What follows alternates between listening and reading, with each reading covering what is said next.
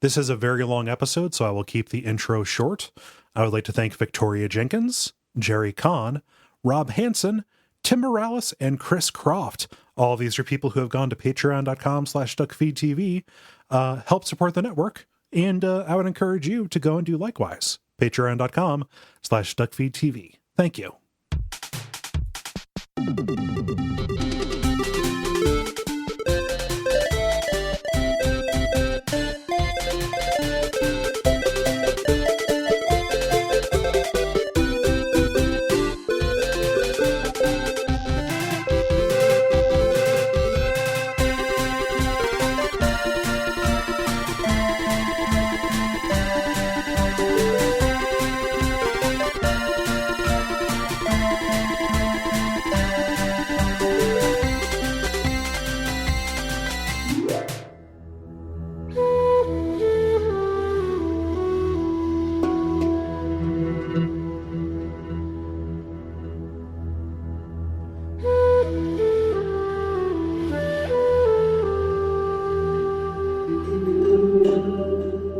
My name is Gary Butterfield. My name is Cole Ross.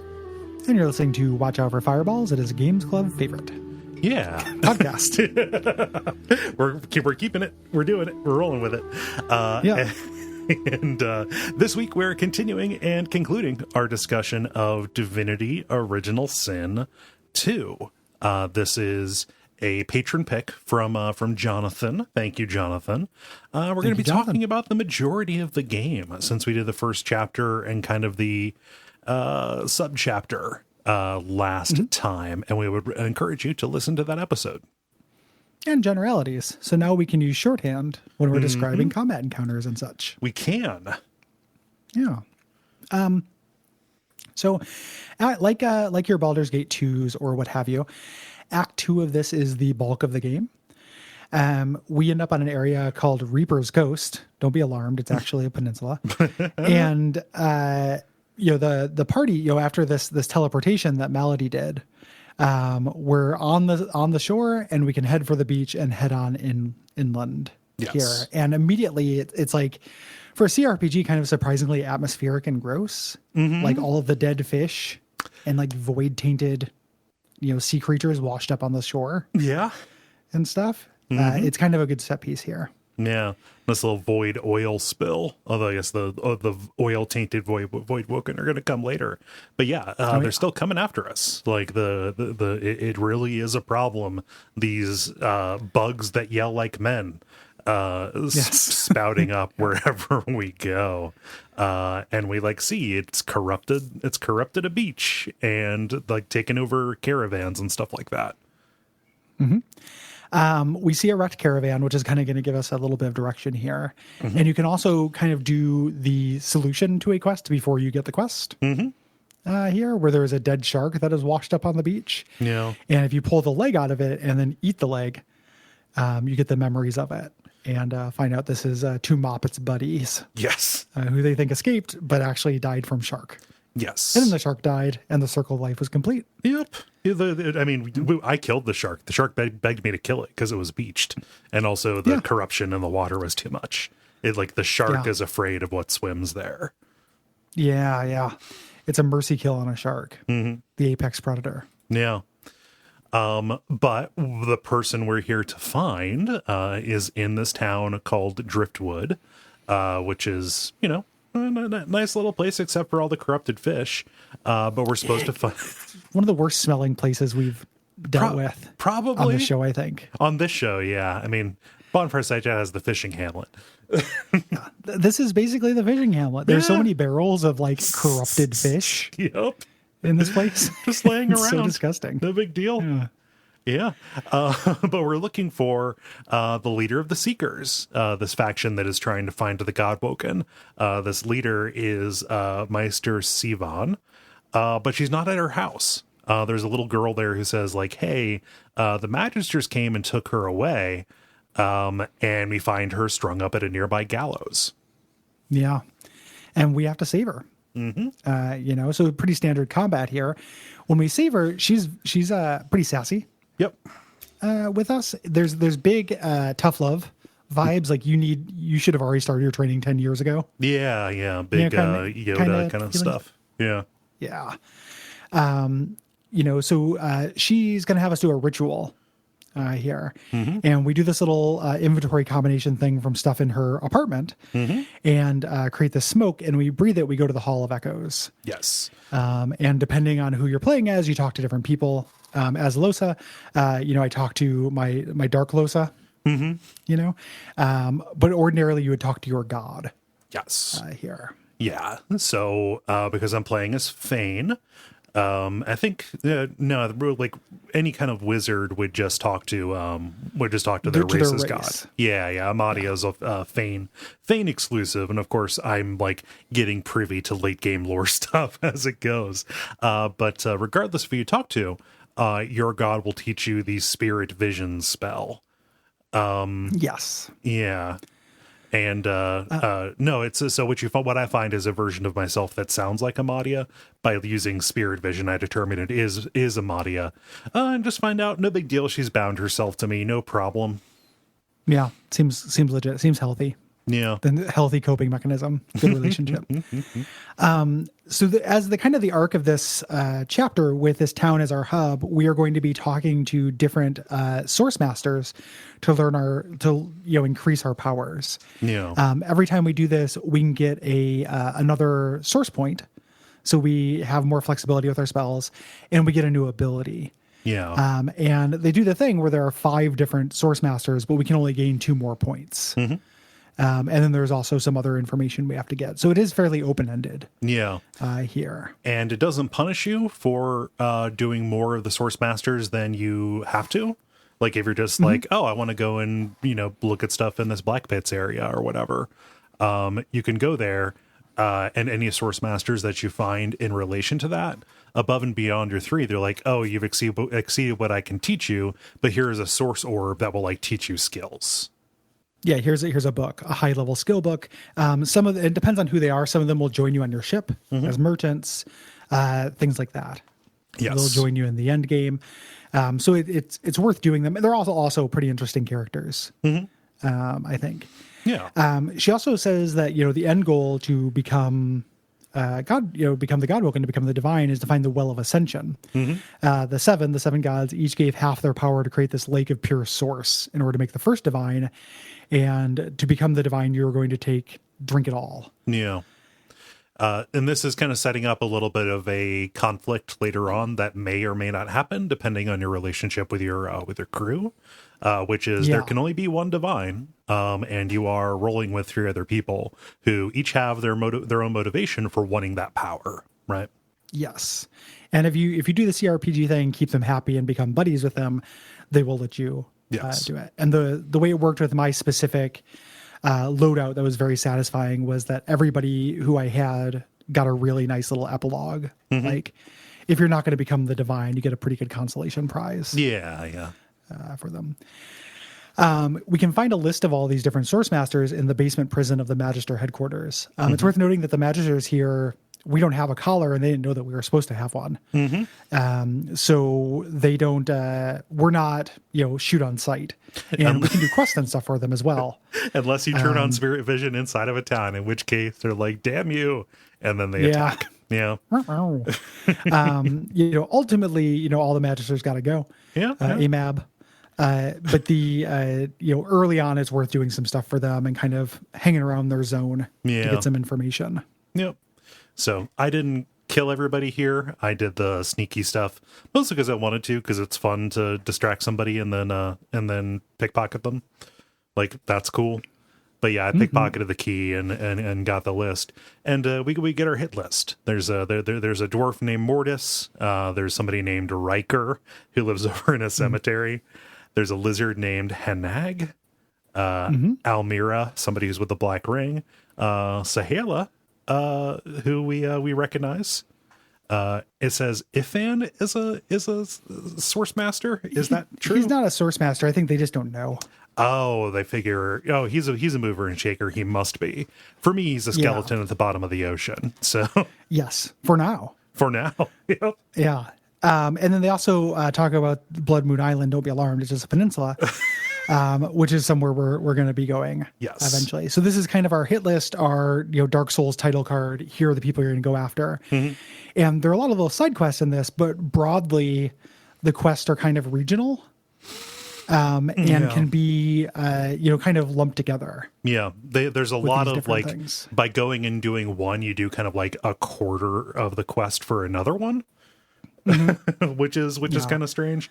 And as we get into this and as we start kind of developing some side quests for our companions, a lot of the companion side quests are actually tied in with stuff that you would do for the main quest. Yeah. One of the things that was very impressive to this game on Revisit is the way that the characters the game created all tie into the world history. Yes.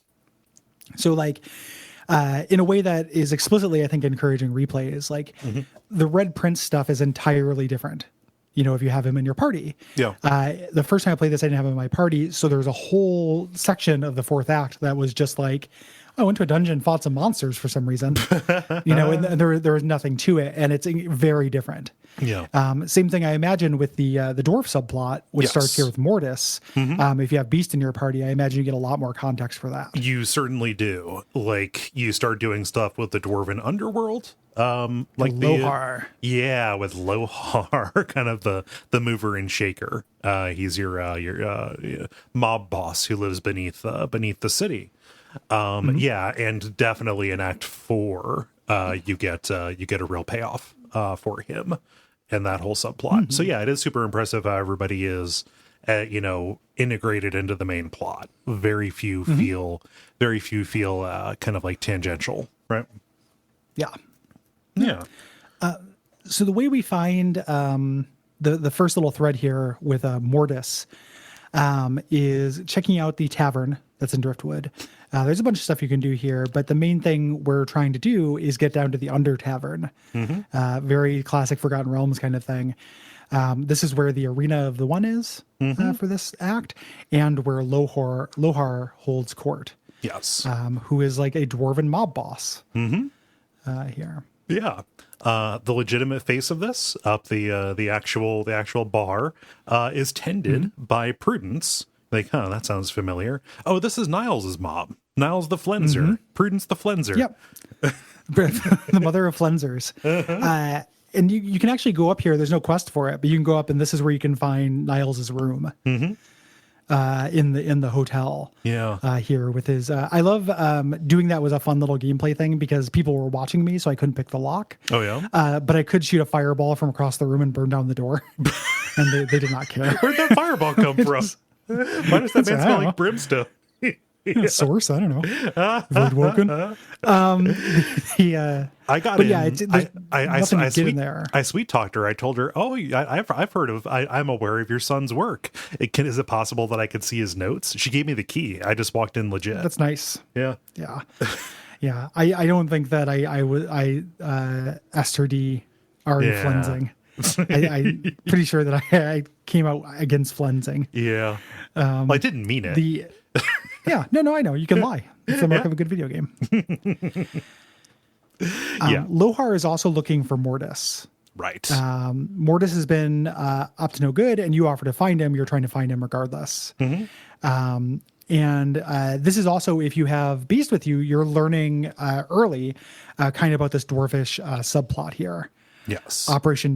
Tom Clancy's Operation Downfall. Thumb's Operation Downfall. Yeah. Beast thought that Lohar was in on it, but Lohar actually is desperately trying to stop it.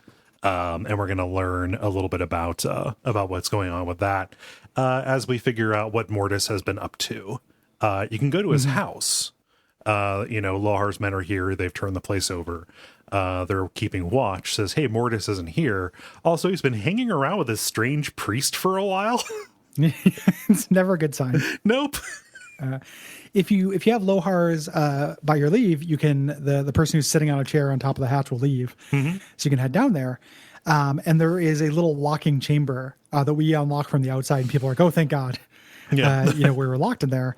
Once you get in, you have to do a little puzzle to get out. And on this bookcase we find here, we find a note to Mortis. Mortis was meant to assassinate Lohar, but failed to do so. Right. And there's also a note here that says that that Mortis is supposed to perform the Mord Akaim ritual, which will release a ton of source and and also, in addition to this ritual, he will need that power to make sure that the weapons from the Peacemaker make it to Arcs. We learned the Peacemaker is this ship, so Lohar didn't want to get messed up with this arms deal for a very understandable reason that we will see. Yes, yeah, big atrocity stuff, big power collar energy. Yeah. Lohar explains that his people robbed these Magister ships. They found this weapon. It was way too powerful for anyone to have. He ordered it destroyed, but Mortis and his employer disregarded that. Right. So we need to find the smuggling cave where he's at and deal with the artifact. This kind of deals with the southwestern portion. Yes. Of the map. And we're seeing Mortis has this ability to possess dwarves. He's possessed most of Lohar's crew. So we're getting a lot of encounters this way that deal with this. There's a little castle.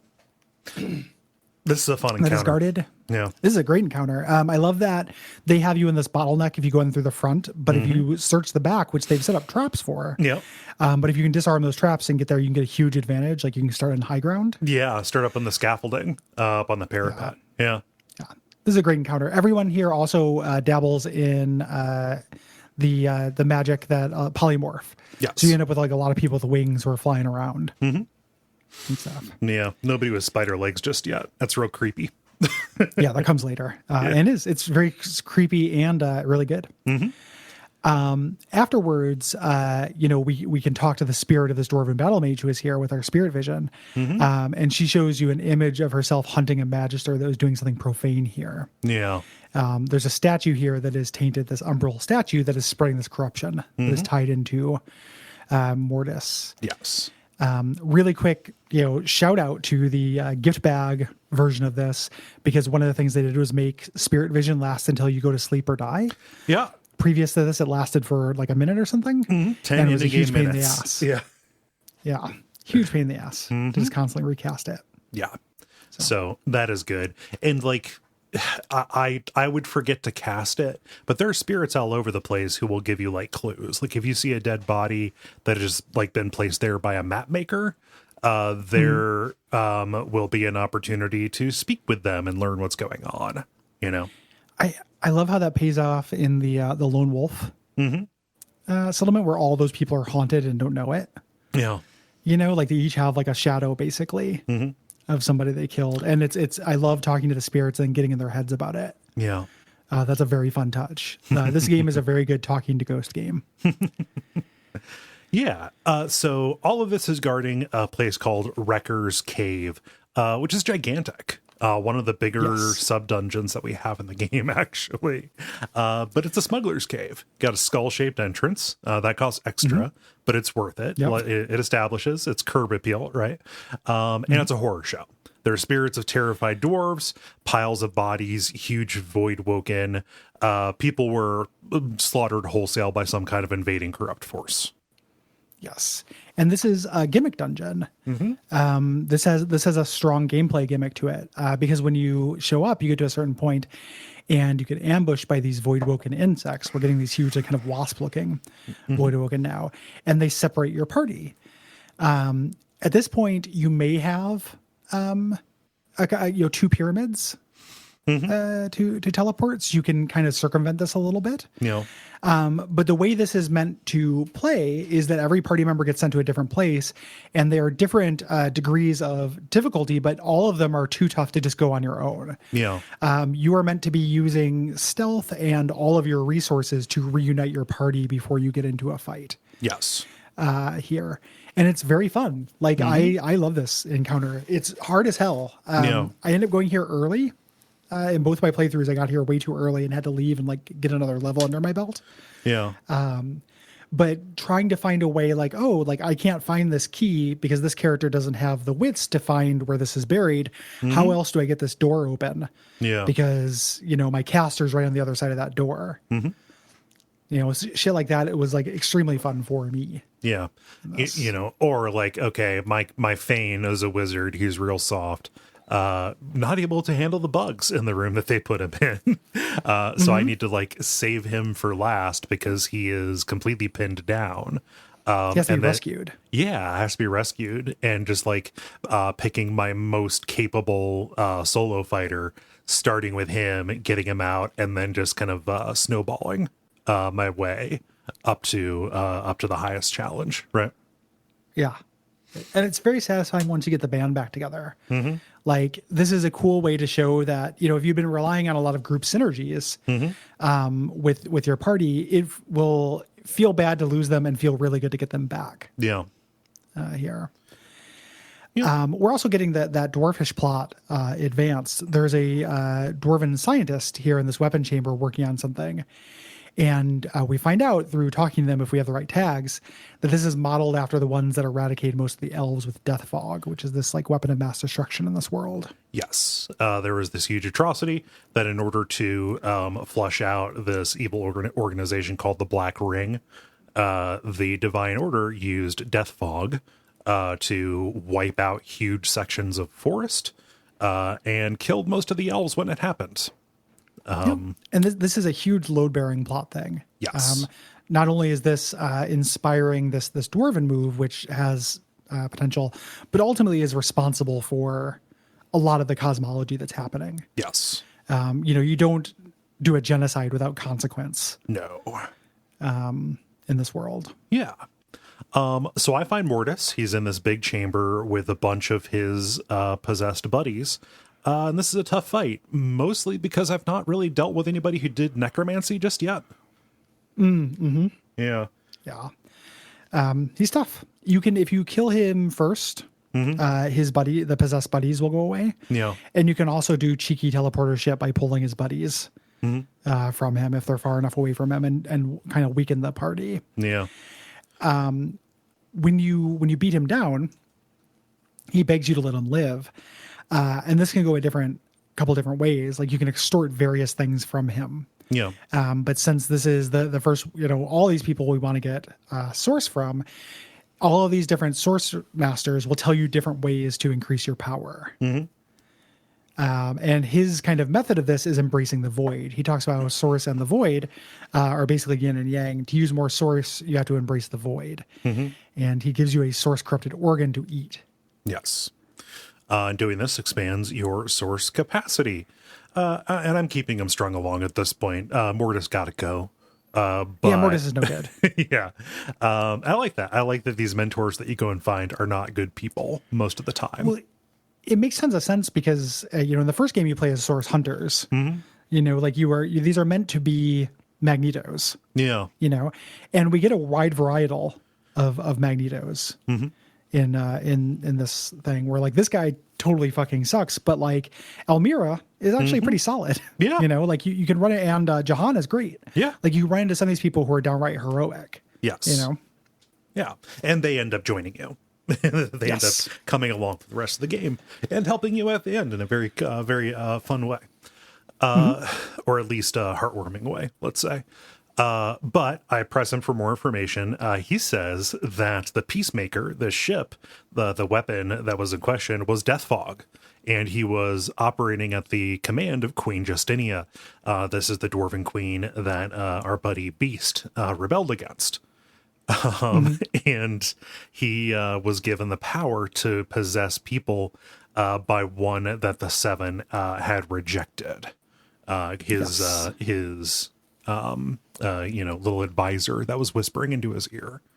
His patron. Yes. Here.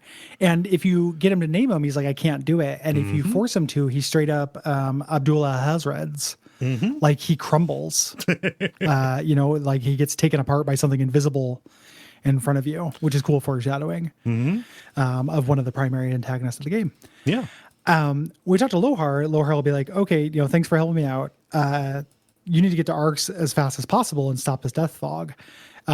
He gives you a name, you know, Royce or Rose, and says, like, tell him I sent you. Yes. You know, he'll talk to you. Yeah. And if you didn't find the list of sorcerers in the basement, each of these quests will give you like the name and location of a couple of others.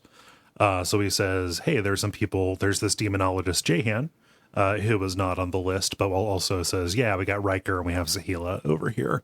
So that's a good way for them to have one quest lead to another. You go back to Meister Siva and perform the ritual again. At this point, Amadia gave me the power of source vampirism. And offered herself up as the first meal. And hilariously, this becomes an option anytime you interact with a ghost, even if they are story relevant. In your dialogue, it'll be like consume source, and like no, I want to keep existing, and then they're gone. Yeah. It's a huge threat you can do. It's also foreshadowing what source basically is. Yeah. If the ghost, these people, when they're still around, they don't go to the Hall of Echoes. When you consume their source, they go to oblivion. Here, basically, like what source is are souls. Like this could be a reskinned From Software game if you just called it Souls. Yeah. And I love that when you run into real pieces of shit and you take them out and they're like, hey, you can't touch me now, I'm a ghost, the God King will will let me serve by him in the hall, and no, actually, I can eat you though. Yeah, I'm going to actually. Yeah. This is something also that was much more integral before the gift bag kind of thing. Because the gift bag, you can make it so you get your source back on resting. Yeah. If you don't do that, you were just like cruising for ghosts. Yeah. And it felt very Demon Souls indeed, like this idea of kind of turning you into a monster to have the power to fight monsters. It's like, yeah, you should be afraid of me actually, if this is what I'm doing. If I have the chance to make you not exist by absorbing your power. Yeah. This will also allow you to take out Shriekers. Yes. Because those will come back, but this does the same. This basically purges. It should be noted also that Siva was meant to be one of these source masters, but she got partway through the process of being turned into a silent monk. Oh. And lost her power. So she was supposed to be the person who was going to be able to give you this stuff, and that's why she has to send you to these shady characters. She has to subcontract it. Yeah. Yes. Huh. To various monsters. Yeah. Amadia is, continuing to kind of let her mask slip, because, after I take, I think that I use like a dialogue option to say like, oh, this is horrifying. Like we shouldn't be. And she says, no, we live in a world of lions and lambs. And this whole endeavor is about power, be the lamb, take power no matter what, is kind of what she is saying. And, that sucks. Yeah, it was like she was brought in to talk to your local police department. You have to have a warrior mindset. Yeah, we got it. You are a patriot. Warrior patriots. Yeah. There are a bunch of side quests around this zone. Here, did you do the end of counting your chickens? No, I didn't. It's very fun. Okay. It's a fun quest in general. You get there, all these chickens freaking out because all their eggs have been stolen by some Voidwoken. You go there, you get the final egg. It's guarded by some Voidwoken. You bring the egg back, and you get a little treasure chest. And you think that's it. But after enough time passes, when you come back, all the chickens are dead. The chick that hatched, except for, and when you talk to the ghost of the main chicken, the chick that hatched had killed all of the other chickens because it's tainted. Okay. So you go up in the northeast section of the map. There's a character called, it's not Magic Hawk, but it's something like a Magic Hawk. Okay. It's a rooster, a magical rooster who is a braggart about his fecundity. And like, he'd be like, do you know you have a son? And he's like, oh, I have so many sons. But you basically tell him like, hey, this is your son and he's corrupted by the void. And he says, oh yeah, kill it now while it's a chick. Yeah. So and you do so and it transforms, you fight it. If you let it live, it will kill more things on the island. Oh, geez. Yeah, it's no good. But I love, I wish it might be Magic Cockerel. Okay. But he's very, very funny dialogue from that critter. I'm sorry you missed out on Magicock. Yeah. Yeah, it's extremely powerful magical rooster. Yeah, no, yeah. I did the first part of it, and I guess I never noticed that there was a prompt to like go check back in. I don't know if there's a prompt. I think it's just when you come back, you see all the dead chickens. Yeah. So they just wanted to take care of their kids. Yeah. Well, their kid was corrupted by the void. Yeah. Wasn't their kid anymore, man. Yeah. No, but I mean, void chickens, it's, you want to take their eggs at the mayonnaise is more valuable. So Yes. Yeah. Yes. There's a bunch of like small quests here as well. Yeah, like quests that are just like little like one-time interactions with NPCs. Like when you learn about the beggar who is using his dog, saying, "Hey, I need money for my sick dog." Turns out that he's put a wounding collar on his dog to make it act sick. Yeah, very sad. Yeah, sucks. I took all of his money and kicked him out of town. So Yeah, that guy's got to go. yeah. You didn't count on me being able to talk to dogs. Those kids who their friends swam away to Fort Joy to save their mom and got eaten by a shark. Sad. Yeah. There's a pretty fun. The Magisters are getting killed here, and there's a pretty fun little quest about figuring out who did it for them. They suspect this guy who they cannot find. He's this inventor. And you go and find him. He's hiding in a barrel of fish in the disgusting fish works. Okay. And he says, hey, I haven't done it. You got to smuggle me out of here. So you get this like stealth mission to smuggle him out, where you're sending your guys up to distract different guards, so you can walk behind them.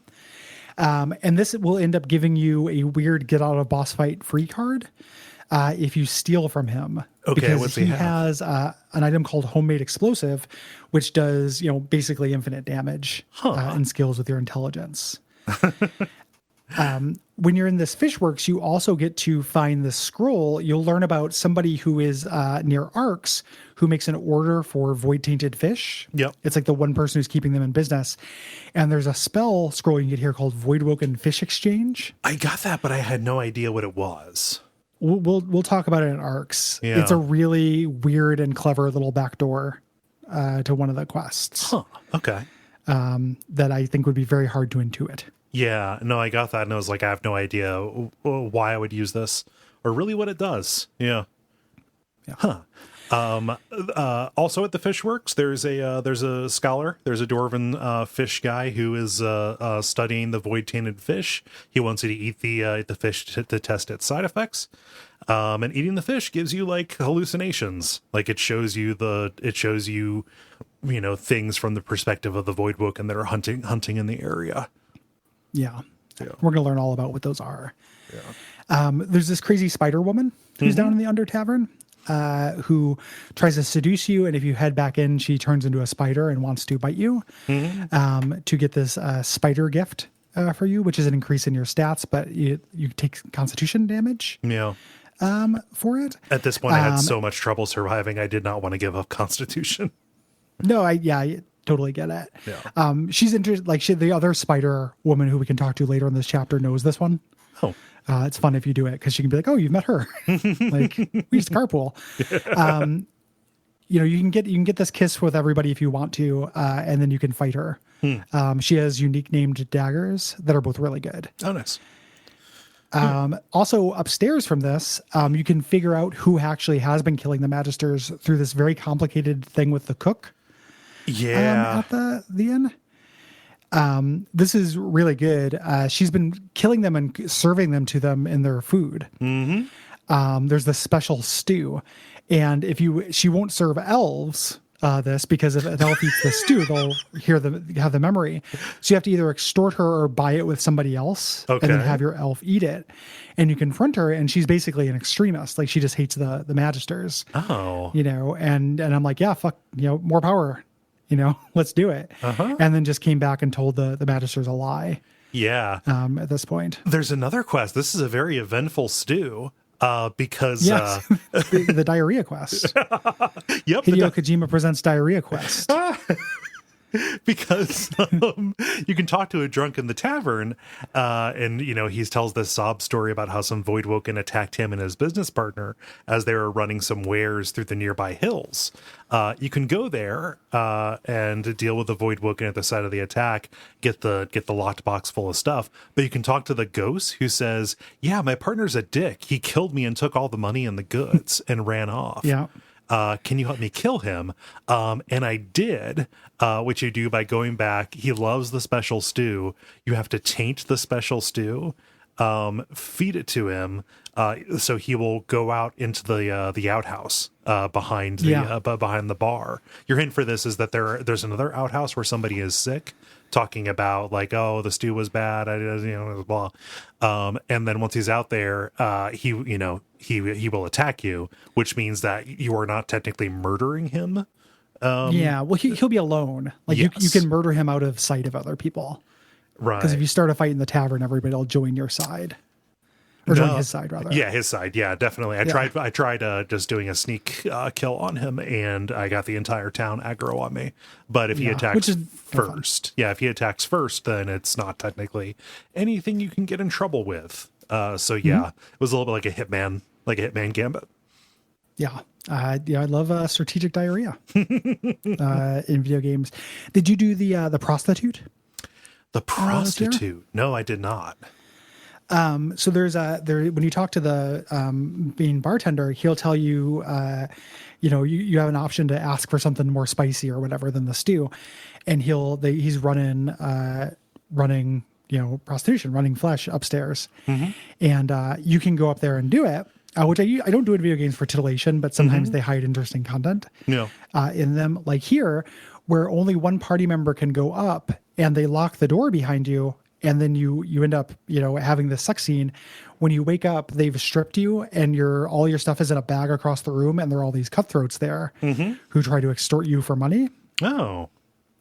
And you it's a very interesting encounter because your character who went up there is naked, doesn't have access to their stuff, and the rest of the party had to break in. Oh. Here to rescue them and fight them off. When you go back and talk to the bartender, I'm like, hey, you set me up. He'll be like, I'm really sorry. I know I did that. Like, my daughter is sick and they're extorting money from me, and you can be like, I'm not sure about that. And she's like, well, my daughter's in the kitchen. And you can go to the kitchen. They're like, he doesn't have a daughter. And then he gets away. If you let him do that, or you can call him on and he'll be like, well, it was worth a shot. And then the waitress sits down and asks you if you believe in love at first sight. Exactly.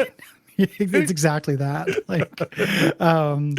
You can get really kind of punked here, but it's a really interesting encounter. Yeah. Here, like your naked character trying to make it to the clothing bag to scramble to put on your equipment while the other characters try to run distraction. Yeah. I mean, at this point, you're really relying on your gear for the armor, right? For the damage mitigation. You're soft. Yeah, susceptible to all status effects without it. Right. So yeah. There's also there's a quest upstairs. There's a captain who seems to be haunted by this ringing bell that only she can hear. You can hear it if you have the mystic tag, which is neat. But if you turn on spirit vision, you see that her drowned crew from the ship that he lost, they're like hanging out in her room ringing bells to taunt her. Yeah. Yeah. You have to, there's different ways you can get them to chill out. I relieved them of duty. I had gotten the hero tag. Oh, nice. From doing something. Yeah. And I was able to relieve them from duty. Yeah. Beast is somebody who, people complain about him not being that tied in with the main plot, which is fair, right? But having him as a way to open a lot of doors and just solve quests by having him drop seafaring dwarf logic. So like the fact that he is a captain, he exerts his authority to tell them to stand down. Yeah, that's great. Yeah. The next, when I play through this again at some point, I'm going to do the lone wolf mode. Oh yeah. And I'm going to do Beast and If and buddy comedy. Oh, nice. To do those two stories. I think that'll be fun. Yeah. Yeah. There's an adventurer who is sleeping in one of the rooms here. There's a magic footlocker at the foot of his bed that it does the classic speak the word and I will open. You can just, guess stuff. If you have a high enough wits, you can say, oh, just say the word and it'll open up. Or you can talk to the sleeping adventurer and pretend to be his mom. And he will tell you the password to get in. There's good money in it. Yeah. I wasn't able to do that because I didn't have the right stats for it. So I stole the chest and carried it around with me until I had enough lockpicking to open it up. which is fun. You took that chest hostage, dude. It talks. Yeah, I did talk. It was sentient. So, the Driftwood Arena is down here, and this is the champion of this this section of the arena until you get to the final part of this. The champion won't fight you unless you fight her acolytes in hard mode, which is blindfolded, which is really tricky. You have blindfolds you can't take off, and they give you the blind status, of course. The trick here is to use lots of summons. Yep. And kind of manipulate lines of sight, like make them come to you. But once you beat them, you can fight the champion. She's fighting you solo. She's really tough. And then eventually the Voidwoken that they have chained up for gladiatorial combat breaks out, and the two of you can team up against it, and you can kill her in the confusion to get a bunch of big treasures here. And again, the reputation for that. Which you will need for a side quest in the next chapter. Yeah. The area immediately outside of town to the west is called Reaper's Bluffs. And there are two quests out here that I did. There's Business Rivalry. There are two bridge trolls in the area. One which charges 5,000 gold, and the other which charges 5 gold. The one who charges the nice one and the mean one. The one who charges 5 gold, the one who charges 5,000 gold wants you to kill the other one because he's undercutting the expensive business. However, if you kill the mean one, the nice one will realize, oh, he was making a ton of money. I'm going to start charging 15,000 gold. Yeah. Yep. And there's wait, this is not a gate. Like you can get past this. There is a down tree that you can cross. Here. And you can also obviously fight them. Trolls in this game are tough. Really tough. The way that they work is they regenerate all their health every turn unless they're under a status effect that they're weak to. Yes. So one of them you have to poison, one of them you have to set on fire to take them out. But also in this area is your first exposure to lava, and you can use the polymorph terrain transmutation to just teleport lava under him as well. Yeah. And you can one-shot all the things in this area if you'd like. Does that affect your ability to loot them later? No. Oh. You could teleport their corpse off, or you can loot them from like a little distance. Yeah. You know? Okay. There's a fisherman who's down by the beach who says he lost his wedding ring in the water. And because it has a little magic to it, it'll attract Voidwoken. You can find the ring, but then a bunch of Voidwoken pop out of the water. Yeah. This is also a fight I tend to run into before I'm at appropriate level. Yeah. And find this hard. But once you get it, you can either keep the ring or give it back. It does have some magic powers. Yeah, there are so many waves of enemies that come here. Yeah, this is a tough one. The northeast of the map is this area called the Sawmill, which is kind of where we're going to do lone wolf and elf stuff. Yes. Yeah. If you have Sibyl here. I missed a good part of this content because I didn't use spirit vision inside the sawmill. So it was a surprise to me when you said that everybody here is being haunted. So there's to be a little bit of a book report kind of thing. All of the lone wolves are holed up in the sawmill. You're going to encounter the elves out front, including this elven woman who is demonstrating her power with this armor that seems to be like possessing her. She uses spore magic to turn the magister into a plant that produces a pair of gauntlets. And you can be like, dude, this sucks. But you can also follow this quest line to get a bunch of to get that armor. Yeah. Yeah. This is part of the free DLC, the 4 Relics of Rivellon. Yes. Okay. And they're added in. Of which I did 1 or 2 of the Relics of Rivellon. I did the captain's armor, which we talked about last episode, and I did this one. I did not end up doing the Devastator or whatever, which is cool because it seems like it has a story to it. And I didn't, and it's not cool I didn't do it. And I could not figure out how to do the vulture armor, which involves completing a dwarven burial rite on this island. I could not figure it out. Yeah. So I looked it up afterwards. It involves creating this like void tainted mutton to sacrifice at this like plinth that's down by Wrecker's Cave. I just didn't do it. Yeah. But that's really cool. That gives you a nice set of armor. This set of armor is also very good. And the way this works is that she is collecting the armor as you go. You could have actually run into her in Act 1. Oh. which I didn't know until I was reading about it. And she will continue, like, she'll be at all these different locations collecting the armor. At any point, you can kill her and take the progress she's already made. Oh, nice. And then in arcs, you can finish it off and make the set. It tries to dominate you, but if you have high enough persuasion, you can fight back, and it just gives you a bunch of really cool poison powers. Oh, cool. It's a very strong set of armor. Yeah. The actual elves that you're looking for is kind of a more official camp over who are performing a burial rite. They had lost a comrade during an attack on the sawmill, which is held by the Lone Wolves, this mercenary group who is kind of being puppet mastered by large forces. We're going to find out. Oh yeah, this is our first Black Mirror that we're going to find. The person who tells us this, because we had looked for Sahila, or if we remember her, the blindfolded lady from the first island, and she said, find me here. We only find her mother, and she says Sahila has been left captive, and since she's one of these sorcerers, she can help out. If you have Sibyl with you, you get a lot of quest stuff here. Yes, you can participate in the elven funeral. And there's all this stuff about the scion, which is part of the elven culture, which is the person who holds all the memories of all the ancestor trees. Ancestor trees are what elves turn into when they die. So they need the scion to restart after the genocide, kind of become this link to the past. Yes. Yeah.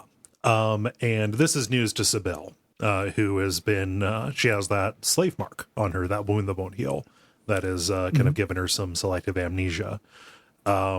So we can go to the sawmill. There's either the back way, or you can take the front way, which is one of the most heavily trapped areas in the game.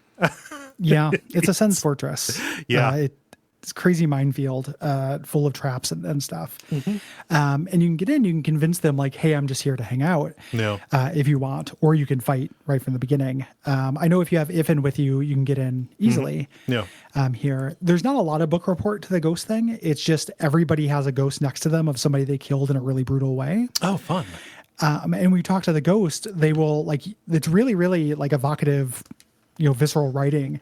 There's like the Deadeye or whatever, their sniper. The ghost can't talk because he keeps pointing to his throat, and you have to mime reaching into his throat and pulling out a bolt. Oh shit! Really? Before the ghost can talk to you. Yeah, like it's all this like really creepy shit. Nice. But they just want revenge. And spoiler, the Lone Wolves are fucking monsters. They're awful. They're the worst. All these guys are the worst. Actually, real quick, did you run into the guy who was pretending to be the merchant in the hotel in Duckwood? So if I did, I was like, that's weird, and I left it alone. It's like this guy named Baron, and you talk to him and you can tell something's fishy, but you can't tell what it is. And when you put on spirit vision, you can find the ghost of Baron and be like, that guy stole my clothes and killed me. That's not me. And he's also a lone wolf. Like, and as you mentioned, we're going to figure out who these guys are working for. Yeah. But basically, we have to go to their leader through, and they have a whole little economy here. They have shopkeeps and a potion master and all this stuff. Yeah. And Ifin is either looking for this guy, or Sibyl is looking for him, or we're looking for him because he has Savela. This guy named Roos Anlin, who is repulsive. You very heavily implied, if you have ghost vision here, like this dude's a pedophile. Yes. There are lots of dead kids. It's a real you don't want to have that many true, ghosts of dead True kids. Detective season 1 kind of thing going on here. Oh yeah. Yeah. And he, Sibyl is like, this is the guy who sold her. Yes. To the master. It's not the master, but it's that guy. So it's like, 1 degree removed, and he's a huge dick. I don't think you can talk your way out of this. No, you do have to do this really difficult fight. He's a sadist. Like, he is twisting the knife in Sibyl in a really sick, and I would say, like possibly even triggering way. In the ways that this, a lot of aspects of this game tend to be pretty well observed, or at least pungent depictions of abuse, let's say. Yes. Yeah. Very much so. Sibyl learns from kind of torturing this dude with their needle that the master's on the island with no name. And before we can figure out what this is, we have to do a fight. Yes. And it's a multi-stage fight. It's this fight in the room. So him with his 2 gigantic wolves and his crossbowmen covering him in a very small room. The kind of saving grace of this is that there is a doorway. It's like two rooms put together, so you can use that and like use lines of sight for that. But this is a really tricky fight where it's like if you start getting geo effects and start setting things on fire, like it's very hard to not be in the fire. This is tough stuff. Yes. And when you he also has, when you take him out, we get to learn what his arrangement is. He's hunting the Godwoken. Yep. Here. And there's also in his, we find out in his room, there is a black mirror. We can look into the black mirror and we talk to somebody, but we don't know who it is yet. And he says, cell phones are bad. Yeah. Yep. He says, wouldn't it be weird if we were the product? But these things are really creepy and become this weird, like, oh, when you run into one of these, like, this person's no good. Yes. Yeah. And we're going to see who's on the other end of this. We get a slight glimpse of him if we try and talk to him, but he disconnects before we can get any real information. Yeah. So, we came here to rescue Sahila, right? And we need to get her out of here. This is tough. This is the toughest thing that I've done in the game so far, because each of these lone wolves is really difficult in their own right, and teamed up, you really have to manage your line of, you really have to manage your escape route. Yeah. There's very specifically one person who is higher level than the rest, who is kind of their ace in the hole killer. Yeah. If you talk to the ghost around here, you can get the hint that she does not like being wet. Oh. So you can debuff her by making it rain on her. But this is a really, really tough fight. And you have Sahelia with you as, a mostly non-armored support character who can be useful. Like she can heal your people, but they will make a beeline for her. Yes. Yeah. And this is all about using this defensible position. Like you're coming downstairs in the sawmill, they're coming from outside. You have all of the choke points. Yes. From this initial place, you can do a lot of chicanery. Yeah. Here, you can also rescue here. They have conscripted a Fletcher.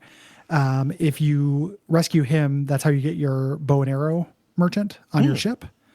Oh, nice. And that guy is great and has a weird secret property where if you sell him a piece of equipment, and then you level up, he will upgrade it to your current level. Oh.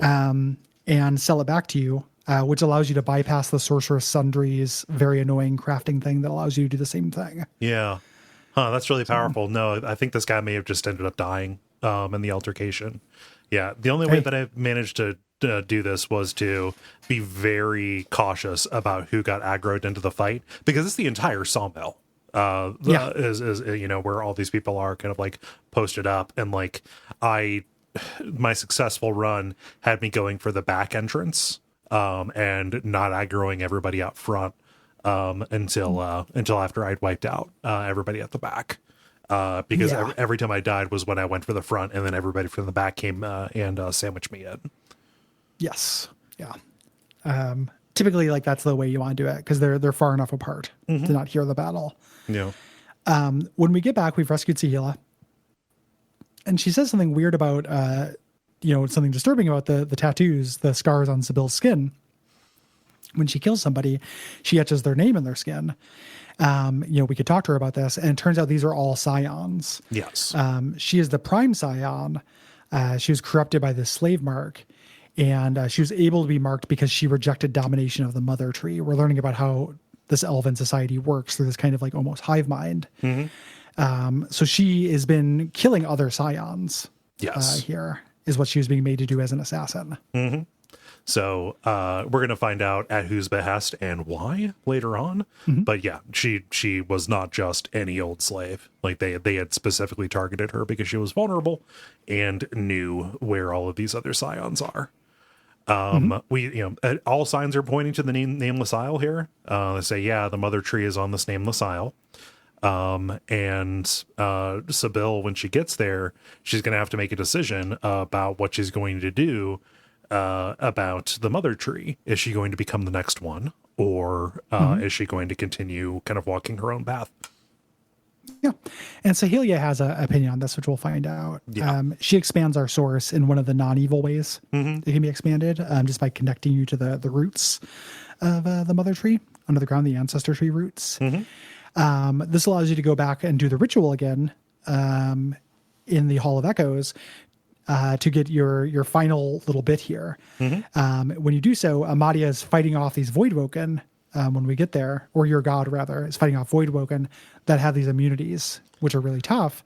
Once you get past them, this is how you'll learn the location of the Nameless Isle. Yes. Yeah. When you return back to the real world in the Meister's basement, Meister Siva has been killed. Void Slayers attack and kill her. So kind of our lead figure here has been taken out. And from this point, we can proceed. We have done enough. Yes. But there's, other things to do. Quite a few things that are very plot important. Specifically, like if you're not maining as Fane, unless you go to the Black Pits, you're not getting a pretty huge part of the story. Yeah.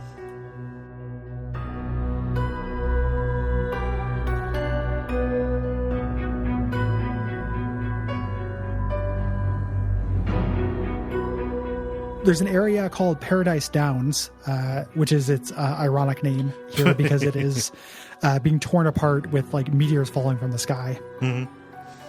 And this is where we find our buddy Gareth here in a house. He's about to kill this magister named Jonathan.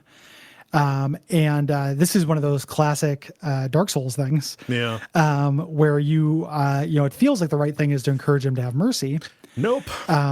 Which he does, and then Jonathan kills his parents. Yeah, and then you find him at his family estate, digging the grave for his parents that you inadvertently got killed. Which you can exhume in front of him if you're a real jerk and you want to make him fight you, and you get a cool dagger. Worth it. Yeah, I did not do that. I just wanted to see if I could. Yeah. And of course, because it's DOS 2, it says yes. Why not? Yeah. In terms of Gareth's story, encouraging him to do mercy here does have an outcome on his ending. There's two places where you encourage him to have mercy. If you encourage him to have mercy at both, he will not get corrupted in the end, and you won't have to fight him. But here, I encourage him to mercy, and the second time I was like, no, fuck this. Like, you're right. They killed your parents, dude. But he's having this crisis of faith. Right, like how can I continue to follow Lucian when the people who killed my parents did that in Lucian's name? Yeah, good point. Yeah, they're at the house nearby. There are some paladins here, and they have had some of their companions turned into silent monks.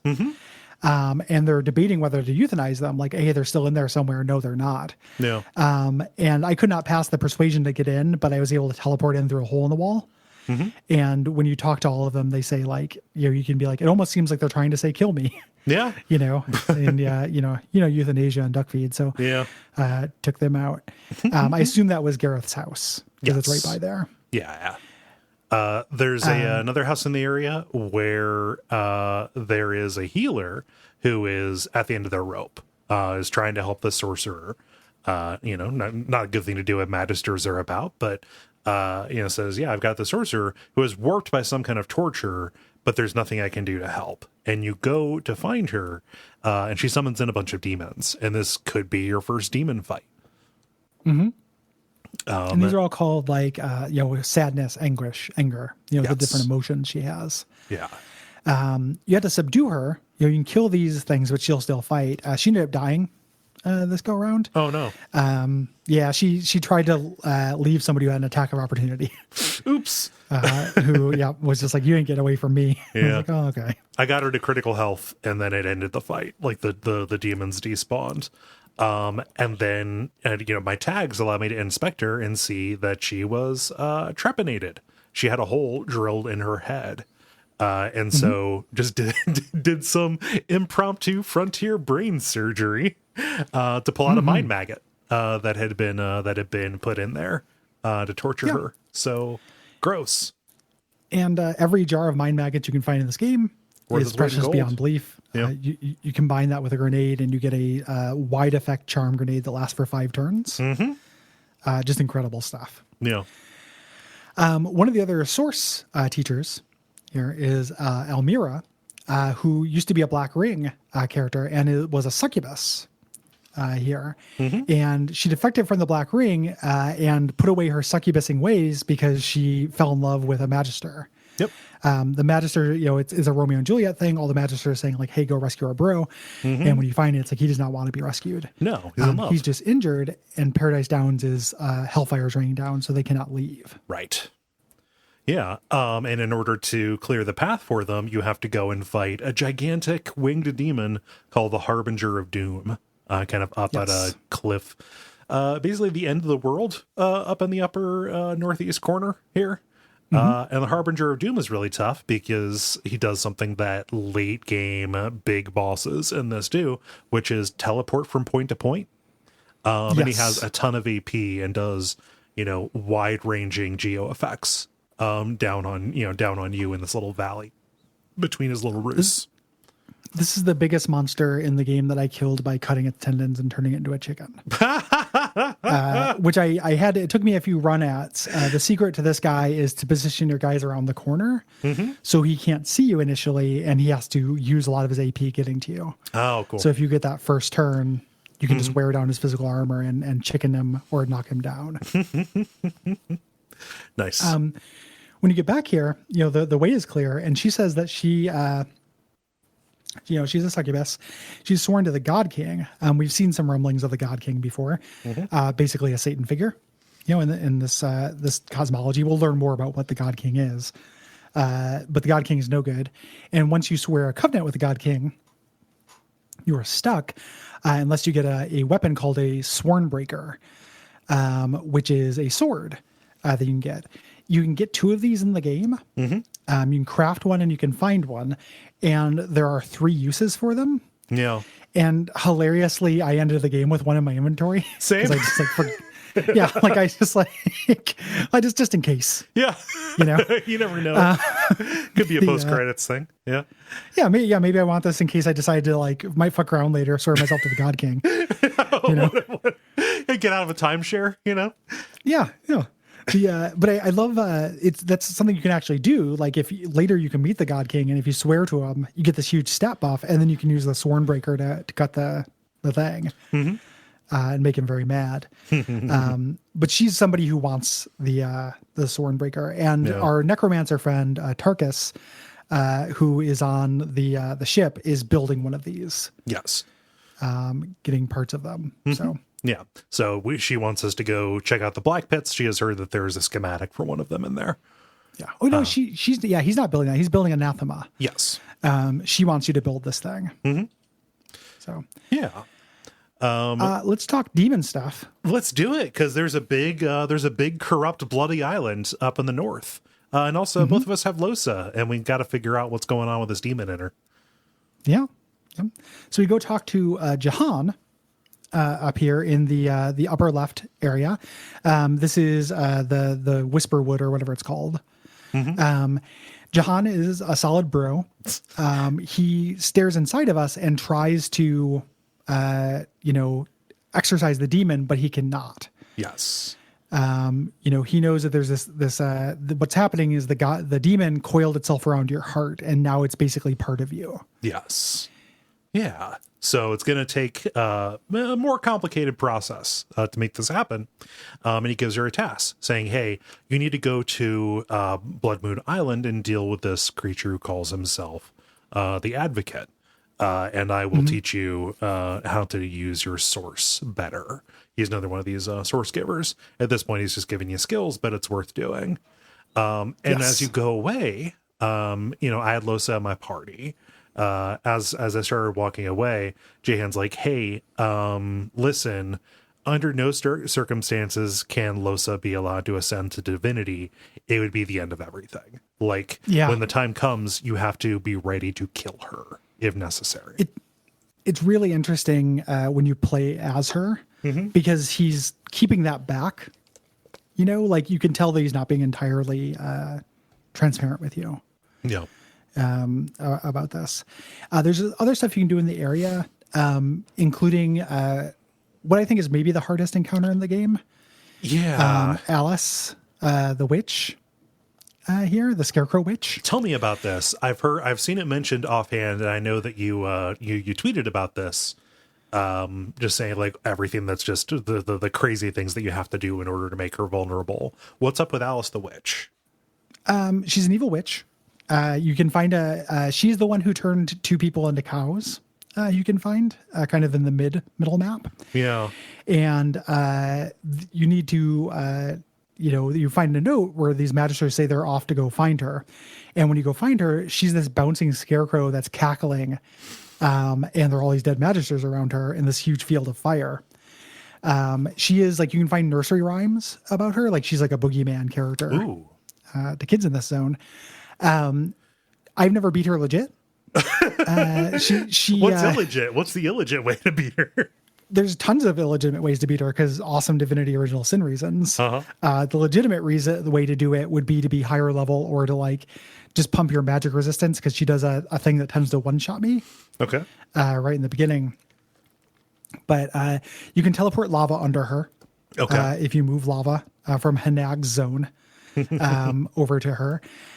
You can you can always fill a indestructible crate with things that are heavy enough that they'll kill anybody and teleport it on top of her. Okay. But the way that I did it was if you teleport her down off the cliff, she has to go all the way around and she has to go past Jahan. And if you aggro her when she's by Jahan, Jahan will fuck her up. And Jahan's, he's a beast. Yeah. Yeah, Jahan is no joke. Yeah. It's also the way I did in Mortis's basement. There's a lich that he was drawing power from. Did you find that? No, I didn't. That would probably be the priest that he was hanging out with, right? Yes. Yeah. You can find that lich. He wants you to free him. If you do, he just says that he needs source, like he's been starving, and you keep having this opportunity to let him go or not. But every time you let him go, he goes to another area and just kills people. Cool. Like you just find him feeding. The game just keeps tempting you. You can keep going like, well, one more chance. And eventually I got fed up with it and didn't want to do that. And he's kind of where he ambushes you, or where you can find the last point is by Jahan. Okay. So I need to have Jahan do that as well. I just teleported Jahan over to his zone. And it's like, kill these people for me, Jahan, because I fucking can't do it. But Alice, I think it's Alice Masterson or something like that. Alice is a really, really tough encounter. Yeah. In this, and you get tons of experience and equipment you can't use. Is there killing her early? Is there a quest that you do? When you learn about her from the Magisters, it becomes a quest thing. Okay. And she's related to the two cows that got transformed. Yeah. Which are delightful, but you don't need to kill her to help the cows. Gotcha. Did you do the cows? I talked to them, but I didn't pursue it. I think that their dialogue is very funny, and they do a joke that is kind of untoward with it, where you're talking to them and you can ask for their milk, and they're like, "Hey, we used to be people." The one of them, and the other one's like, "You can have some of my milk," and the other one's just very agreeable. Okay. And you can have just one potion to fix them. You can craft a second one, but you need a certain item, which I had sold and couldn't find anymore. Oh, geez. So I had to choose, and they do the thing where like you say, I only have enough to heal one of you. And someone says, oh, no, you take it. And they go, no, you take it. It's like, the first one goes, I insist. And the second one goes, okay. Just says yes. But that's the one that would give you milk. And then when you change the cow back, it turns out to be a guy. Oh. With the implication that you Garfielded. No. Congratulations. You're just going to give calves. Give birth to a liter full of puppies. Huh. In the pursuit of milk, you do the ivory slurp for comedy. Okay. So fun. Huh. Yeah. Yeah, I did not pursue that. I'm happy that I didn't get the Garfield. Yeah. It is played for the dialogue between the two cows is very funny when they're, and going back to the one that's still a cow when you've turned the other one to a human is also very funny because what a bum racket. Yeah. Jahan tells us the Advocate is on Blood Moon, and Blood Moon is surrounded by this death fog. There are two ways to get here. Yeah. The one is very funny to me. There's this kind of like broken bridge with death fog and traps that you can teleport across. Yep. This is the safe way. The other way, you can talk to like a Charon like figure, like a ferryman who will take you there, but he just takes you through the death fog. So you just go to the beach and then all your party is dead except for any skeletons you have. Yep. You just said, I didn't say, all I told you was I would get you here. I didn't say I would get you here safely. Yeah. No, I sent Fane and Losa across because Fane had teleport naturally, and I had Losa with the glove of teleportation, and I could leapfrog them. And I sent my other two party members around the ferryman, and it was fun because I had to send Fane and Losa over to recover their bodies. Yeah. Go do the corpse run. Yep. But Blood Moon Island is fucking horrifying. Like we're gonna find out the reason that this is corrupted is that there's an ancestor tree that has been corrupted by demons, and all of the foliage has been demonified. So the ground is red. Like it looks like an area that the undead took over in Warcraft 3. Yeah. Yeah. It's very creepy. And there's all these like little creepy details because nobody here is hostile to you. Mm-hmm. Initially, there's this little D&D crew, the corrupted pilgrim, the like forgotten knight, and the abducted bride or whatever. Who we never get any, like they just have little one-line dialogue things, and they never we don't get to find out what they are. But if you aggro these guys and you fight them, the corrupted knight or whatever just melts. He doesn't die. Like he doesn't leave a corpse. He just becomes this pile of slime. Like the idea that these were these constructs. Like the demon content in this game is very good to me. Yeah. I think the demons in this game are very creepy. Yes. And I like a demon.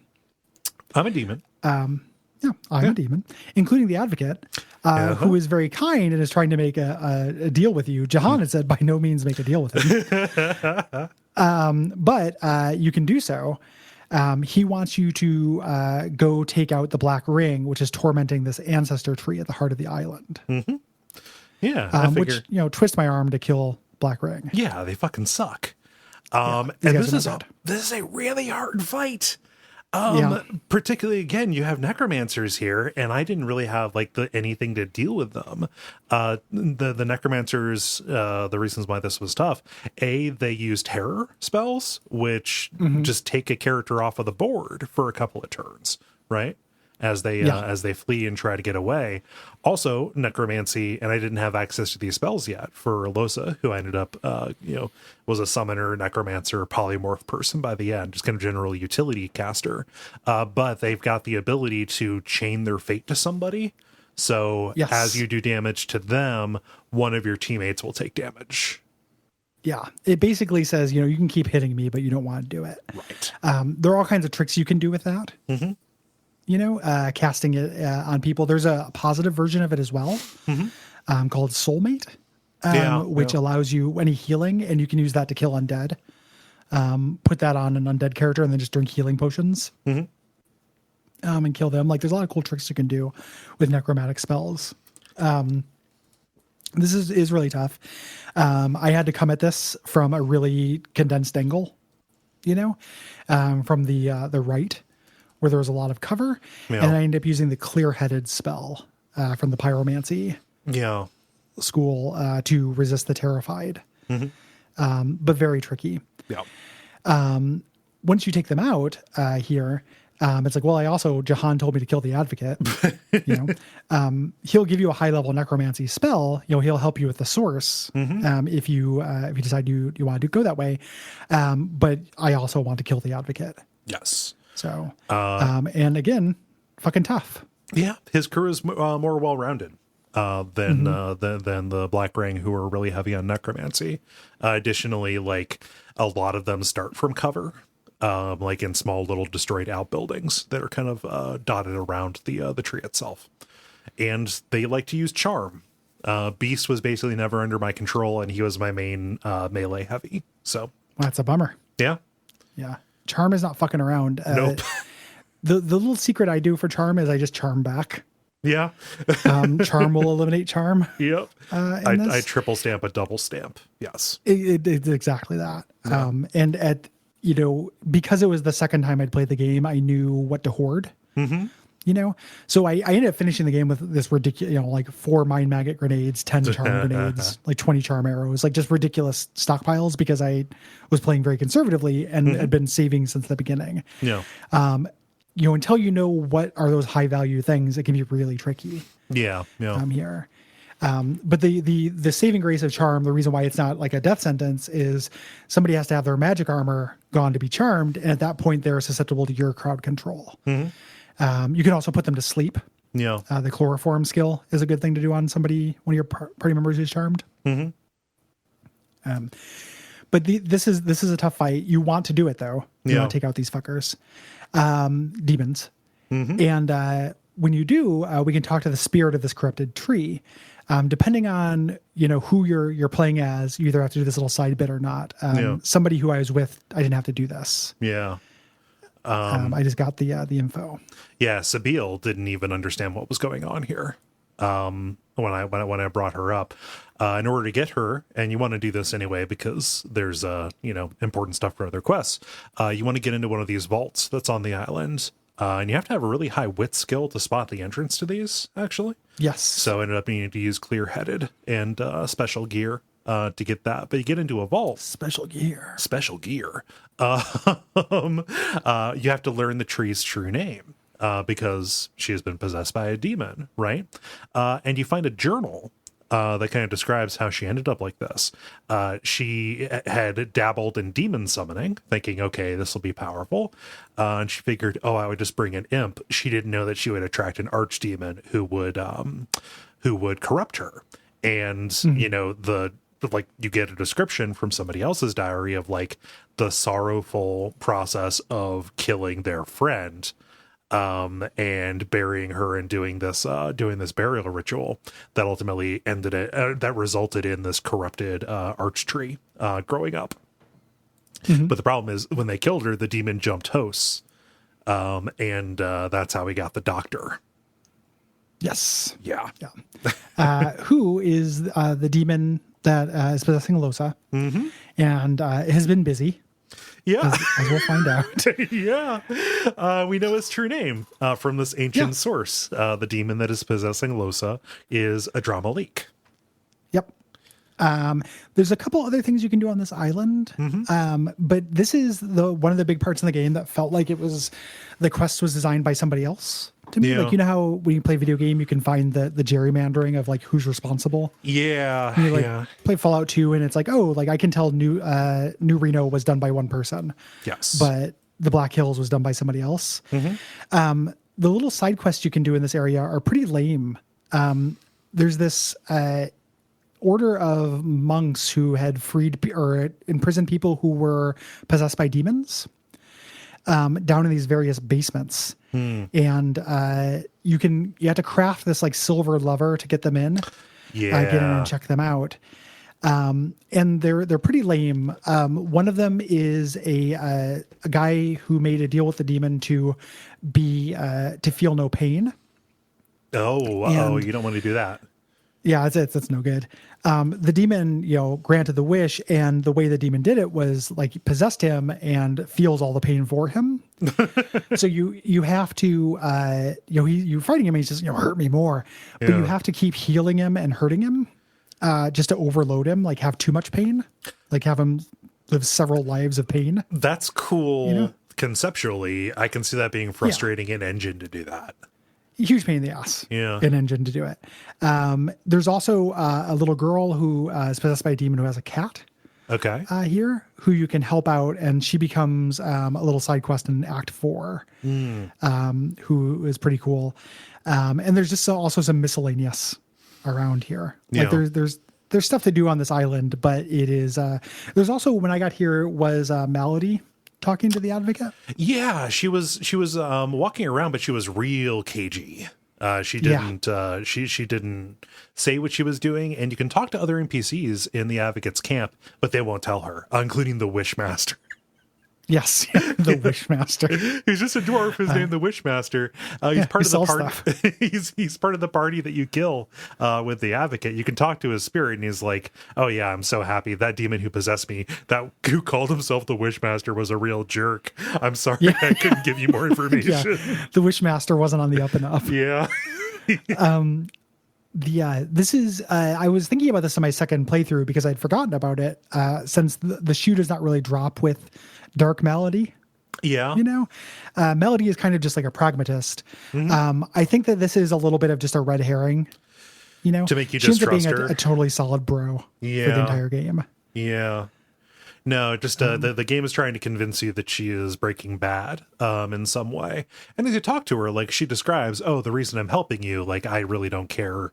I really don't care what happens to the world. I need a god to owe me a favor. Yeah. I never learned what she was trying to accomplish. So The sequel hook. yeah. It is, it's not going to happen here. She's also sweet on Losa.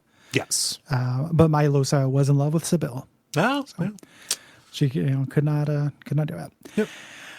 When we go back to Jahan with the true name, he, we find out that the demon was the doctor. Mm-hmm. That's no good. Yeah. He's just like, oh, that's really no good. Yeah. He's like, he's my peer. Like I've had dinner with him. We shared wine. We've talked about women. Like, uh-oh. Yeah. And he cannot exercise you. He tries again and he just can't do it. Mm-hmm. And he says, basically, as she's kind of being, falling and falling more in his control, you can, you control her coming towards her friend's light.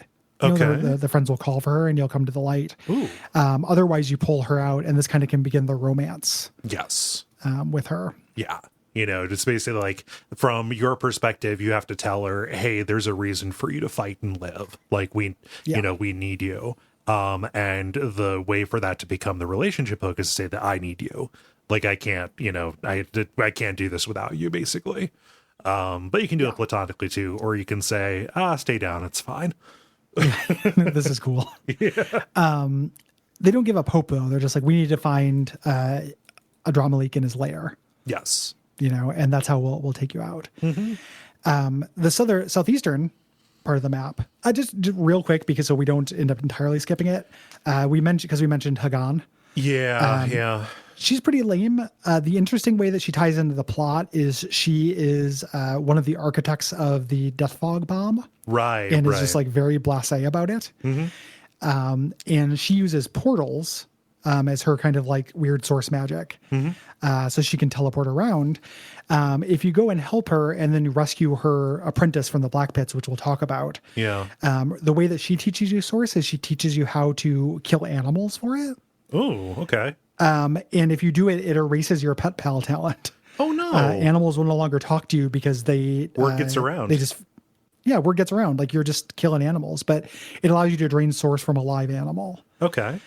But yeah, she's kind of a jerk and does not have very much plot to her. Yeah. But you had told me like if there's anything in chapter 2 to skip, it's her. She's not exciting. Yeah. But yeah, we're going to go to the Stone Garden, which is this, it's the graveyard, has a mansion here. We had heard about the kind of the keeper of this place, Riker. Don't name a character Riker. Yeah. It's weird. Star Trek is squatting on that. Yeah. Jonathan Frakes is just like, squatting over that nude Egan apple. Yeah. You don't get to name anything Riker. But in order to get into his mansion, there's a ton of side quests in the Stone Garden that we can talk about later on. Going to be on the prize here, at least for the first part of it. You have to talk to a door that is locked, and it asks, are you Godwoken? It will only answer. It will only open if you say yes. Mm-hmm. I love Riker. Mm-hmm. This is your first I want to own this house. Uh-huh. This absolutely amazing haunted mansion with a corpse basement. And a spider attic. A spider attic. Yeah. He's just really incredible. And we're going to find out that this guy is no good. As well. He's also hunting Godwoken. Yes. Here. But he says listen, I'll do this for you, but you need to go to the Black Pits. Retrieve this artifact for me. Mm-hmm. And the Black Pits are a whole, again, this is as big a dungeon as Wrecker's Cave. Yeah. We're heading into. This is where the Magisters are doing war crimes. Yeah. They're executing families and stuff for harboring sorcerers. This is where we're getting our Gestapo. Yeah. Kind of Nazi. Yeah. Going door to door and, doing collective punishment. Yes. In search of a disfavored class. Yeah. Yeah. So obviously, if you're not a piece of shit, you do not side with the Magisters here. Mm-hmm. And as you make your way through, we find one of the big set pieces of Act 2, which is this gallows in this oil field. Yeah. With a sorcerer. This is the apprentice of Hanag. Okay. If you're going to go save him.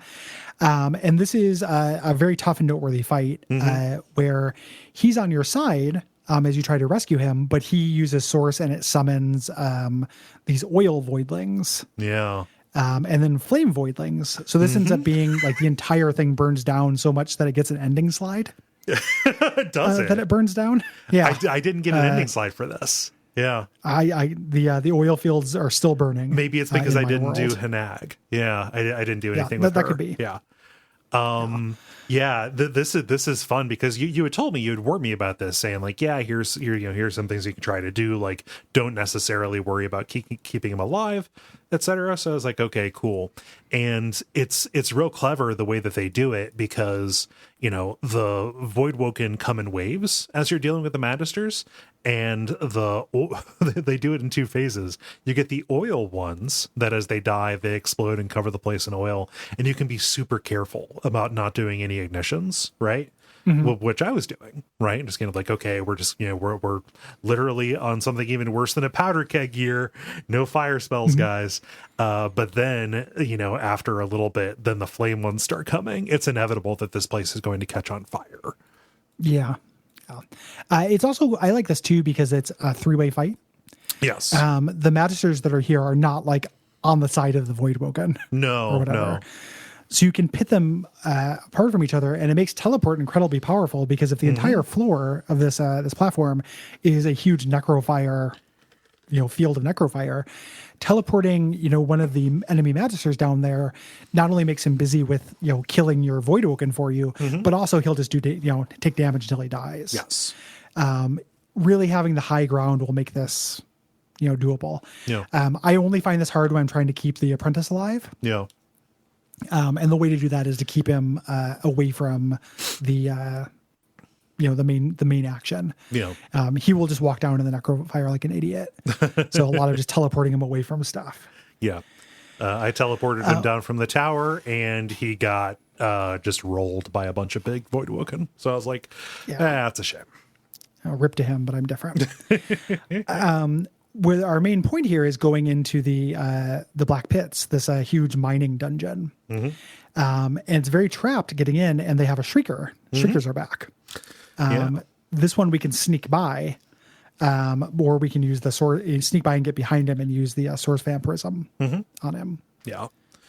But when you're down here, you can talk to a spirit of a Magister swordsman. It's kind of off in a corner. You have to teleport to get to him. But he says, oh yeah, I came here with Dallas. We have a whole crew. They're digging for something called the Aetiran. It's an artifact that sucks the source out of anyone and anything for good. It's like, not for good, for bad. That sounds like a bad thing for her to have. And the pedestal where the Aetiran once rested is empty. So, oops. So they got it. Yeah. This is where we start finding eternal technology, eternal being the race that Fane is, skeletons, basically. Yeah. And he's really fascinated by this stuff. He'll stop you and look at it if you have him in his party. And as he's doing this and checking out these different bits, he's getting knowledge beamed to him. Yes. Getting either skills or recipes. This will teach him how to make the face mask, which he already has, but this is how they pass on knowledge. In their culture. So this is school for them. Yes. These magic rocks that put the ideas in you. Yeah. Kind of the central, the end of the mine part of this is a huge chamber where you find some Magisters that are trying to fix a machine that fills oil barrels. They need oil barrels, they think, in order to blow open this final wall to get into this eternal vault. You can fix the oil barrel machine. I didn't find it necessary. There were enough to blow open the door. But regardless of what you do, you're gonna end up fighting these guys. But it's just Magisters, so it's not too bad. Magisters and their shitty dogs. Yeah. They're monks. They're monk men that they turn into doggo sapiens. When you get past this, we get to this area that there's a little puzzle section. This kind of shield between these 7 pillars. And this poem listing the order of the elements. Nearby, we can find out which gods are which elements, and we have to activate these statues in a certain order. Just puzzle, tasky kind of thing. When you do so, we can get to these chests and these tombs. One of which has the schematic for the Swornbreaker, which is important to several plots. But the other one contains an Eternal. Yeah. The first Eternal that we've seen, that we think, since Fane. Yeah. And this is where all the stuff that you got in the first act about the Eternals, this is where Gen Pop gets it. Yes. The relationship between the Eternals and the 7 are gods that we worship, everybody. Yeah, this is an Eternal named Aetera. Who has connection. She's furious with Fane, and he doesn't understand. He's forgotten a lot of things. You can talk to him. You can advance all your character subplots here, and you can talk to him and kind of learn. He discovered the veil. The 7 lords took it and used his power to rebel, but he doesn't remember all of the details. Right. And one of the reasons why she's furious is because she was imprisoned in this vault for trying to fix his mistakes. Yes. He started this war inadvertently by giving this power to the 7, who ran off and became gods. And basically started tearing the eternal society apart. Yeah. Yep. Yeah. I could at this point with Losa, I could let the demon talk to her if I wanted to, but I was playing hardline against my demon. Yeah. So I did not. I just ended up getting into a fight with her. Yeah. I was unable to stop Amadia from surging forward in Fane and calling her a liar and starting the fight. Atera, like, she's like, oh yeah, no, I totally, hi Amadia, you're pretending to be Fane, but I know what's up. You just call this skeleton drama. It's like Skeleton Degrassi High is the plot of this game. I watched that show. No, dude, Skeleton Degrassi High. Yep. Yes. The lower the production value, the better. Yeah. Oh man, I want to make that show now. Yeah.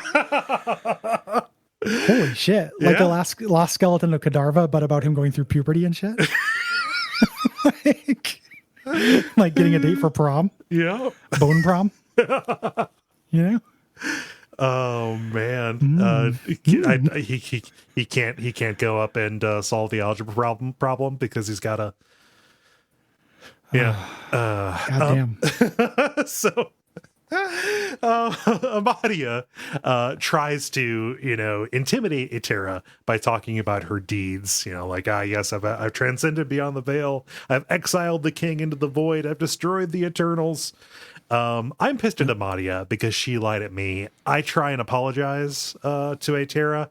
It's too little, too late. She's been stuck in this void she's been stuck in this this place for millennia now. Yeah. And so she's not going to forgive me, and that's a big through line for the way that I played Fane.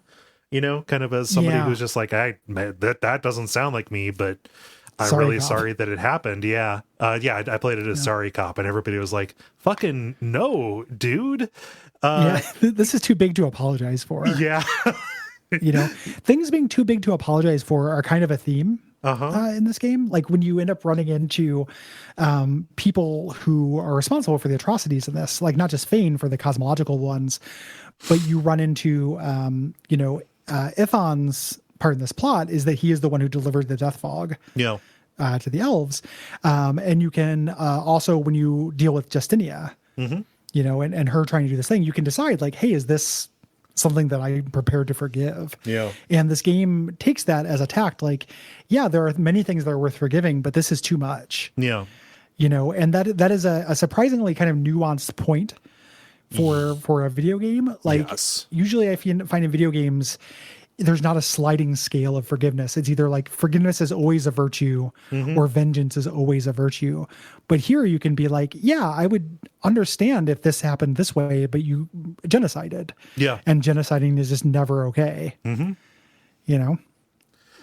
Bold stance this game has on genocide. But it's like, no, actually, you didn't make it better. You're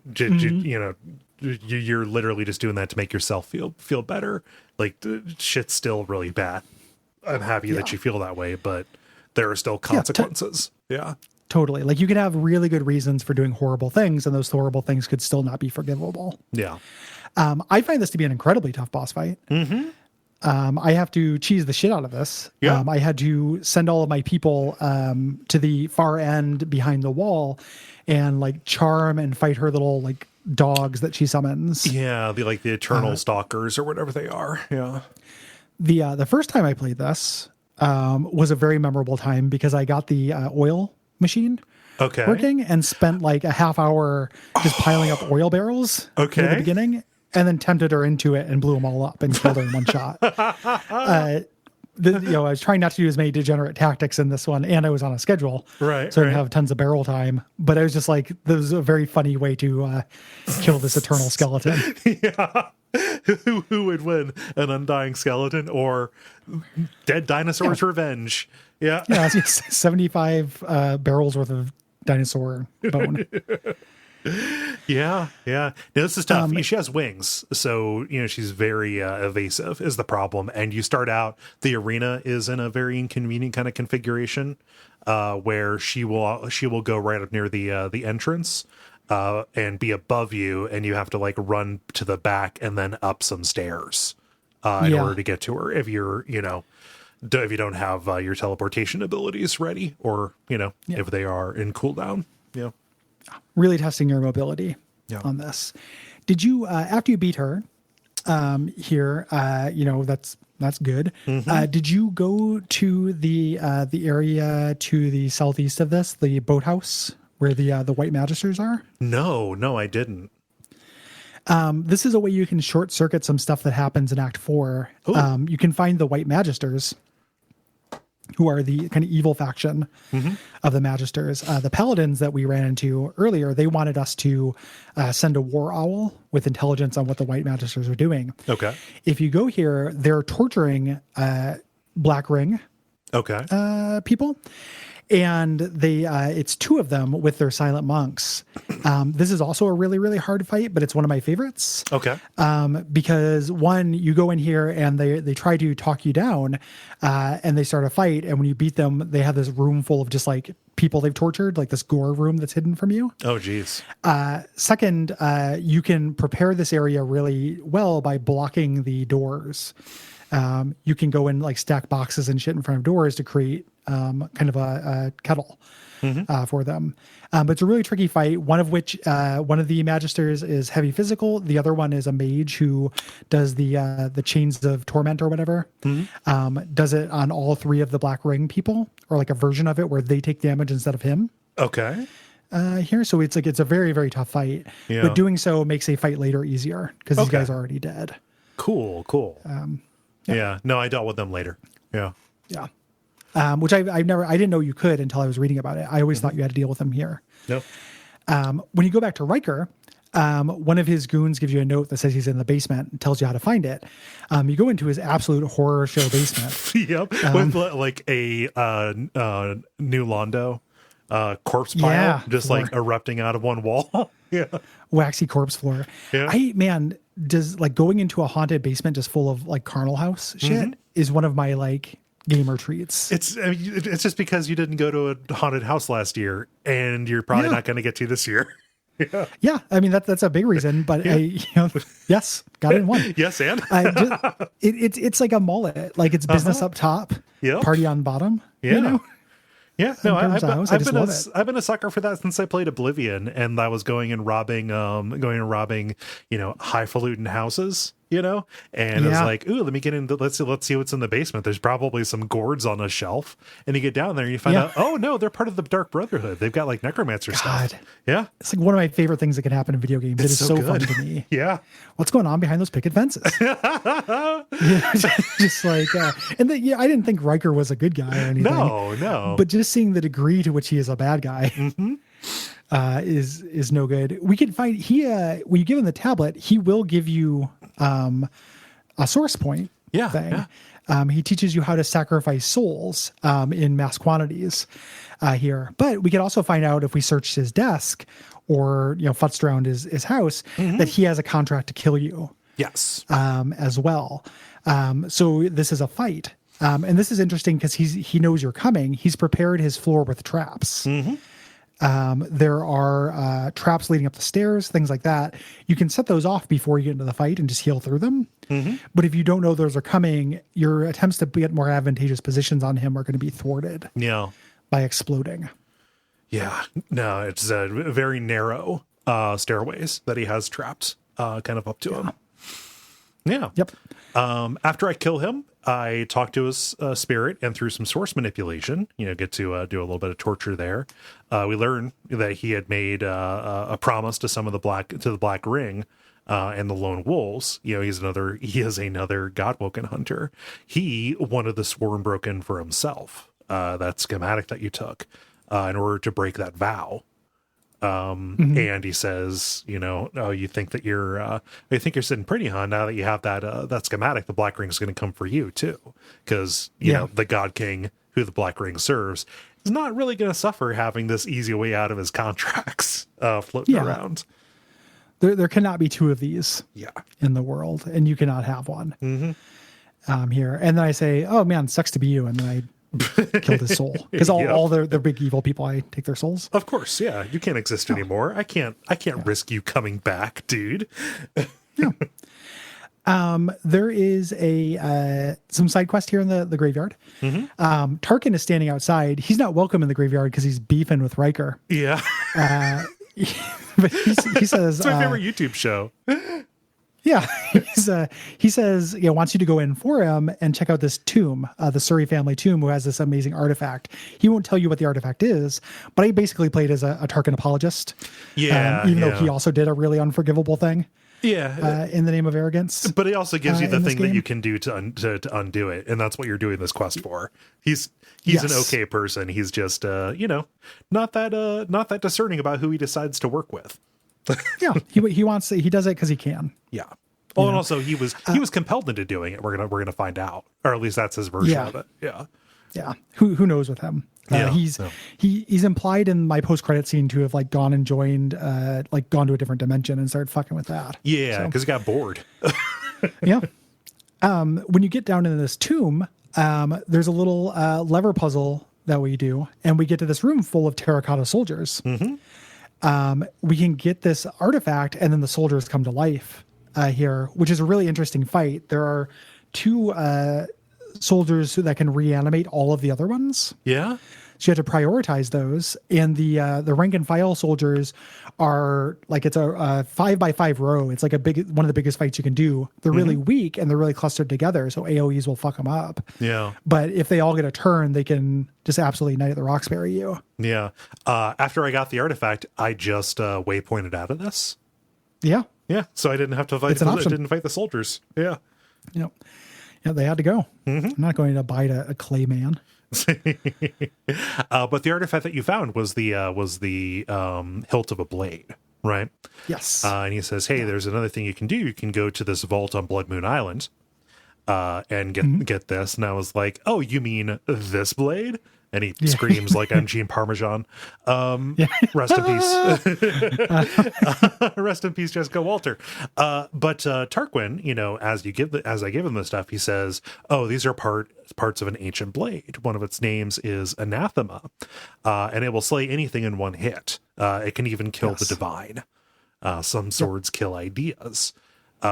He's like, okay, so can I forge this thing? And I was like, yeah, that sounds useful. We need that on our side.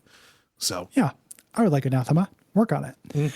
The graveyard is actually more interesting than initially seems. There's the way they do the different races and the different cultures in this, they all have their different burial rites.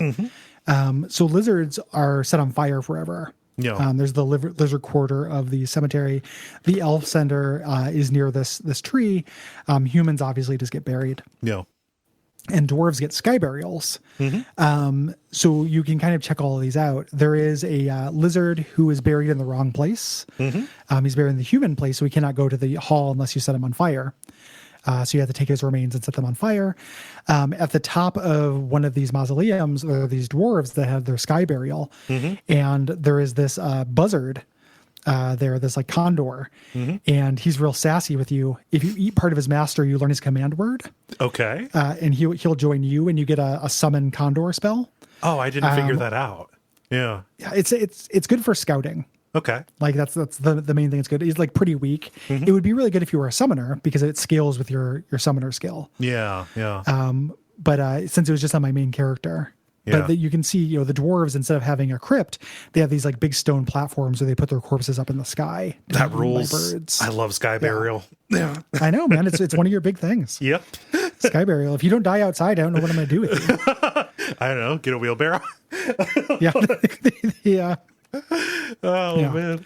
I made of wheelbarrows. But the quest you can do, you've got to take the remains of this lizard who is very indignant that he was buried among the riffraff.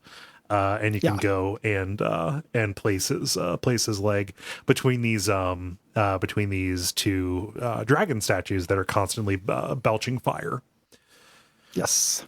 Yeah. There's a treasure chest there as well, which you can use spirit vision to get the command word to get some treasure from that. As you're walking by, there's a grave that will call out to you. This is another skeleton. This is a guy named Crispin, and he challenges you. This is like very torment. Yeah. He's like, we'll do an existential battle of wits. We're just going to pose your beliefs versus mine. Just keep in mind that this is fatal. And you're like, wait a minute. It's like, yeah, it's existentially fatal. Like if I believe my truth more than you believe your truth, then you will die. Yeah. Like that's the terms of this engagement. To beat this legit, you read certain books in Riker's house, which give you the answer to these things. But if you have Fane with you, Fane can just counter all of his things by invalidating the premise. Like he'll be like, well, what is the purpose of suffering? And you can say, yeah, how can we talk without like lungs though? Like how are we making air come out of our mouths for skeletons? Yeah. And he doesn't have an answer for it. Yep. So you can blow him up. Yeah, like how can I move when I have no muscles attached to these bones? How can I think this thing up here, big and empty? Yeah, and there's no brain up here, man. He explodes because of the existential contradictions. I consider this to be a nod to Torment. Yeah, there's the first DOS game has a really obvious kind of nod to Ultima 7. Like there's several things in this series that I think are kind of like paying homage. Yeah, and that's fine. And that's what this feels like to me. Yeah.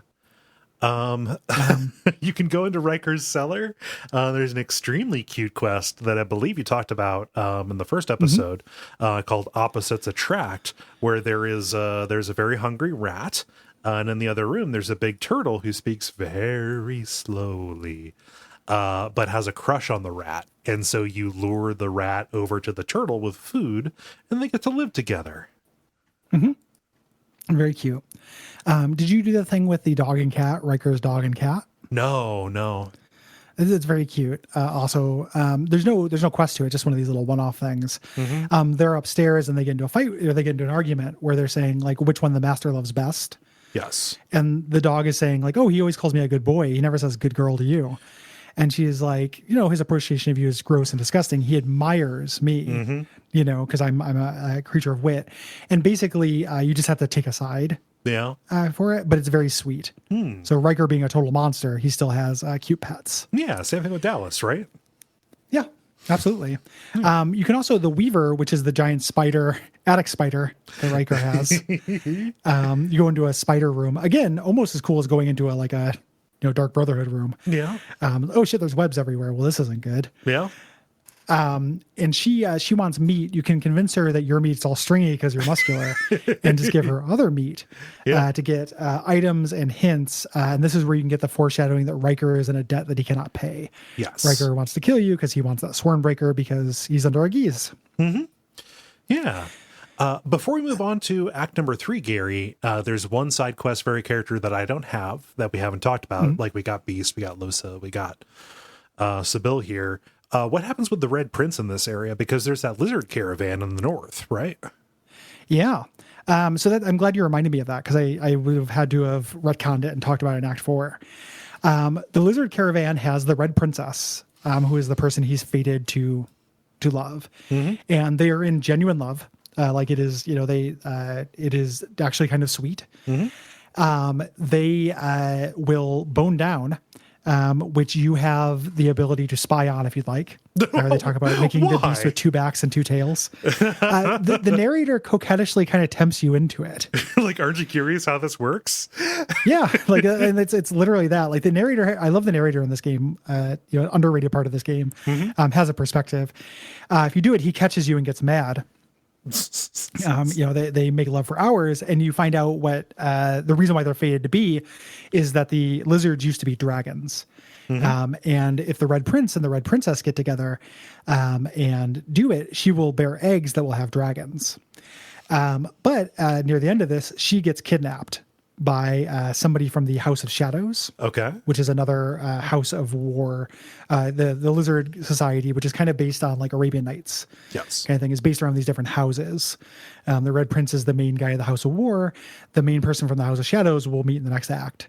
But this is one of the lieutenants, and kidnaps Sada, the Lizard Queen.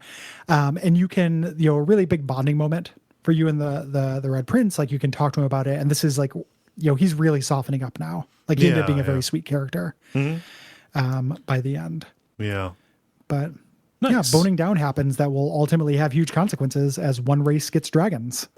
Unless you decide to cut them off from that. Yeah. I'm happy there's a story about that.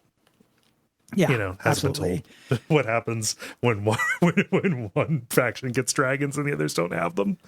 Yeah, we've all seen. Well, I've all seen Game of Thrones. I know what happens. What? It's not good. They're basically nukes. Okay. There are other quests on this island that we missed. Yeah. But we've also spent two hours of pod time on this island. Yeah. Deal with it. Act 3 and Act 4 are shorter. Yes. So we're 1/3 the way through the episode. Everybody buckle up.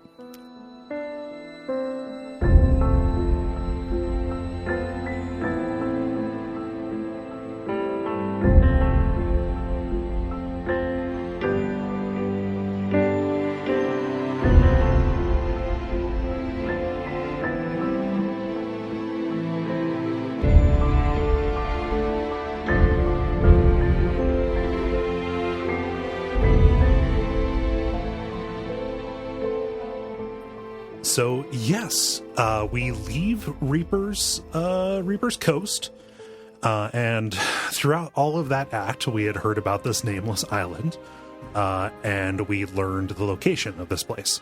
Basically, we just have to whisper.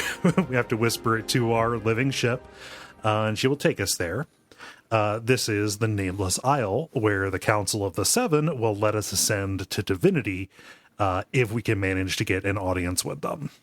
Yes. And this ends up being a very short act that has like a little pre-quest and then like the main story, like setting of the stakes, right?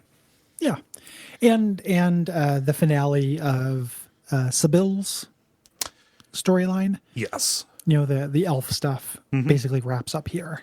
Right. So when we arrive, the beachhead is covered with all these bodies of people who have been purged. Source purged. And there is a black ring camp here. If we did the quest with Elmira, she says you can pretend to be one of my thralls and you can pass unimpeded. Yeah. All of the black ring have to die to me. Yeah. But it is nice to be able to get a jump on them. Yeah, no. I passed through. I didn't want to provoke a fight with them if I didn't have to. I was pleasantly surprised to see that at the end of this, the island blows up. So yeah, so they all go eventually anyway. Yeah. I killed them indirectly. It was fine. Yeah. We also learn, I think that if you have Ifan, he knows like the code words for the lone wolves. Yes. And you can use that. Oh, Tarquin will tell you because Tarquin has rolled with everybody because he has no discernment. Tarquin is great. He will tell you like, hey, here's a password you can use that will more jobs than Homer Simpson. It's giving you gameplay benefits for helping out these people. Yeah. Which I like. Like when you help out these, you make this little, Majula like gathering of outcast. They all have multiple benefits. Yes, they confer upon you. Yeah. So one of the things they're doing is they were trying to get into this orc temple here. There's a subplot of this area where you're trying to find out which way these different gods go, whether they go for the sun or the moon. So you had to explore all of their temples. The way the Black Ring tried to take over this temple was they brought a conjurer to open a portal in the ocean to flood the temple with seawater. There's a couple different things you can do. You can kill the conjurer. If you have a high enough persuasion, you can just convince them to leave. Yeah. So you can get in there, which is what I ended up doing. Yeah. I ended up getting into the temple and doing the orc stuff just from convincing them to leave. Yes. Yeah. As you're going around the island, a Black Ring agent named Forktongue will come up to you and say, hey, take this black mirror. Our boss wants to talk to you. He's really interested. He's here on the island. And his name is the Sallow Man. Yeah, that doesn't sound good. No. He wants to kill the Godwoken, which is a problem for us. But we also learn that Alexander is here. And potentially he can get us into the academy if we bring him Alexander's head. Yeah, he lived. Yes. Forktongue is saying, like, you're basically taking our job. We would have already done this and killed Alexander if the Shriekers weren't there. Yes. But we have the ability to drain source. So we can get to the Elven Temple, which is a big tree house. Like all elven things are, series of tree paths. There's a bunch of tragic, I ended up, spoiler, ended up killing all these people not because I wanted to, but just the way my quest went shook out. Same. And there's some pretty sad people you kill, where it's like the last living mountain lion and shit. Like that's their title. It's like, oh, no big deal. Yeah. Oh, geez. When you get there, we get greeted. We get kind of faked out by this knight of Tursandalis, who is the elven god, who says you're not welcome here, and if you give up, he's it's a test basically. Yeah, he wants you to push forward. It says that Alexander's at the top of the temple, and you have the trials of the Godwoken to await you. Yes. Here. Yeah. So we have two obvious ways to get into the academy here. Like we can talk to Alexander, and we will do that a little bit later. But as you're exploring, you can do Sibyl's side quest by going over toward the temple of Zoroastissa. Zoroastissa, that's the imps lizard god. Lizard one. Okay, yeah. And Sibyl's master is posted up here. Sibyl's master is affiliated with the Lizard Empire. Yes, he is the main House of Shadows. Yes, so he is their spy master. Before we go in here, she'll pull us aside, and if you have a good relationship with her, she'll be like, listen, there's a song he uses to control me. It's this melody that he uses. If he uses this, he'll take me under his heed. I need you to sing this counter melody. And this ended up playing very appropriately because I was playing as Losa, who is a musician. Yeah. Who could do it. We get there, and the Shadow Prince issues a command to her, snapping his fingers, kind of singing the song, and you're going to snap her out of this, but he starts justifying his actions, and he's not wrong. Nope.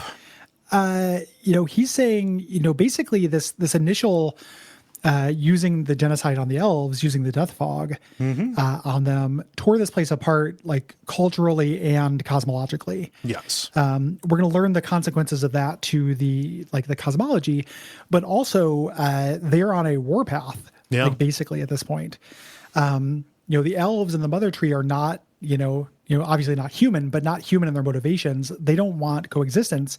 They want domination. Like these different, the different scions needed to die.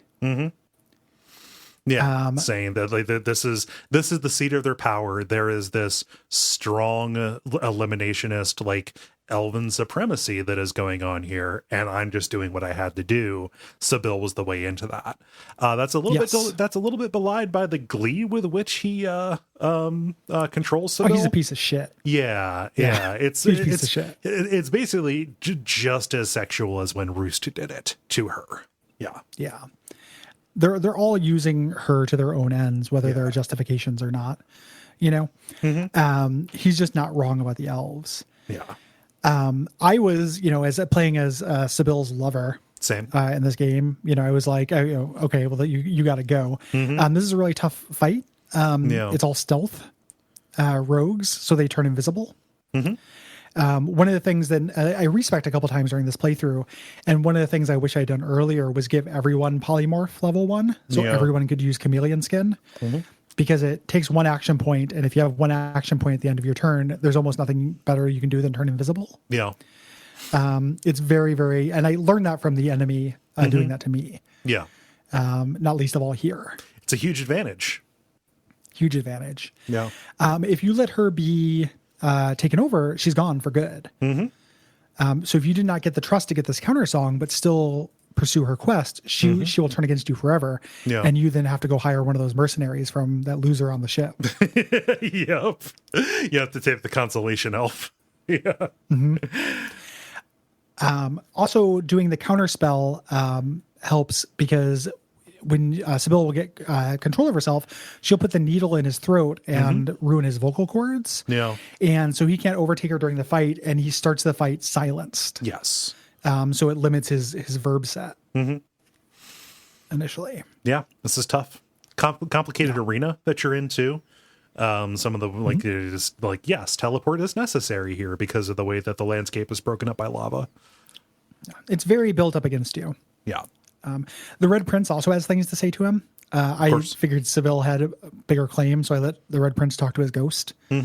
And he's just trying to figure out where Sahela was taken, or Selah was taken. Yes. Which we do not find out yet. But this is kind of, we're getting the beginning hints that there's not all is well with Selah. Right. As well. Yeah. So when you go back to the Elven Temple, because remember, Sybil had this claim of slavery on her, but also like she's got to deal with her fate as the prime scion and the person who needs to become the next mother tree. When you go back to the Elven Temple, you're going to be beckoned to the mother tree, which is kind of in this little pocket dungeon kind of area here. And the scion who tends the tree says Sybil needs to take root now and become the new mother tree because the current one is sick and dying. Yes. It's like just the fate of the elven people is too dire. You need to commit. Yeah. And this is something that if you're not doing the Shadow Prince Sybil stuff, he will tell you to come kill the mother tree. Yeah. Like he'll enlist you. Part of the reason this act is short is because it's Saloman versus Alexander, Mother Tree versus Shadow Prince for most of it. Yes.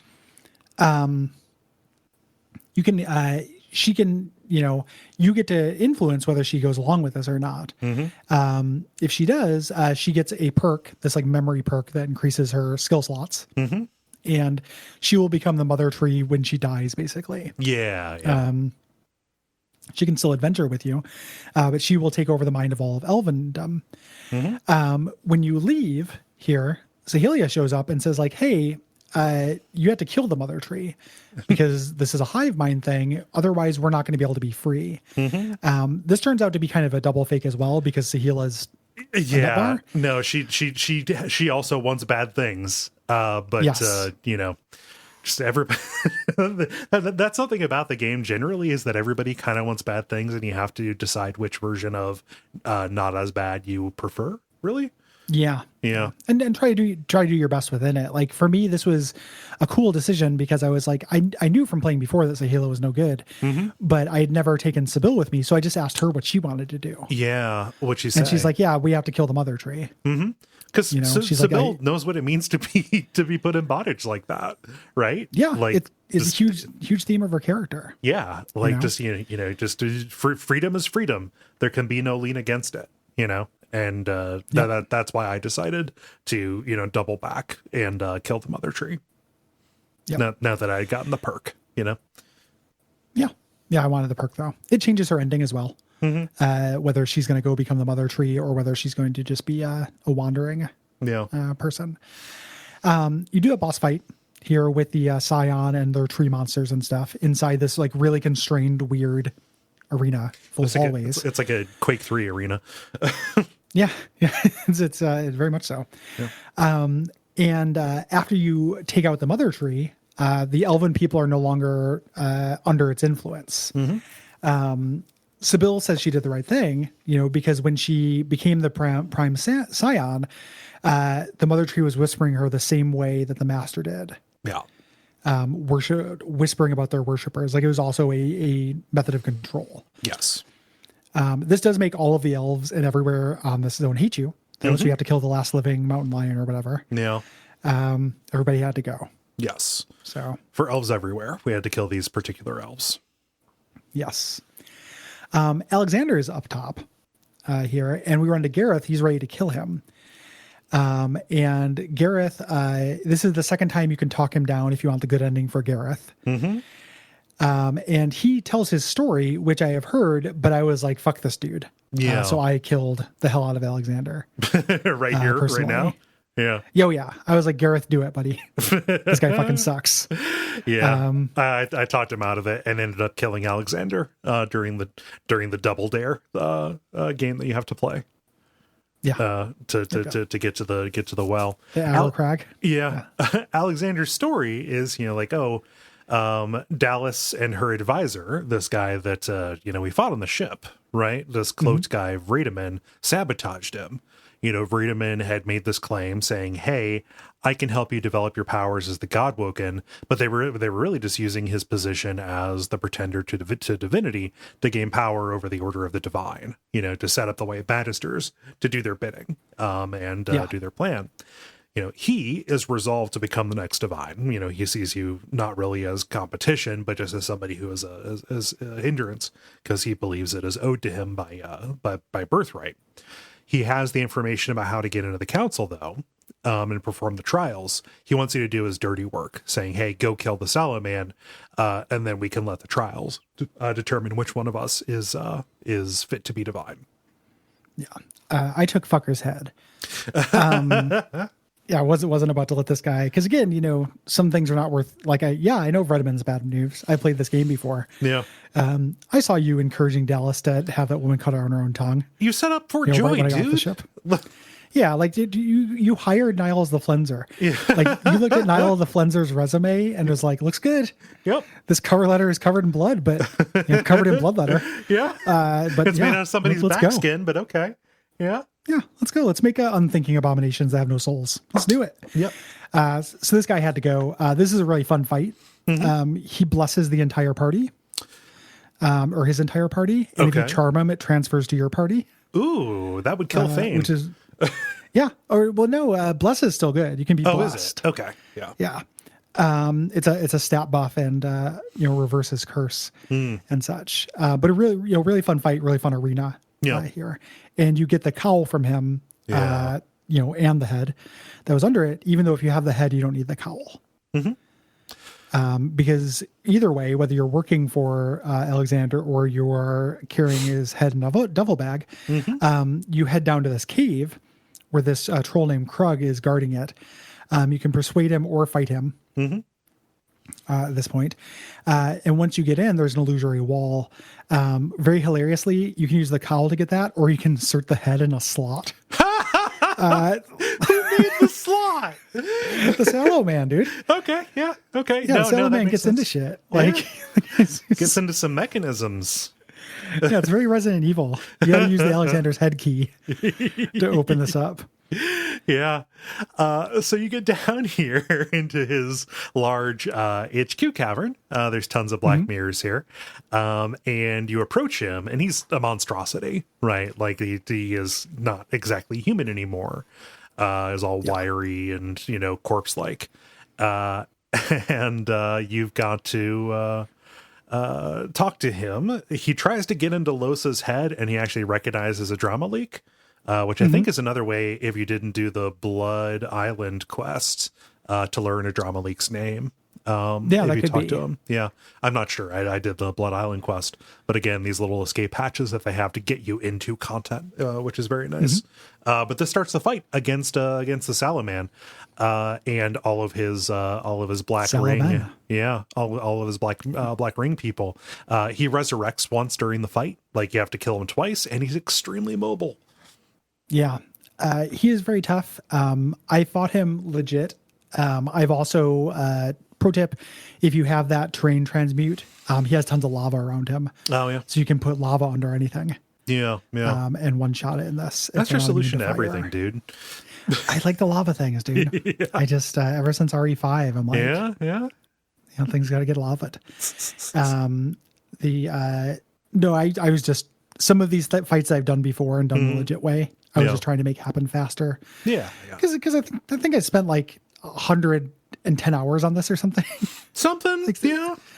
Something absolutely ridiculous for the show and for 2 episodes of the show. So I wanted to do everything. I was having tons of fun. This is one of my favorite games of all time. I was okay lavaing the Sallow Man. Yeah. Also, I wasn't really criticizing you. It was just fun to say lava is your solution to everything. That's a good sentence. It's very useful. Yeah. Yeah. I love his arena because he's surrounded by all these black mirrors. This is where the black mirrors go to. And if you go up to them and use them, you will see foreshadowing, or you'll see old locations. Yeah. Yeah. They have been to, like, he's had his, his fingers in many sinister pies, including, this is where you can find the first confirmation that Sada, the Red Princess, has a contract with the God King and is in contact with a Sallow Man. So that's no good. Yep.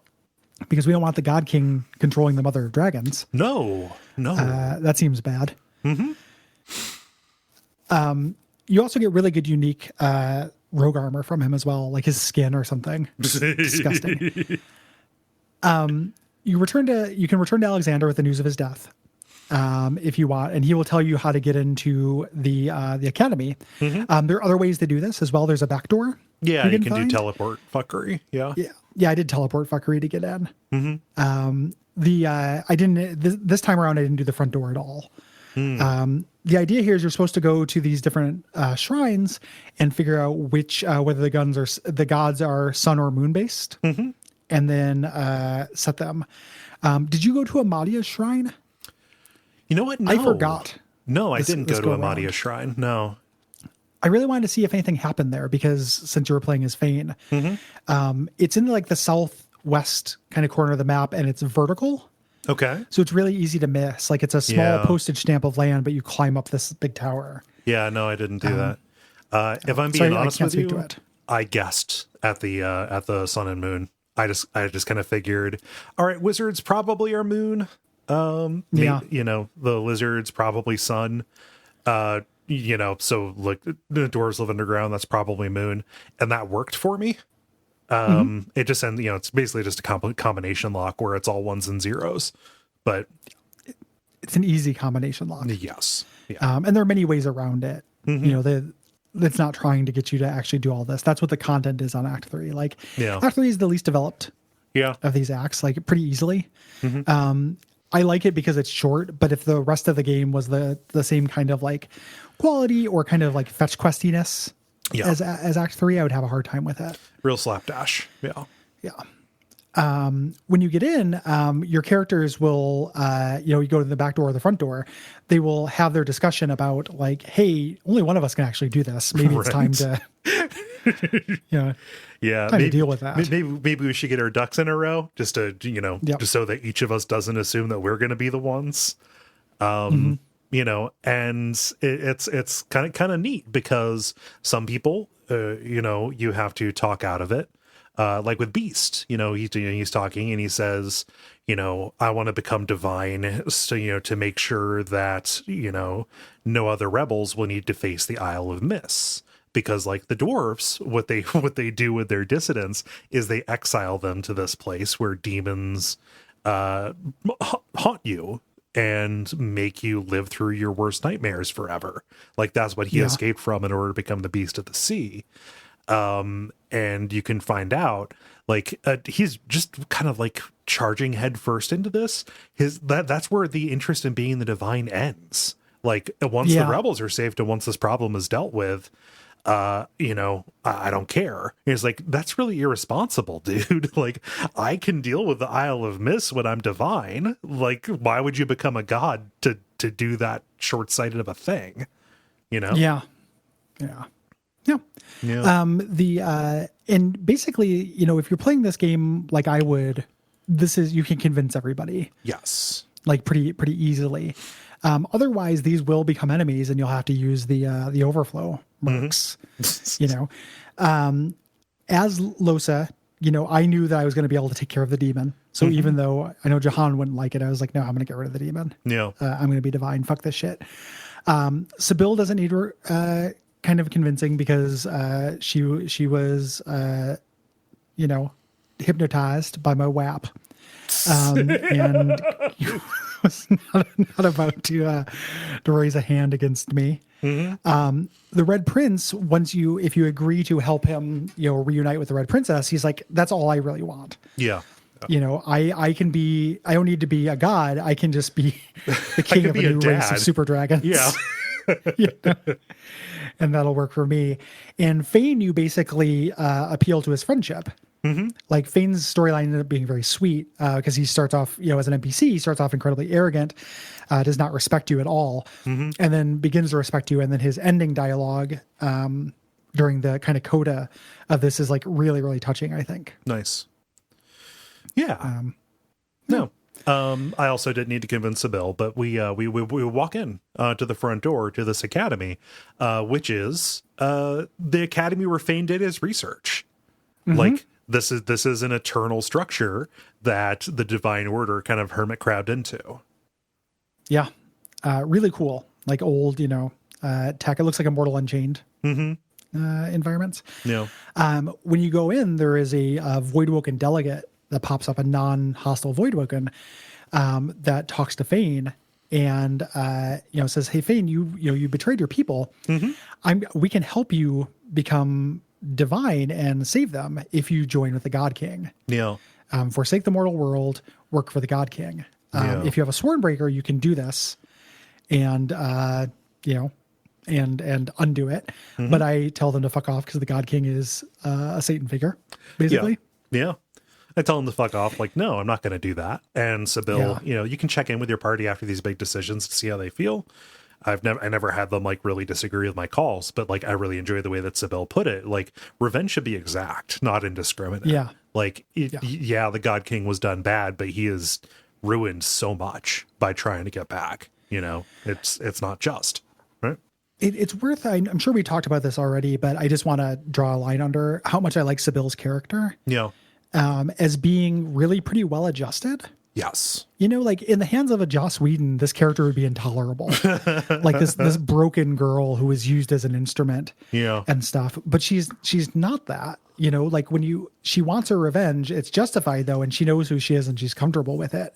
There's none of this like broken victim stuff with her. Like it's a really good read of this character. Who just very confident in her beliefs. Yeah. And there's a confidence to like a lot of the characters I think is really good. Yes. And thus they make compelling arguments. There's some kind of puzzle dickery in this area where you have to find these capacitor items. Yeah. I would have cut this. It's not great. Yeah. I would have cut the puzzle part of it. Like leaving these capacitors. When you go to the arena of one, that's in here. That capacitor thing is useful.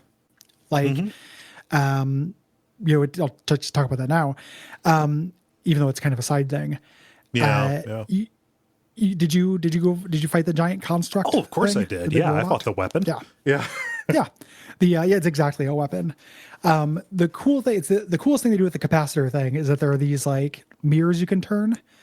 And there's this gigantic weapon who's very tough. If you send in a character sneaking, you can paralyze him with a beam. Yeah. And it gets rid of all his magic armor and paralyzes him so you can get an edge. Yeah. You still have to deal with all of his other constructs who are going around doing primarily beam attacks. Which will, hit a large number of people because they'll always line up optimally. But it's like the ground effects that they leave are way more substantial because it's not just like a little circle. No, it's like an entire line across the arena until it needs to stop. So it sets up these kind of barriers. It's a very difficult fight. Yeah, super tough. Yeah.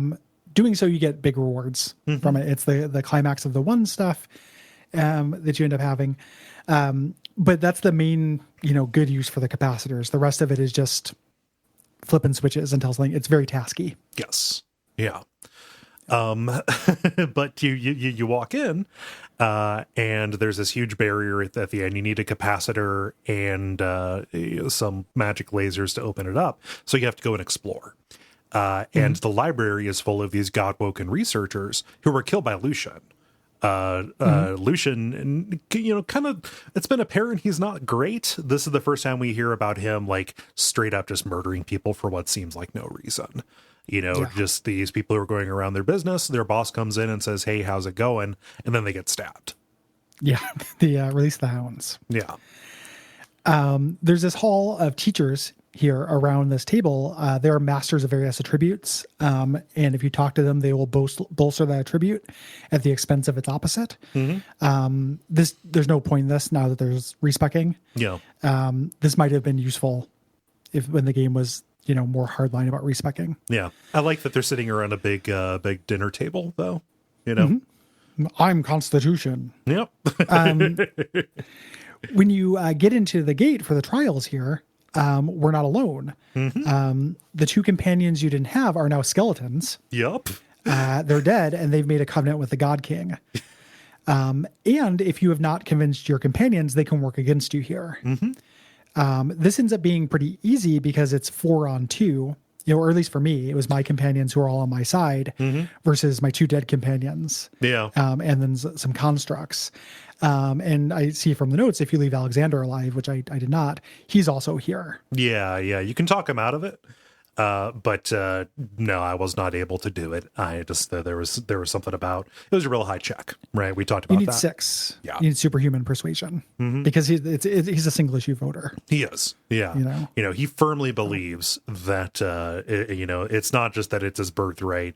He's fought for this entirely. He fought for this his entire life because you thought it was your birthright, you dick. Yeah. Yeah, the divine right of kings, of course. Yeah, he's in favor. His intentions are good for what it's worth, Yes. Yeah. Even though he's a shit. But he's also he's bad. Like he's horrible. He's mediocre and ineffective. Yeah, absolutely. This is when you mentioned the double dare thing. This is a race to the wellspring, which you can do multiple ways. Yep. You can take out your other companions to make it easier. But if you just have tons of mobility skills, skin graft, which is a polymorph skill that resets all your cooldowns, and then adrenaline, you can end up with a ridiculous number of action points per turn. Yeah. You can just race to it and get there. Oh, I cut so many tendons, dude. Yeah. I fought him too because I wanted to see if I would get anything, and I was like, "Oh, this is cool." The idea of fighting Ifan is a neat idea. Yeah. But it was a stomp. It was super easy, which is fine because the part after it is not. Oh my god, it's so hard. When you get there, you try to touch the wellspring and it actually knocks you down. Dallas walked in and was like, "I knew you were going to do this. You're predictable. Nobody gets to do this." And uses the Anarim to blow up the wellspring. That was how I was going to become divine. Yep. And this is the swerve. This is a 4-act game, as we've mentioned. If the game was just about becoming divine, this would be the end. Yes. But there's a lot of plots to get rid of. Yeah. Here. As you're escaping, this area is crumbling and lava is falling from the sky and stuff. Your god confronts you at this point. And this was, for me, it wasn't my demon. It was Raylik, the human god. Okay. And you can straight up say, like, "Hey, you've never talked to me." Yeah. Like you don't. Who the fuck and are you? He says, "Yeah, you had that thing riding you, you piece of shit." Like he's really arrogant and disgusting. Like this is very Masks Off. Yeah. Oh, for all of them. Like they show up and they're like, "You fools, you absolute buffoons." Just with like we have to kill you because you failed is what they say. Like we cannot use you because we wanted you to become the new divine so you could uphold the order. That can't happen now, and we can't have you knocking around like these rogue elements that we empowered. So we have to kill you, and they manifest as copies of your party to fight you in this arena that is collapsing and is also full of fireballs, these meteors that are going to fall around and do shitloads of damage. Yeah, and they become lava as well. Yeah. eventually, which is instant death. This was something that I managed to get through just through dint of having good initiative. Because I was like, man, I know who to focus on. Yeah. I know what my party can do. Please give me the fucking turn. So I can take out the spellcaster before she paralyzes my whole party. Yeah. Who is Sybil in my party. And managed to take her down because of her weak armor. And just lots of knockdown skills. Yeah. Like just really, really good knockdown shit. Once you kill the main one, it becomes this huge construct. That is very tough as well. Yeah. That you can kill, and this is like you killing the god. Like the god is gone. Yeah. Gone god from Affleck. It's done. Yeah. I mean, like throughout this process, you have killed the 7. They're not here anymore. Yeah. Yeah. I mean the ones that you've killed that are here. Yes. It's not all of the gods. That's 4 of them. Because we're gonna it's several of them. We're gonna find, I think, just the one that turns into the construct. Okay. Is actually dead. So it's confusing because the way that everybody talks, it's like, oh my god, we killed the gods, is what they say. Maybe I'm just remembering it different. I remember him saying, oh my god, we killed a god. Yeah. Or how does it feel to have killed a god? Yeah. Yeah. They say both, and that's why I'm confused. Yeah. And who knows what that is to but you just have to escape. You have to make it to this little teleport thing where Melody's there. She lays down this little rescue beacon, and this will pull you onto the Lady Vengeance, onto your ship, which she pulls into the Hall of Echoes as the island explodes. There are a couple of little quests here. Yeah. Pretty minor. Yep. Here. Yeah. Like I found an undead named the Watcher, who was one of the original Seekers. Like she wants me to kill this, to deal with this Knight of Duna, who has fallen to the void. Like you can go in and talk to him and be like, I know, I just need to stop. And you can convince the force that's possessing him, or you can kill him. It's fine. Yeah. You get good equipment. Yeah. And then each of these gods has a dungeon as well. Like we're skipping a lot of Sun's Fortress stuff. Yes. Yeah. Which you can do for experience or because you want to get the clues as to whether the god likes the sun or moon, but it's not very plot relevant, and it's just Divinity Original Sin 2.text trap avoidance. Yes. Yeah. You can continue playing Matchmaker. You have graduated from animals to humans, or at least ghosts. There's a ghost who is missing the spirit of her love, and you have to do this little mechanism order puzzle, pressing buttons in the right order in the research hall in order to open a door so that they can be reunited. And they can go to the Hall of Echoes together because they did not want to leave each other alone. Yeah, like the old couple in the Titanic. Yeah.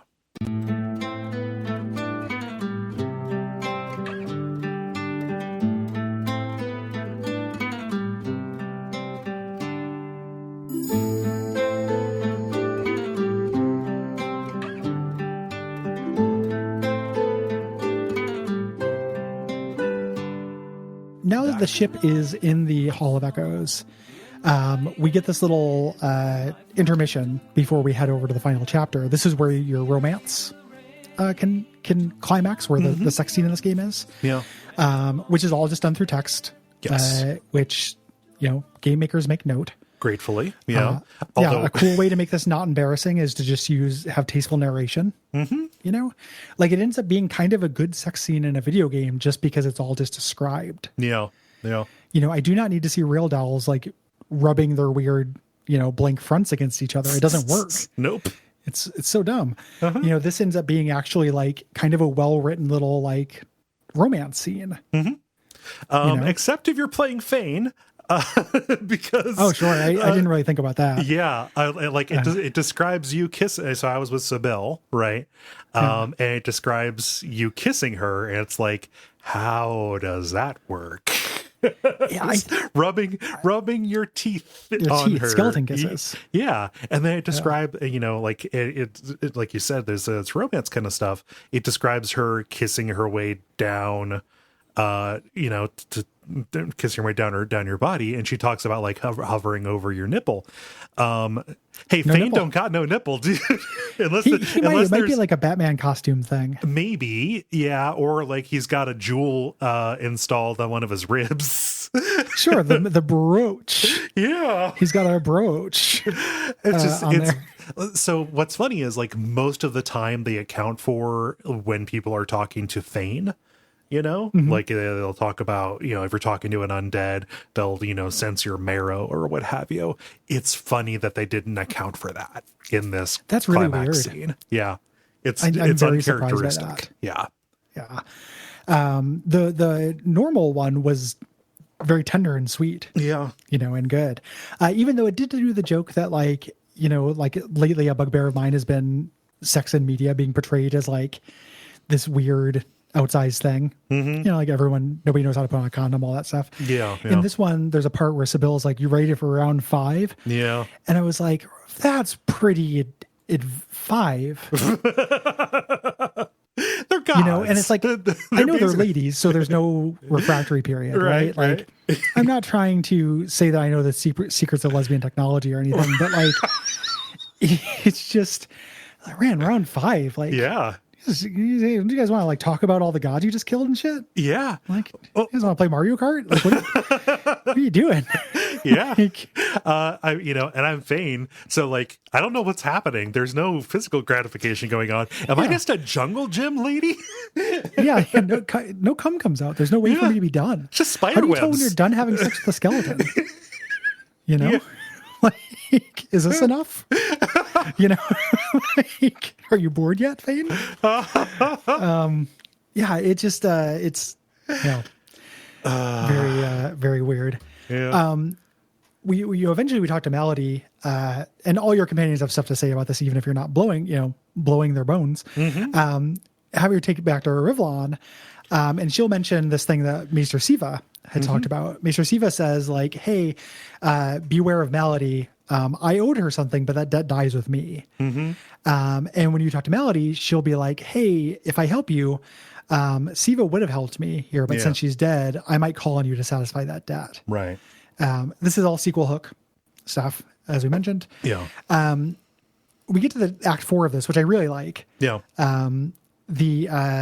After act 3 is kind of a dip, I think act 4 is really strong. Where we land in Arcs, there's been everyone's going to this festival, this thing called the Endless Prayer. Yeah. For Lucian Day. And when we go here, our ship gets stuck in the Hall of Echoes.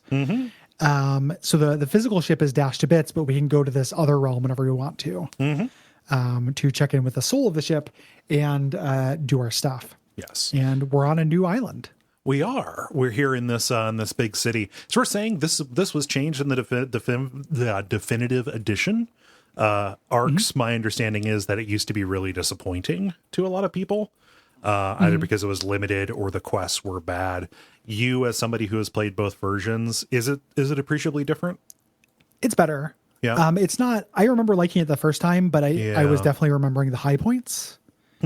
Like I was remembering the dwarf plot and Los's plot. Yeah. As the high points, and they've just added more to it. Like those remain good.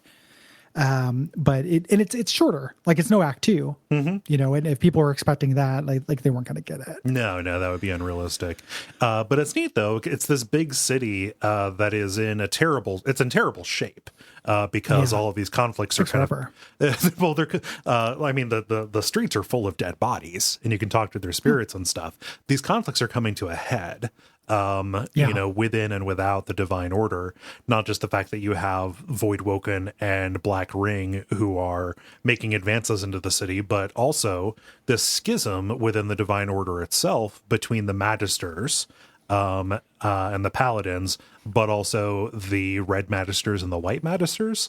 There are Magisters who are very, very insistent that they were not associated with the White Magisters, the bad ones, the ones who are under control of Dallas. Which you can decide whether or not you want to believe that. Yes. And this plays into Act 2 stuff.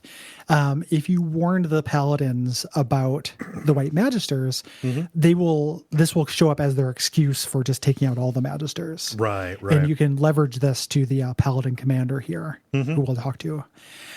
This is also obviously where Losa's plot climaxes. Lusa will talk to Malady, and Malady be like, listen, I'm going to be there to help you when it's time to confront the doctor. Yeah. For me, Gareth was no longer alive. Okay. Or no, he wasn't with me. He was alive, but he was not at the ship. Gotcha. Possibly because I killed Alexander, so I sent him on the vengeance path or whatever. Yeah. But he gives you the first hint of this guy named Arhu, who is this paladin that tends the tomb of Lucian. Yes. And he's going to be one of our kind of hooks into this. Right. A couple of like little housekeeping things to do. You can go back to, while you're on the ship, you can give Malady the Swornbreaker pieces. Or Almira. Yes, Almira. Sorry. Yes. I was going to say, like, man, I fucking missed it. But, no. I wrote the wrong thing down. But no, you can give the piece to the Swornbreaker so she can sever her ties, letting her help you in the end game. But as you are approaching the city from where your ship crash landed, you crest a hill and you see that the Kraken, the one who took down the ship you were on, the Merryweather or whatever it was, the Kraken is doing Kraken things at the docks of Arx, and you can go down and fight it. Yeah, I did this later. Okay. So it's a little bit more powerful. If you go here initially, what you're doing is you're using your distance to stay away from the Kraken's main attacks and taking out its tentacles. Here, since I did this later, I was able to just do a big AOE source thing. Right on the middle and fuck it up pretty good and make it run away. But it's really one of the things I like about this, and this doesn't always happen in CRPGs, is it like things are happening. Yeah. Like this attack is happening. There's this feeling of like, while you were doing one thing, the plot is advancing and the world is continuing. Yeah. Which is something like, when I think about this as an evolution of Baldur's Gate, I think about how Baldur's Gate was originally intended to be a kind of an emulation of a tabletop campaign. Yeah. Right. This is an emulation of a much more fashionable way of doing tabletop campaigns, which is to have time not stand still for your characters. Like a lot of games I played, like your Blades in the Dark and such, have these systems in place for the idea that the villain's plots will advance while the characters are doing things. And this game emulates that really well. Yeah. So ending up at this harbor and, trying to track down Dallas, like the name of this chapter is called The Hunt for Dallas, going to this harbor and seeing like, yeah, shit's already fucked up. Yeah. Like that's while Dallas's we were messing around with Divinity. Right. Yeah. Dallas's ship, the ship is destroyed. Like that's what the Kraken is wrapped around. Yeah. There's also a really amazing thing down here. After you beat this, there's a room that I didn't figure out this time, and I missed the first time. Did you go down to like the frozen basement? So I never went back. I went down once and I was like, oh, I can probably just like tough my way through this. No, all my guys froze solid. You'll freeze to death. Yeah. I have no idea what that is. It's some kind of weird like little puzzle thing, but it was awesome because I felt like the first time I played this, I was very complete. And I didn't notice those basements at all. Yeah. A lot of detail. No, so I never figured out what was up. I just died, and I was like, I'm like, maybe something will point me to this later. No, nothing did. Yeah. So no. There is when you go to the ship, you can talk to the figurehead. It's also a living wood ship. Find out what happened. We get some hints about Vredeman. He's older than he says he is, and Dallas is even older than the sea. Yeah. So Vredeman, older than this elf who lived an entire elf lifetime and died. Okay, so that's something. Dallas being older than the sea is we've heard other things described that way. Such as Fane walking around saying, "I'm older than this island that we stand on at the beginning of the game." I'm stroking my beard. They are not who they say they are. No. There's a little sub quest here. Which I don't think you got because we talked about it earlier, but it's right here, so I'm just going to chat about it real quick. Yeah. The little girl who you found on Blood Moon, She is down by this area of docks where she's being controlled by a demon, Okay. and it's forced her to kill a bunch of people. You can fight her at this point and kill her as a little girl, which is not great. You can convince the demon to take you over, which gives you a permanent mad status effect, which is no good. Why? Or you can find out her name, which you find out through the city, and just do this little fight versus this other demon. Yeah. But the important thing mechanically that happens is she explodes in a pinata of source orbs Okay. afterwards, which end up becoming very important to like late game crafting and slotting into my equipment slots Yeah. and stuff. So getting like 12 source orbs here at the end was very useful. Do you fight her like in a like a house that is like partly fallen down and it's like overgrown? It looks more like docks, like a set of docks. Okay. Yeah. Like there might be like a shed. There's a couple little rooflets, but I wouldn't call it a house. Yeah. Yeah. No, I did a bunch of fights outside the city before I got to the gates. There was one that was like a little like overgrown temple. There was one. Yeah. The temple is great with the summoners. Yeah. Like the guys who are all like bonded to their animals. I don't know what that is in the story, but it's a really cool encounter. No, that was good. I went over and did that, and I definitely, you know what, the house with like possessed people. Yeah, no, it was over by the docks, like it was over by the water. Yeah, no. Okay. So I definitely did an encounter there. There was no little girl that I saw. There was no source orb explosion, but it was definitely a thing. So Yeah, that's cool. yeah. The big encounter to get into Arcs is at the gates, where the paladins are valiantly trying to fight against these Voidwoken that just keep coming. Yes. And like you're walking in behind, the paladins are going to be, helping you from the front, but like it's like a valley that you're fighting in where the Voidwoken are spawning up on the walls. Like just where the like parapets or ramparts were up on the sides. And they are Voidwoken vampires and necro-wings. So they're both like draining you, taking your source away. And you got these necro-wings that are flying around. It's really hard to get into Arcs. Yeah. The kind of the trick here is to come in through the side if you can. There's a guy who was like fell off the parapet, who was injured, and if you go help him out, he's right next to a ladder, so you can kind of come in on high ground. Okay. So you're not in like the little kill box. Okay. Here, but this is very difficult, and the paladins are not that useful. No. Towards helping you. Yeah. You kind of make friends here though. If you help them out, the paladin says like, yeah, the magisters were colluding with the Black Ring, and I can say like, yeah, I told you that. And it's like Arcs has been taken over by the paladins. You need to check in with Lord Kem if you want to know about Dallas. Right. And this kind of sets, this is our trail of breadcrumbs for this. And our first impression of Lord Kem, he's not getting off on a very good foot with us. Because we walk in, he's doing an open air execution of a woman who is begging for her life. And her wife is like, hey, you need to stop this. Now, would you help, please? Yeah. And you can go talk to him and say like, hey, what's she accused of? This doesn't seem like justice to me, right? Yeah. She was accused of helping magisters. Right. He has a hard line against the magisters. If you helped out by tipping them off about the white magisters earlier, you can leverage this. And I leveraged it to get her exiled instead of killed. Okay. Which felt like splitting the difference. Yeah. And what she had, or no, it wasn't. She wasn't helping magisters. There were some kids who had fallen in with the Black Ring for like a steady paycheck. Yeah. And she didn't want to kill them. Yeah. And this is the paladins who are occupying the magister barracks, and again, it's happening now. Like they are searching it, trying to find out clues, like as we are going. Yeah. They know this is where Dallas and the White Magisters orchestrated their schemes, but they can't find out how to get into any kind of hidden, alcove or what have you. Right. The way into this vault that's beneath here is in the kitchen. There's a hatch that is locked with a combination lock. You can either use the clue that is on it, which is 132, However, it's not a number lock. Like, there are little phrases. The 132 is actually telling you which of the conversation options to pick in which order. So you pick the first one, pick the third one, the second one, the fourth. You can also like get the hint by turning on spirit vision and talking to this ghost of a magister who is here, Ghost who, like, cryptographer. yeah, who thought he built this like unthwartable password lock.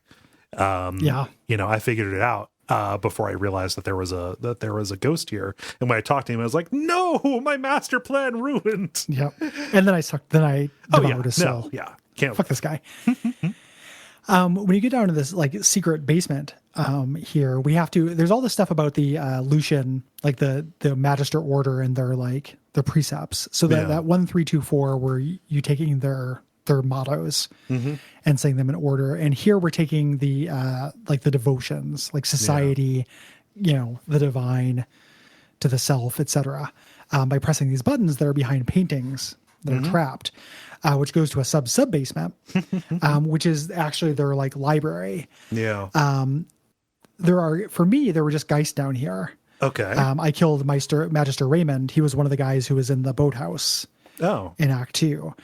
But this area is trapped. Like, it is full of oil and oil canisters and puddles of oil. And the Geist will attempt to knock down the chandeliers to set it on fire. Oh, nice. To burn evidence. You have to stop them and kill them and not set any fires in order to get all of the clues and stuff that are down here. Oh, which I think is super cool. Nice. So because you dealt with Magister Raymond, Magister Raymond was alive for me, and he was like, you walked right into this. We're going to burn you. All that will be left is ashes that will not tell any stories about what you saw. And he lights it. He lights it on fire immediately. So you're fighting him in this inferno that he built. Him and his guys. Yeah. I talked to him. I got his ghost. And learned about the plot here. Yeah. What Dallas is doing is she's going to the cathedral, getting ready to purge the powers from Lucian's corpse using the Adoran. Yeah. The idea is if they eliminate Source, they'll eliminate the Voidwoken, and this will fix the world. He does not know the complete story. No. But this is his impression. Yeah. So after you kill him, Linder Kem, the paladin leader, comes down and is like, "Oh, thank you for doing our dirty work. We'll set about, searching this entire place." The basement is filled with paladins. There's one piece of information that I got that has some pretty startling information to it. The Magisters, they are working with none other than Brachus Rex. Remember back the island that Fort Joy was on? Brachus Rex, big, important, scary dude. Villain of that guy from the first game. Yeah. So he is back in play, and he is the one who led them to the Acheron. And where did Brachus Rex come from? Tarquin raised him from his grave, and Dallas is controlling him, and she is presenting him to the world as this cloaked advisor of Riedemann. And he did it basically as a lark. Yeah. You can go confront him. He's like, "Yeah, it was the greatest act of necromancy ever done." Can you imagine? He's fucking awesome. It's a real feather in my cap, dude. And you can decide how mad you are. But he, again, solid dude. Like the way he says it, he's like, "Yeah, I did this. I regret it though. That's why I'm making the anathema." Yeah. To kill this guy, because it's like, that wasn't a good move. Like I couldn't resist the challenge. I know, but I'm trying to fix it. Yeah. He told me that Dallas forced him, so who knows. But like, it's not just an apology. He is literally putting together a godly artifact to undo it. So yeah. Well, I think that he says that he admits that he was doing it for necromancy if you press him. Okay. Yeah. Like, that's very funny if he told you that Dallas forced him. Because I don't think that's actually true. I think he just regrets fucking around on a Saturday. Yeah. My fuck around, raise a necromancer. It's fine. And find out. Yeah. While this is happening, we're getting some hints about Kem. Yeah. Not only is he a dick, but also like his dog doesn't like him anymore. Shit like that. We're gonna find out more about him. You can talk to the prisoner that you freed and say like, yeah, he really changed recently. Like, yeah, there's this place that he goes in his house that only he can go. stuff like that. Yeah, he doesn't talk to his wife anymore. Like they sleep on separate floors. You know, all of these like cool, like scary hints. If you go to the cathedral, we learn about like kind of what they're doing. There's the path, like people who do this pilgrimage, they do this thing called the Path of Blood. The Path of Blood is the advanced part of it. You can just come here and pray for Lucian to come back. If you are really devoted and think you're without sin, then you can do the Path of Blood. You do the path of Blood, and a statue will ask if you've ever stolen before, which is very funny and meta because it's like it's a video game about stealing. Yep. And I was like, yeah, and then I got exploded. But this is all fake. Like this is religion as a facade. Like this is not the real way. Right. You get past this.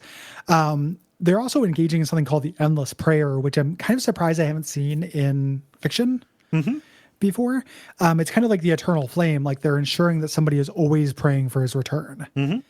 By like through shifts and stuff. Yeah. And people come here and like sacrifice their lives to the endless prayer, like putting in 16-hour shifts praying at this thing. Yeah. But we're learning stuff like Lord Arhu is presiding over this. Doesn't seem great. Also, like he developed the Path of Blood with a toy maker, which kind of implies the artificiality to this. A toy maker is never any good. No.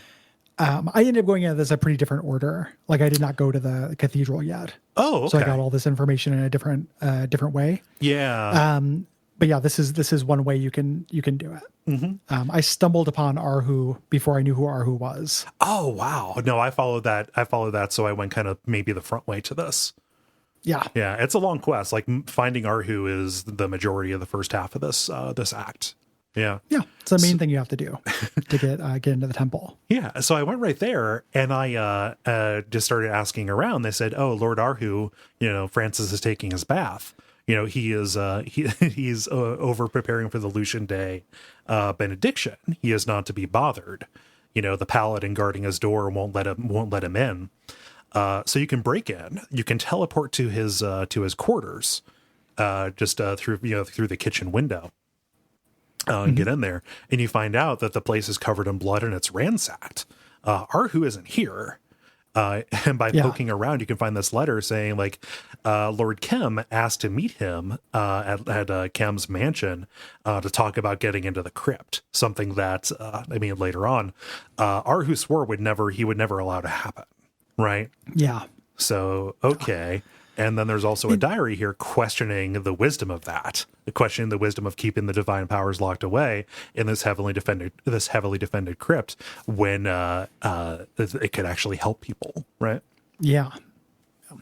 I don't have a lot of desire for like power or money, but can you imagine being able to set your life to not to be bothered? Oh God. Yeah. Like having somebody outside of the door and just like, I'm preparing for something for a couple of weeks, not to be bothered. Yep. Incredible. That would be the way that I would use. I would definitely use power to isolate myself, and there would be no negative consequences to that at all. 100%. Yeah. Like I know you're being sarcastic, but you're also saying something true. Yeah. Like yes, I would. And I could use it in moderation. Yeah. I'm different though. Yeah. Wrote to them. So we can head out in multiple ways. We're learning that Linder Kem is the thing here. When we go into the prison under the Magister barracks, we can find the paladin that he was going to execute, who mentions they changed. There are secret places, the mansion, as we mentioned. So we need to go to the mansion. The mansion, they're giving you a lot of clues that there's more to it. There's an appraiser there who says that he has this vault full of treasures. Can you grab these 3 things for me? This is just to put you on the trail. Yeah.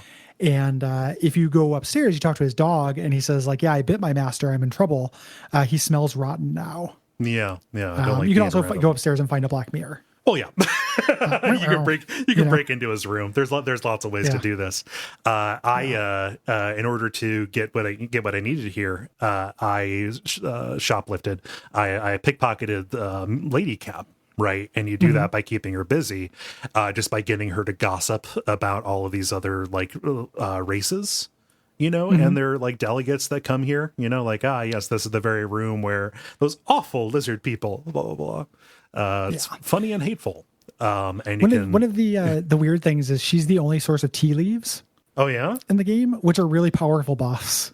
Fun. You can make 3 kinds of tea, one of which gives you a bonus AP for like several rounds, which is just huge. Like it's basically a consumable haste that you can do before a fight without taking a turn. Really, really good. Nice. When you get down into his vault, which you have to use by draining his fountain to get down there, there's like some plants that are guarding it. When you get down there, there are some bots, some Lucian like robot bots. stone guardian guys. These guys are tough. They have very low AP and they don't move very fast, but they hit like a truck. Yep. And they don't die unless you source drain them. Right. And we find a painting here. It's parts of a triptych, part 1 and 3, but part 2 is missing. And this is actually the key to get further into the vault. Yeah. It's really locked. There's so much security here.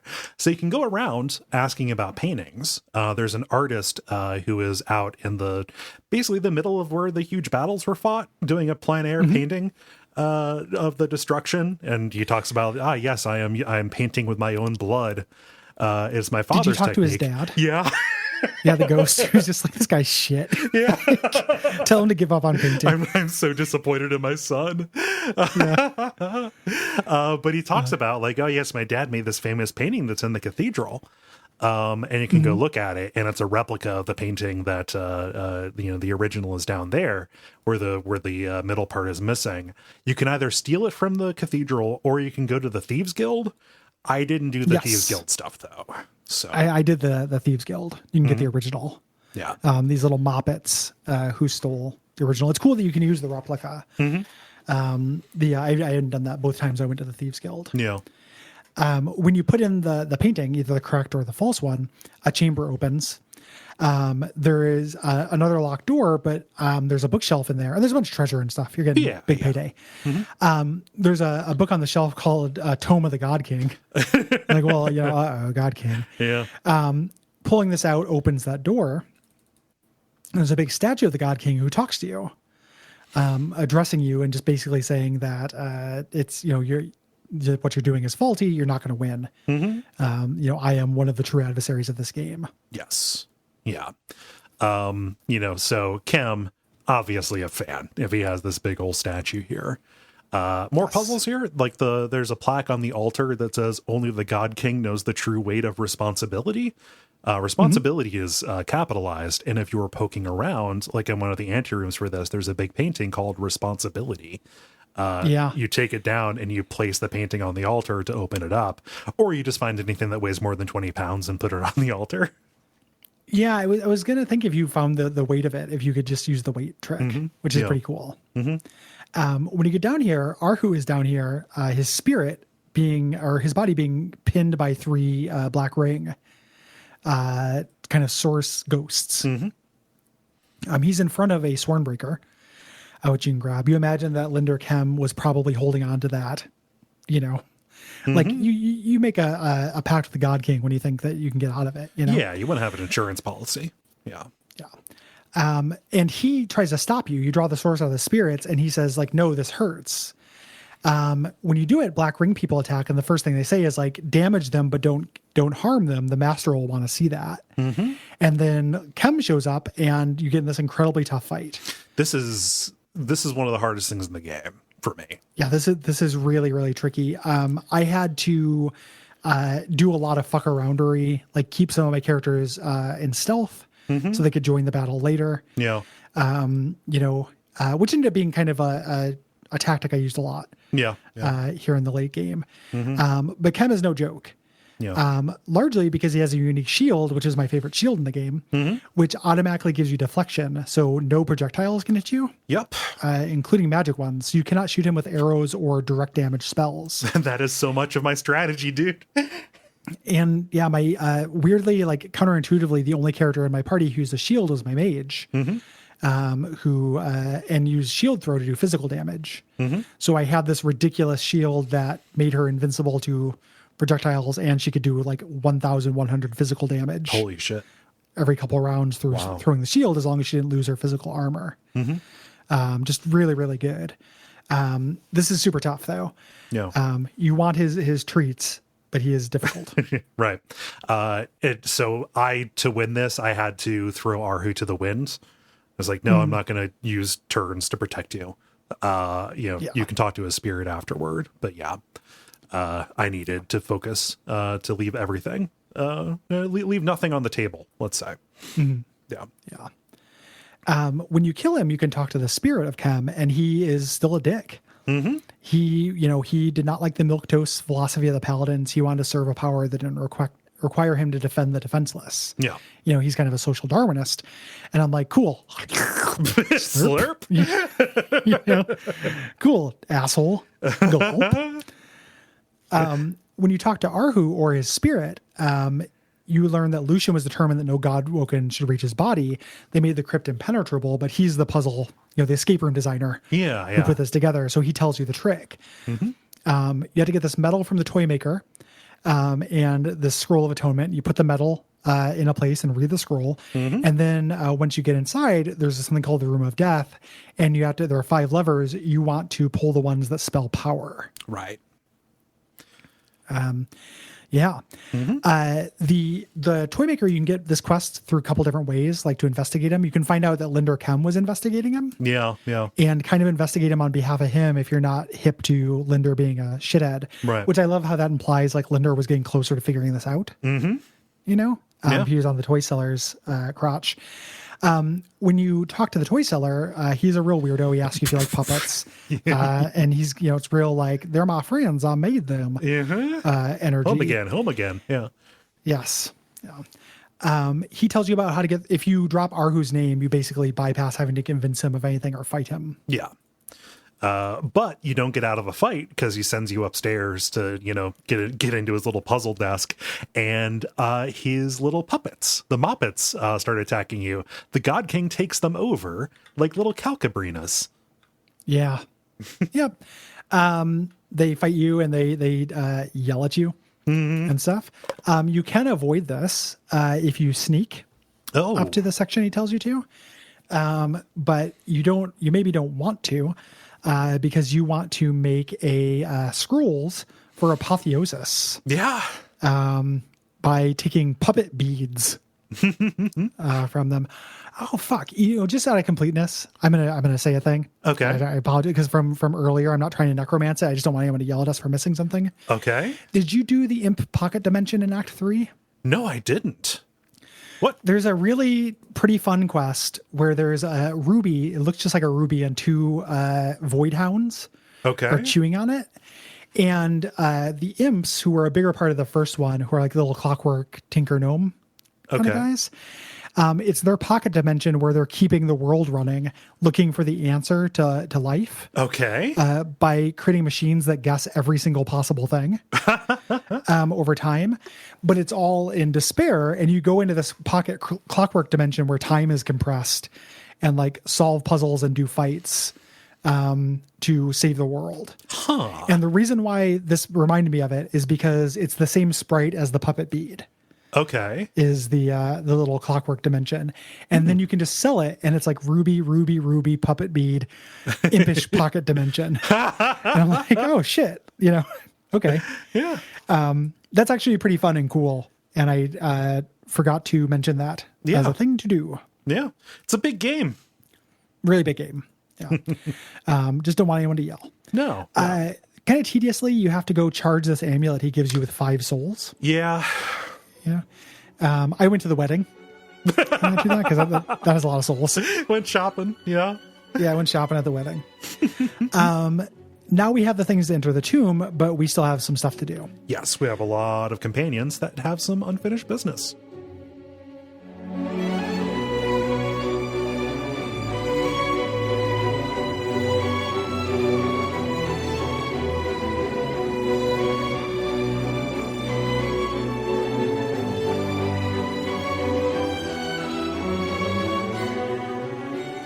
Let's do the coolest one first. Let's talk about Los. Yeah, this is great, in my opinion. This is the kind of section of this quest line that, to me, elevates the game to, like, the writing in this, I think, is incredibly strong, and the concepts are very good. And I think that this is, ends up being Obsidian tier Yeah.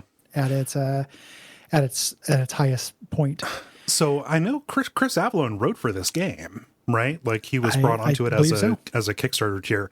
This feels like him to me. Yes. Yeah. While you, if you kill the advocate, while you're running around town, you will get jumped by regular people who turn into demons. You can spot them in advance. They say like unassuming citizen or something. They're all level 20. They're like higher level than you. Yeah. Really, really tough. You only have to take one of them down to critical to make them run, but they will continue to harry you. Yeah. Throughout this. I love what if you take them down to critical, one of the things they will say is they run as there are too few of us. Yeah. Which yipes. makes sense. Like, no, I can't die for this stupid reason. We got to go. Like, yeah. If once you defeat either Kem or Isbiel, which will show up later, an elf shows up and says the doctor will see you now. You can say like, I'll see the doctor when I'm good and fucking ready. And he'll be like, don't leave the doctor waiting. Yes. You can, of course. Yeah. When you go to the doctor's house, which is in the upper right section of the city, it's called the Black House. And Melody is there. And she's like, listen, I found his home plane. This is where he keeps the souls of these steals. If we head there, we can weaken him. Yes. Before this fight. And so she will teleport you there to go deal with us. No combat here. This is just story stuff. In the first room where you come in, you find a black candle. This is how he keeps his souls, right? These candles made out of black wax with the flickering of their lives here. And these are people that he's made a deal with. You can, look into this one. This is Prudence, the barkeep who is the Flencer's mom, right? Yeah. She made a deal with him. And Malady says, this is where his power comes from. We need to snuff out the candles, to weaken the demon, right? Yeah. And when you check in, when you learn about Prudence from the candle, Prudence is doing pretty good and is pretty happy. Yeah. She's not evil at this point. Like, she didn't do it for an evil reason. She doesn't deserve to die. Right. And you can say, like, what happens to the candle or what happens to the person? And Melody's like, what the fuck do you think? Snuff the candle, snuff the person. You were literally snuffing out the candle, dude. Yeah. Like, this is not difficult. I reluctantly decided to do it. The next choice, there are two candles that are kind of locked in combat. Yeah. Yeah, that's a weird sentence. Well, they're set in opposition to each other, right? Like they're next to each other, and they present this nice little contrast, right? You can, look into them, and you find out that one of them is a father who desperately wants to be free from his enslavement to this demon, regardless of what it costs. Like, he just wants out. Right. Yeah. The other is a killer who is fine with his situation. He's raving mad and he's unrepentant. So, like, yes, both of these seem agreeable to me. I'm fine taking a killer off the table. Especially here playing cosmically, right? And if somebody wants out, guess what? Sleep. They get out. Euthanasia. The Duckfeed promise. Yeah. And you're like, okay, this is going to give me a series of little character judgments. Yeah, like ethical decisions, right? Yeah, I played video games. This is an ethical thing, but it pulls the rug out from under you right away. This reveal is fucking god tier, Gary. It's great, dude. Like, my jaw dropped like the first time I was playing it. It's so good for a game that is like, CRPG. So we're dealing with little men on a little board, 2D isometric assets, right? Yeah. Doing scale in that engine in this genre is difficult to do. Like, this would be a cutscene. Yes. In a more cinematic game, but they don't do it like that. You come around a corner and it's like, oh shit, these were just some kind of loose ones. There's this huge sea of candles. It's an ocean, thousands, millions of them. All these souls that are pledged to a drama leak. This guy has been, doing this for a very long time and is a very bad man. And it's like, yeah, you could take out, the mother of that killer or these two guys, but you don't get to know any of these people. No. Are you willing to provide this genocide, basically? They call it a genocide. They say, do you condemn them to non-existence? Yeah. for being associated with this demon, or just being a victim to him, and Yeah. Malady is making a utilitarian argument saying demons stick around forever, right? Like, Yes. we are doing this to save the ones in the future, potential future victims, right? And this is, it's kind of a weird, like, I didn't really think about it until we were recording this, but it's kind of a low-key theme of the game. Yeah. Like, genocide shows up a lot Yes. in this game as a kind of thing. And a cool thing about this is you don't have to do this. No. You can take the moral high ground. I think the fight is too hard. I can't beat the fight without doing it, which was a wonderful, like, little bit of like ludonarrative consonance. Mm-hmm. Like, I wanted to not snuff all the candles. I was unable to do it, and I tried many times. Yes. That is a really cool feeling to be like, okay, I'm going to go sacrifice my morality for the greater good because I don't have a choice. Mm-hmm. That is a really cool thing that only like an interactive medium or a video game can make you do. Yeah, I didn't think about it from that angle, but you're spot on. Yeah, I love it when that kind of shit happens. Mm-hmm. I absolutely adore it. Malady will summon a flood and just put out all the candles, and you get to see them all go out. Mm-hmm. Over this field. It's heavy shit. Yeah. And now we can go into the Black House, and the Black House is fucking incredible. Mm-hmm. There are all these nurses that are named after musical notes. Yep. It's like Nurse Doe, Nurse Ray, Nurse Me, Nurse Me. And they're all like herky-jerky and fucking weird. It's all super scary. And you go in and confront him directly, the doctor here. And The you have doctor is power sin. over him now. Yeah, the doctor is sin, 100%. Yeah, but you can talk to him, and this is my first time that I've ever kind of seen what he is like, right? But this is the voice that is kind of in her head, and he does some like textbook abuser stuff, saying like, oh, I'm shocked at your lack of gratitude. Why would you come and do this to me after everything that I've given to you, all this power? I'm making you a god. It is so well observed and horrible. Yeah. Like I just read that 3096 Days book about the woman who was kept in the basement dungeon for 8 years. And this was the shit that guy did as well. Like, you should be grateful, all of this stuff. It's all classic abuser stuff, but it's so fucking gross. Yeah. And I'm not blowing any minds by saying that. It's like, Duckfeed proudly comes out against abuse. But you don't see it laid as a metaphor on stuff very often. No, and I mean, probably for good. You want to make sure that you're using that ammo responsibly, right? Yeah. If you're going to take that, take that shot, you want to do it right.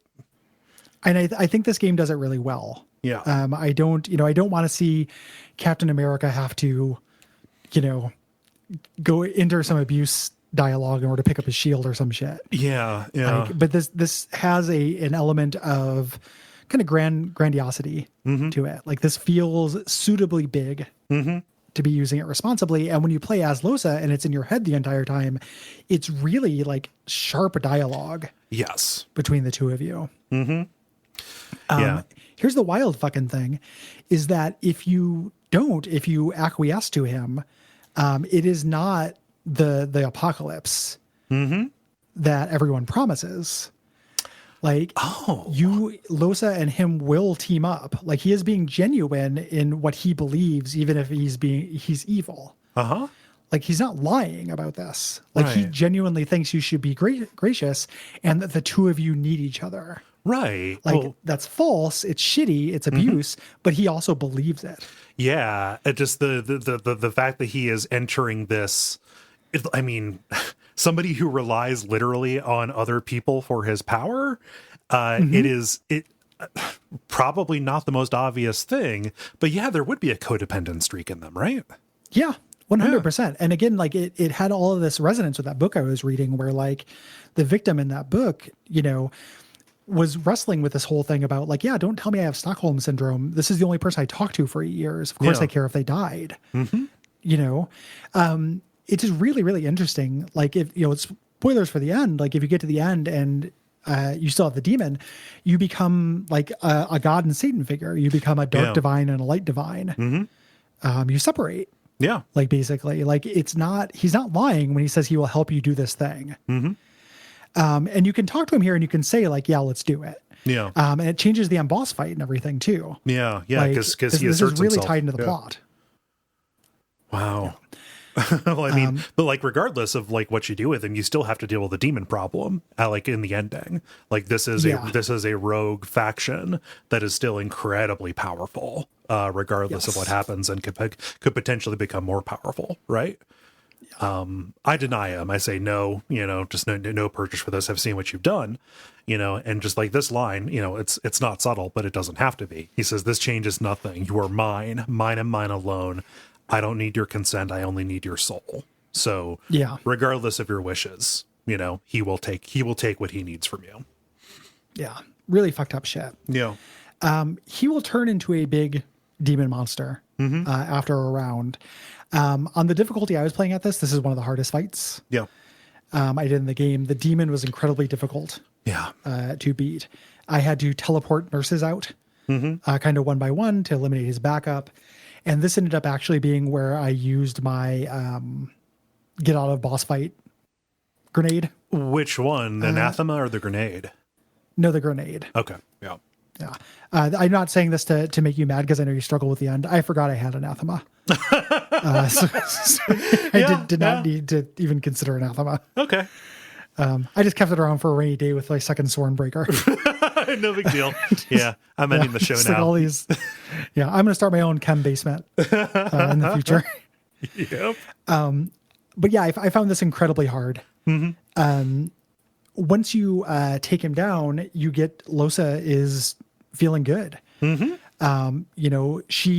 still this presence in here because again, this has been with her for most of her life. Yeah. But she is now free. Like at least when you play as her, she's incredibly free. You find her lute, which she had taken, Lute. Yes. And she can sing a little song. Yeah. You can get the song with her as a side character as well. Yeah. And I love the way that it's written. You can ask her like, how do you feel? This is the thing we've been working for, and she says, I can still hear him. Like he's still there if I listen, he's just a whisper deep down, but I can choose not to listen to it. Yeah. And she says, oh, good. I was just gonna say, it's not gonna, it's not in charge anymore. Right. And trauma will always be with you, right? And I love what she says. I guess that's a new kind of freedom. Maybe not the freedom to be alone, but the freedom to choose which company to keep. Yes. Very touching. Really, really good stuff. Yeah. Very touching. You can get into this through another way if you don't go in through this front door, through the Voidwoken Fish Exchange. Which you go to the dock outside his house where he's having void fish delivered to him to eat. And you put one of your teleporter pyramids in his fish barrel and then cast the spell to swap the barrels. Oh, yeah? And then teleport into his basement. Oh, that's super obtuse. Yeah. It's one of the most obtuse things I've seen in video games. But either way you get into his basement, you're going to want to because it's horrifying and creepy. Jahan got down here. He was, he got captured trying to take him out. Here, there are other demon hunters who have been taken out. Like this guy was really bad news. Yeah. There's a dwarf down here with his tongue cut out, and the fact that this is called Black House, this feels a little Stephen Kingy. Like those are explicit references, both to Dark Tower related things. The basement, the powerful basement prisoner with the tongue cut out, and the Black House as a place. Who knows if that is intentional, but being who I am, I've got to point it out. Yeah, they're not reference shy. Yeah, it's very good. Yeah, it is a very good quest. It's my favorite companion side quest by quite a bit. Yeah, even though I have not done the dwarf stuff with the beast, and I cannot remember if ends. So. And also it doesn't end on on a purely positive note. Like as you go to leave, Losa gets a vision, because she has been touched by the demons, she can see all of the planes with all of the lost souls. You don't get this if you are Losa. Oh, okay. Yeah. No, but that gives her like a new purpose. Like, oh, this problem is way bigger. She says it's millions upon millions. Like it's more than you could possibly imagine. She kind of sees the dark forces behind everything. Also, if you talk to the spirits of the nurses, you can find out that they were like Losa. They were people who were possessed, and they found their way to the doctor and tried to get their revenge, but they were beaten. Yeah. Same thing with Jahan. Yeah. Like it's like what he does, you know. My Losa also became a demon hunter, but it wasn't through getting this different vision. Yeah. This plain vision. The dwarf stuff in the final area is also really good. Yes. I think this is cool. We go to the estate of Michael Rose, who is this dwarven guy who we got sent to by Lohar. And we can go in and talk to him. You can also beast your way in. Yep. And kind of learn a bunch of stuff about what's going on here. This wedding has been attacked by Voidwoken. Here is this like great tragedy that's happening in town. And you can learn that the queen is holding court in the sewers and has a new advisor. Whenever anyone gets an advisor, it's bad news. In any medium. Yeah. You know, like, you never get an advisor. Yeah. Isbiel. Yes. She is no good. Yes, this is Beal person. A connection between these two things. The wedding cake explodes, and there are possessed Moppets. There are puppets here. They were sent by the doctor. He wanted to stop the dwarven plot because he knew what was going to happen. It was going to be bad for him. Yeah. Yeah. Again, cross purposes, enemy of my enemy stuff. You can check out when you're in the garden where the wedding was during this massacre, you can check out, there's this statue that has a pipe on it that has a smell. And if you pass the right checks, it smells like death fog. Yeah. This was a pipe that goes underground. So we can go down into the sewers to find one of the ways to get to the queen. The sewers are really expansive. And quite trapped, actually. One of the things is there are crates of death fog that can leak. And there's also a spider ambush where some of the spiders have been death fog tainted. And when you kill them, they explode in death fog, which means they will kill anybody in your party who is not undead. Yeah, if they're next to them. Yes. You can also pick up a crate or a barrel of death fog and use it. You can toss this at people. If they're not a skeleton, they will die. You're making your way to the court here. I had this brick that I got from the conspirator's corpse at the wedding as well to get in. And we walk in, and they'll initially start her holding this like twisted parody of court life in the sewer. She was saying like, bow before your queen and everything. If you call them on anything, like I knew who Isbel was at this point because I'd seen reference. Isbel is just like, oh, okay, I can't keep this up. Even the minimal effort is too much. Just, I'm going to fucking kill you. Doesn't matter. She turns on Justinia saying, oh, you fool, I've been using you. Arx is going to fall and your name is going to be tainted forever as one of the biggest mass murderers in history. Right. Yeah. And part of the dynamic here, this is something that, has come out in Beast Quests, in breadcrumbs or whatever. Isbel's been around for a little bit. And this is kind of a metaphor for an arms race, right?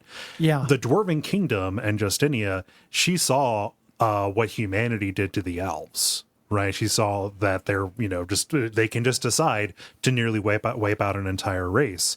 Isbel got into Justinia's ear and said, you need deterrence. You need to stockpile this stuff in order to protect the Dwarven Kingdom. You need to sit on this so they don't fuck with you, right? But that's not exactly why Isbel, was doing all of this. There's an altered plot, but that is part of what Justinia's motive is.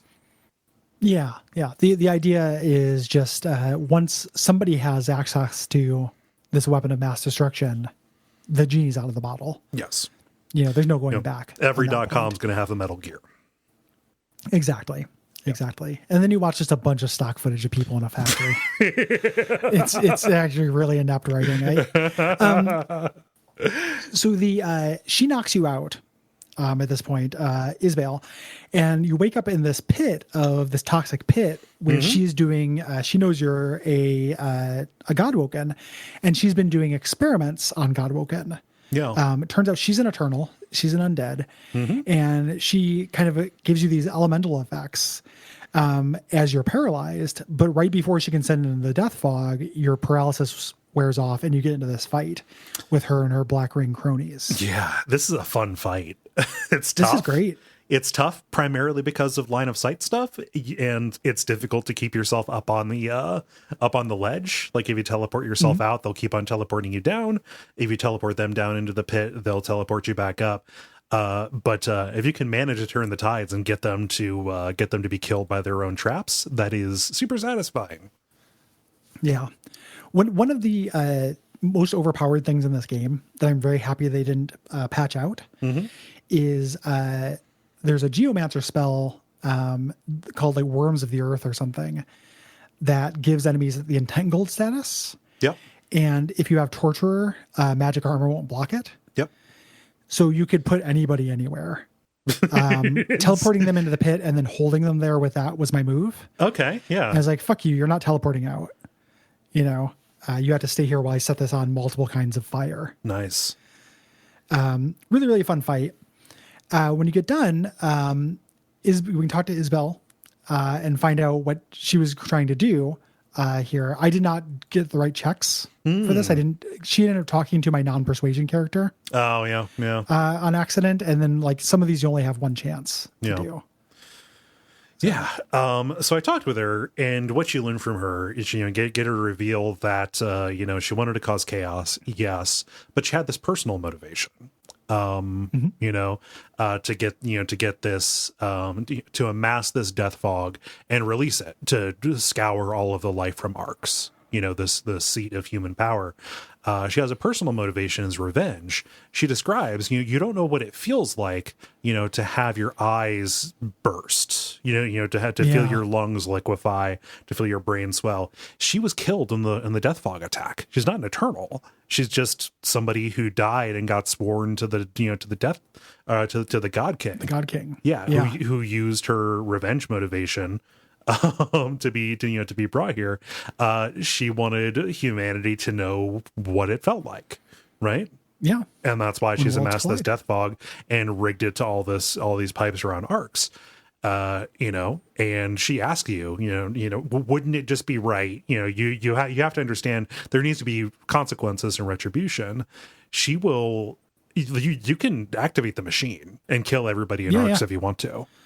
You that is kind of your next choice here is what to do with the machine. Yeah.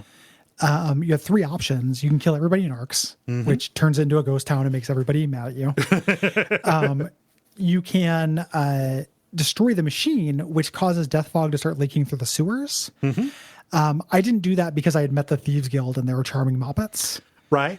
And they refused me. I think there might be a check, but I was like, hey, there's a lot of death fog down here. You shouldn't set up your base down here. But I couldn't convince them. Or you can release into the ocean, which also has consequences. I don't know what my series of choices were, but because I had done that, my ending slide for arcs is it was cut off from the rest of the world because death fog that was floating up from the ocean. Oh shit. Yeah. So it ended up atrophying. It's like a Chernobyl thing. Yeah. Yeah. You can also go find Justinia here. And I'm interested to hear you talk about this because I didn't have Beast with me. So she was just kind of like, oh, I can't believe she took advantage of me. Oh, well, yeah, I was being crazy. I was going to do the death fog, but what are you going to do? And I was like, all of my companions were like, kill her. I'm like, fuck you. You don't get to do this atrocity. And I just killed her. Yeah.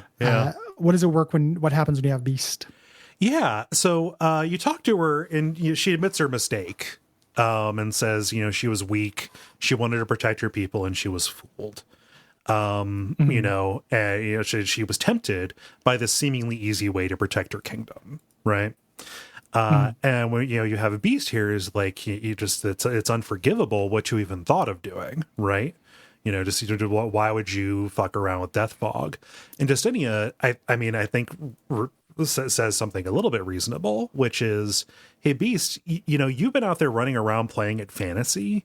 Well, I've had to accept the responsibility of leading. Marcus, my cousin, she exiled him because of trying to unseat her.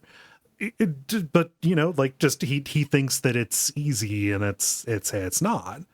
And Beast leaves the decision to me. And, I thought, she didn't know what he was, what Isabel really wanted to do. She was playing with this fire, but like nothing bad ultimately happened from it. And because there was nothing, terrible that happened aside from all these people, trying to use her, and there was the potential for this, like, sorry was enough, Yeah. And, every year and she says, I will free the rebels, Beast, don't try and come here and rule with me because your role is as Godwoken for our people. Right. And to go. Yeah.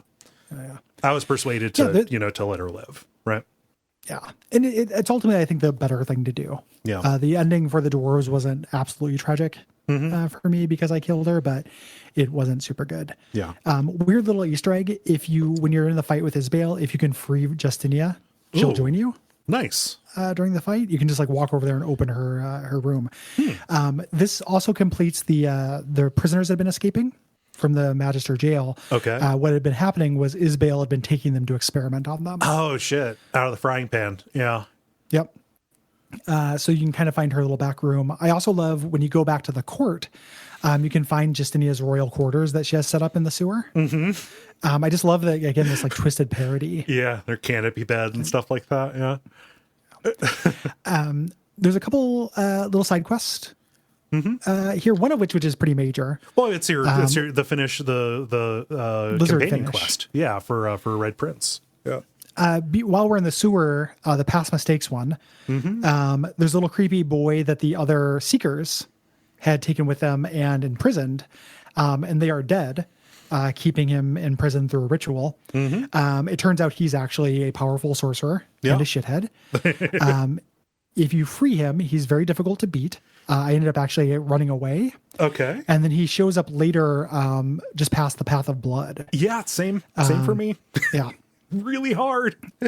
All these people that he has with him. There's one of them that is just a dedicated charmer. Yeah. Yeah. Difficult fight. There's also a little bit with the school that's nearby that you can reopen. Yeah, it's a way to get down to the Thieves Guild, right? Yeah. Yeah. It ties into some of the quests and stuff, but it's not particularly strong on its own. Yeah. The biggest thing here is the Lizard Consulate. They have a consulate here, and it's been overrun by these very special Voidwoken. When you go in, there are all these lizard men Voidwoken things that can respawn if they get over to cursed fire. Okay. So you can't kill them as they are. You have to either kill them and then get rid of the cursed fire, or you have to bless them twice so they're no longer cursed. Okay. This is a huge pain in the dick because respawning enemies are a pain in the dick. So I just ended up having somebody sneak through. Yeah. Invisible and teleported.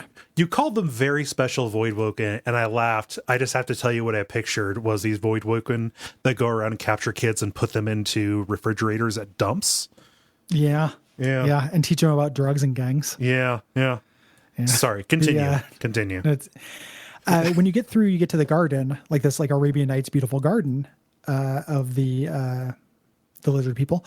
And if you are, you can find a dreamer here with the Red Prince, and he can open up a portal to, I can't remember what they call it, but it's basically like the dream realm. Yeah. That the lizards live in. When you go there, you first start off in a little arena where you fight copies of all of the big bosses we fought so far. Oh. That are like reflections of the Red Prince's delusions of inadequacy. Like they're taunting him about how he'll never be enough, and he's, and taunting him about his guilt. It turns out the Red Prince was the one who had the idea to use the Death Fog. Oh shit. Because he was, he's the Prince of the House of War, and it was a tactician. Like he had never actually been involved in war. He just like laid on chaise lounges and made brilliant and effective tactical decisions. Oh, so he never realized that there were human stakes. He was just moving pieces around on a board. Okay. It's exactly that. So he has a lot of guilt around that now that he's been out in the world. Yeah. And they're taunting him about it. It's a very tough fight. You fight a copy of Dallas and a copy of Alexander and such. And they will respawn until you destroy the Black Mirrors. Okay. They're in the area. I had to cheese it by destroying the Black Mirrors at range before the fight. Yeah. When you get there, you find out where the Red Princess has been. She's been hanging out in this dream realm to stay safe from the God King. Oh, because he has a lien on her, right? He has a lien on her. She escaped, from the guy who took her back in Act 2, but she's here and can't leave because as soon as she leaves, the God King's going to get her. Right. She's pregnant, she's had eggs, and she's like, yeah, if I get out there, he's going to make me do these things, control these dragons to bad ends. You can use a Swornbreaker on her, which I think that the Red Prince will fight you if you say like no. No. If you just don't have one, sure. But if you're just like, I'd rather save it. It's a pretty good use for a Swornbreaker. I think it's like the only like really like unapologetically good one. Well, Elmira ends up being really good. Yeah, So I used that on Elmira, but then I took it back. Okay. From her. So that's why I ended up with my spare one. Gotcha. Well, you can also use it to break Wendigo. Wendigo. Right? Yeah. Yeah. Which I did not do. I was like, no. You made your bet. I just let it go. I don't know why. I just like, I got one. I want to save it. But then as the Red Prince, you can breathe fire on the eggs and you'll get a Dragonling summon. That's your son. No. That's your small adult son. Don't charm me or my son ever again. Exactly. Who is a great little like fire critter. And characters will express doubt like, hey, we don't want to be giving the lizards this power. And in a subversion, like it actually works out pretty well. At least for my ending, they ended up being a really powerful part of the alliance. Nice. And using these dragons, like they never succumbed to anything, but they were good guys because I had influenced the Red Prince in a good way. Yeah. It's good stuff. Like he's a good character and it's a good storyline. And I was glad to have a chance to experience it. On the second run through. I was reading some dialogue, and I just about this quest, and there's like something that I read, like, it used to be that I wanted my empire to span from sea to sea, but like now, that's gone away. I just want to watch my kids fly, because we used to be this and now we can be it again, Yeah. It's quite sweet. He ends up being a really good character. His epilogue is also really touching. When at the end when you're on the ship. Yeah.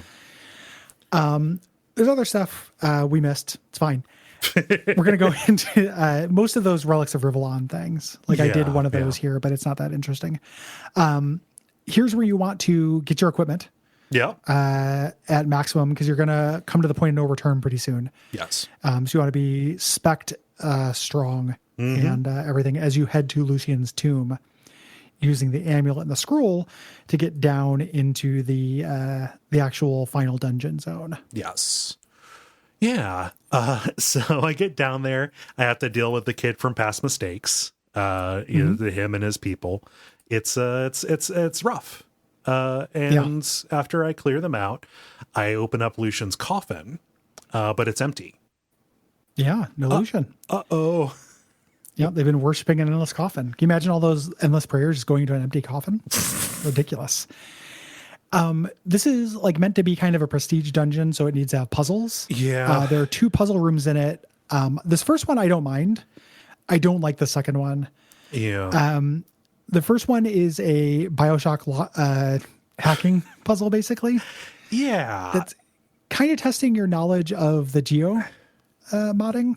To a degree, right? Like you can look at it and you see there are so it's a big field of like pipe segments that stands between 6 different kind of like pots of elements. So there, on either side there is, what is it? It's blessed water, blessed fire, and then at the far end you see that there is blessed blood as well. But at the near end there is no blessed blood. Yes. So what you have to do in order to solve this, you have to go in and do all of the pipe routing to create a path for these things to run down.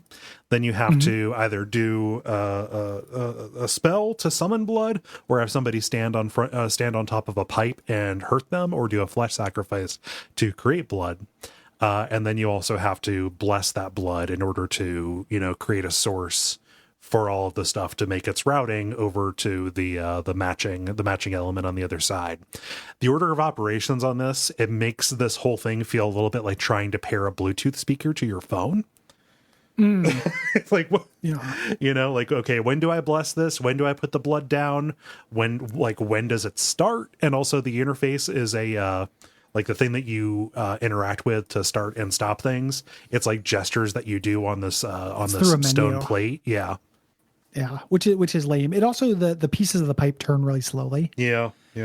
And they only turn clockwise. Yep. So if you have to move it 3 turns, it's a time tax. Yeah.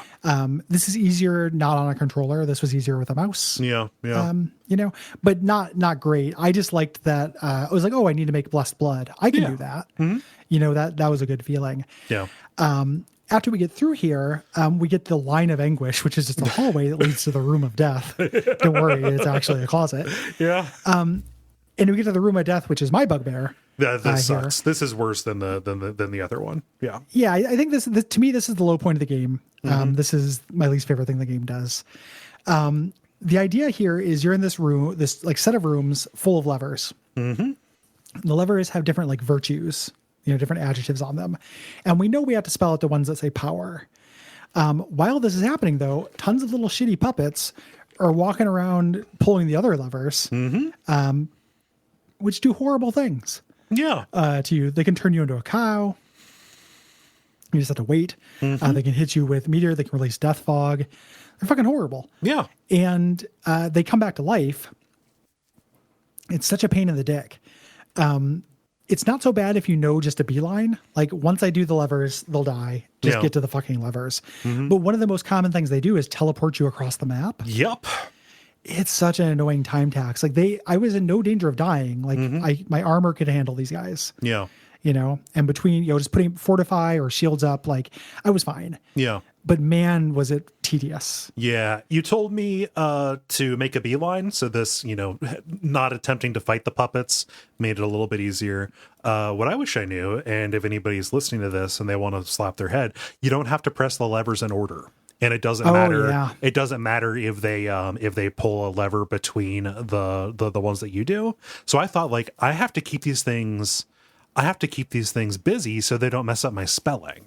No, you just have to hit the 5 levers that say power. It doesn't matter what happens in between. It doesn't matter what order you do this in. So I ended up like losing some time to this, even though I wasn't like trying to kill the puppets. Yeah. Really, pretty late in the game for the nadir of the game. Yeah. And it's like, it sucks that it leaves a bad taste in the mouth at the end here, but it's also ultimately pretty small. It's one room in this game that is ridiculously huge. Yeah. I allow them this misstep. Once you get past this, the spider did not pop up. Oh. For me, I don't think so. Oh, no, yeah, it did. Yeah, I remember now. The spider pops up. It's a void woken. And it's actually Harina. We had learned that the void woken are actually the Eternals on the other side of this thing. And this is Fane's old assistant back when he was a researcher. Yeah, and she says, hey, there's another option to all of this. Fane, you can restore the Eternals and lock the king outside of this world. All that it takes is steal the power of the 7, and steal the life from all of the mortals, restore the Eternals, and then close the veil. This would restore the balance. Reset. Yeah, it would undo the original sin. We go back to the way it was.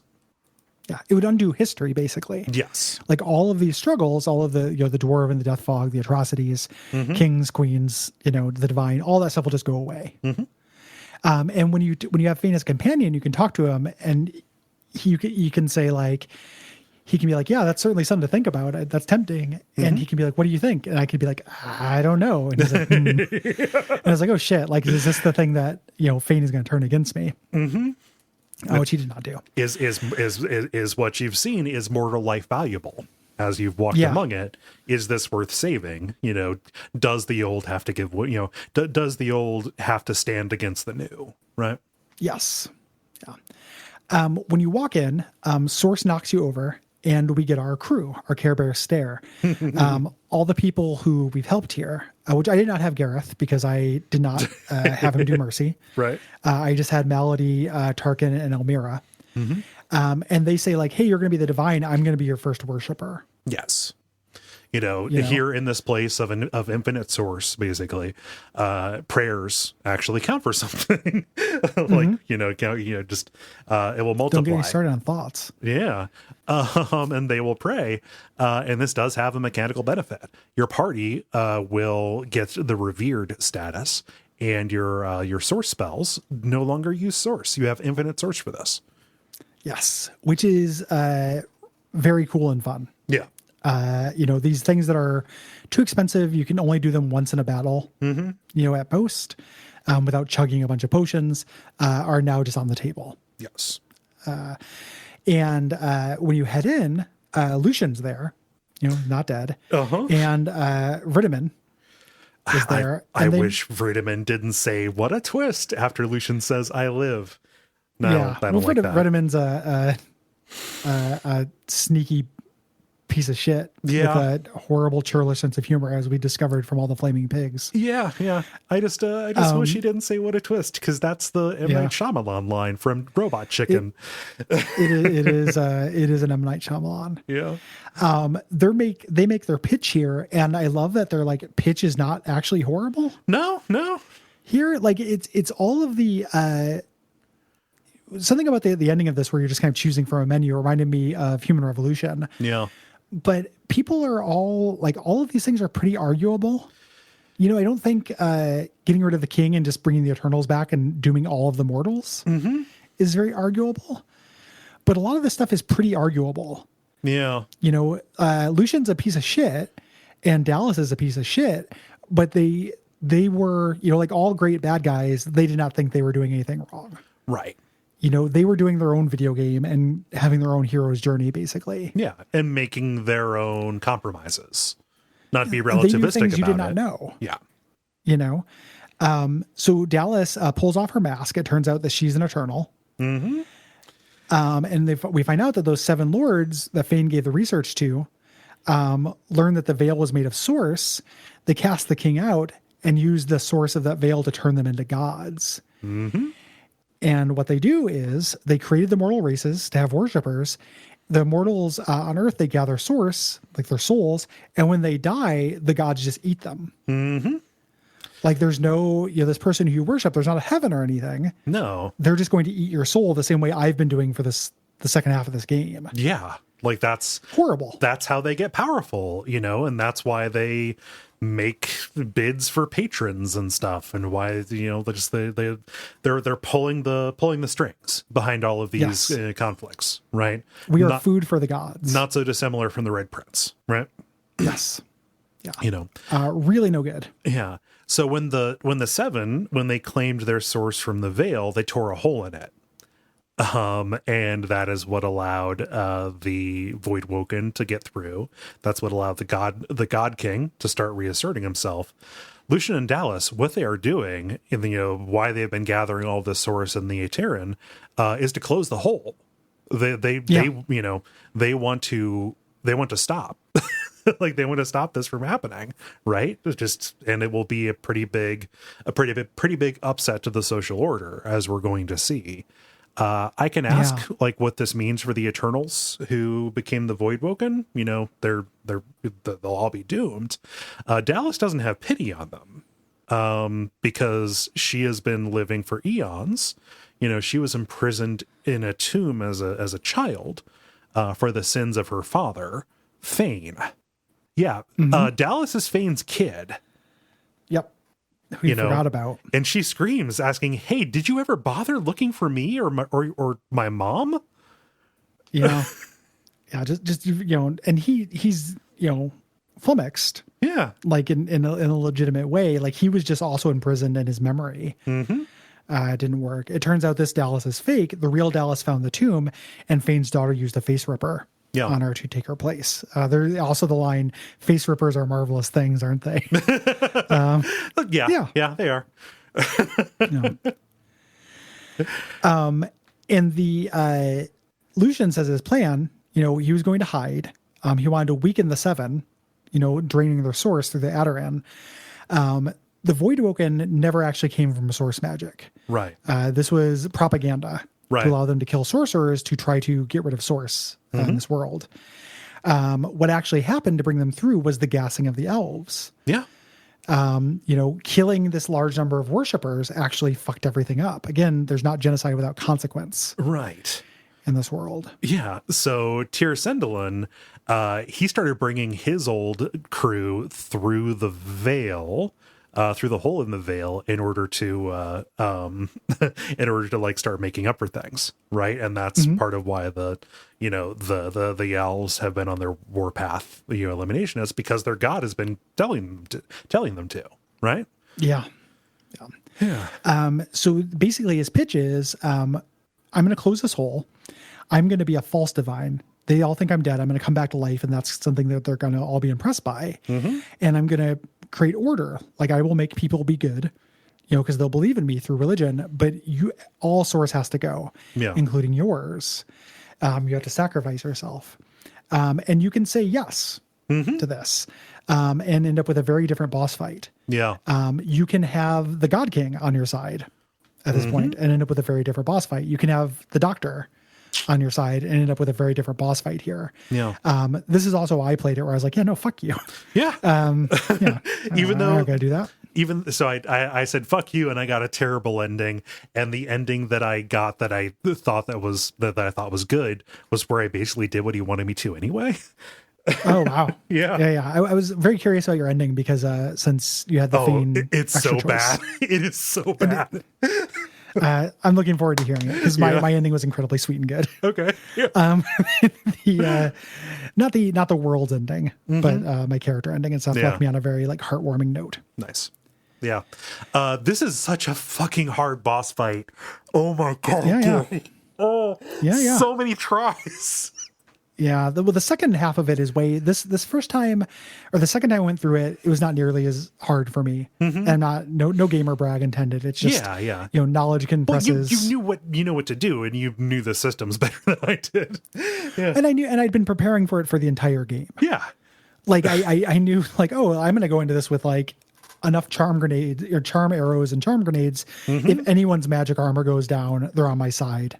Yeah. Instantly. Everyone can do this. This is so hard. It didn't matter that I had infinite source. I went and did like respecs and stuff like this. It's the reason the episode's late. And the episode of Days of Future Cast. Yeah. That was coming out. Like this is the power of Brachus Rex impacted this network. Yeah.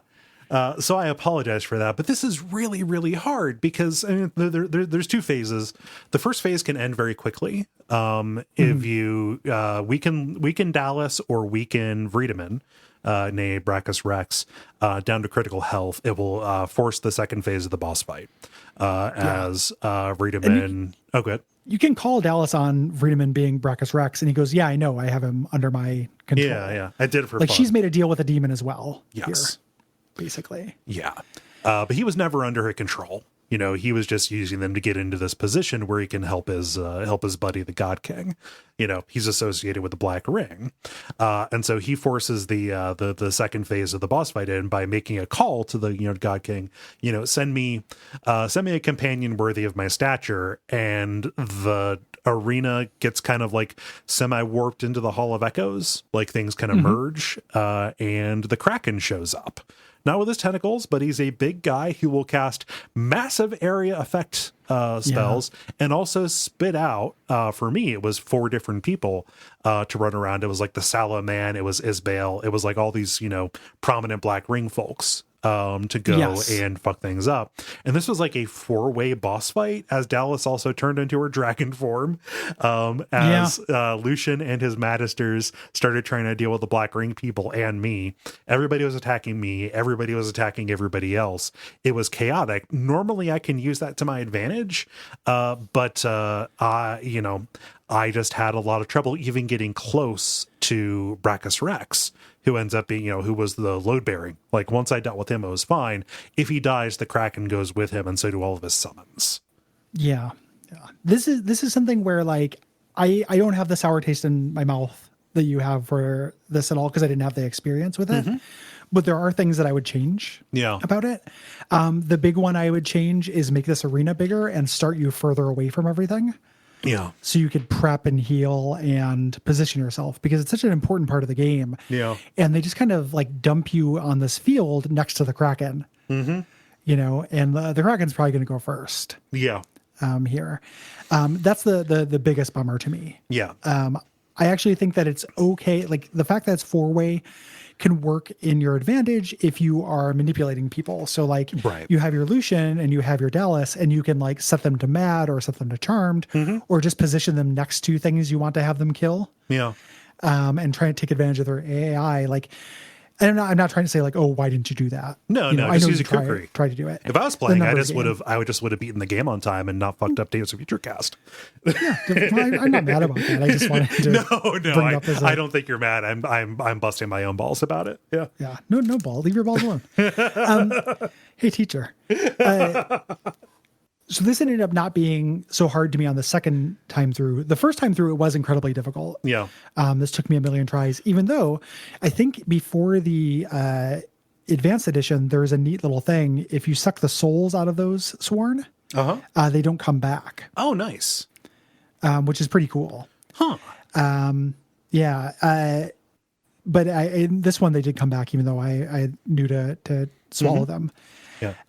After you kill Brachus Rex, that's the end. Yeah.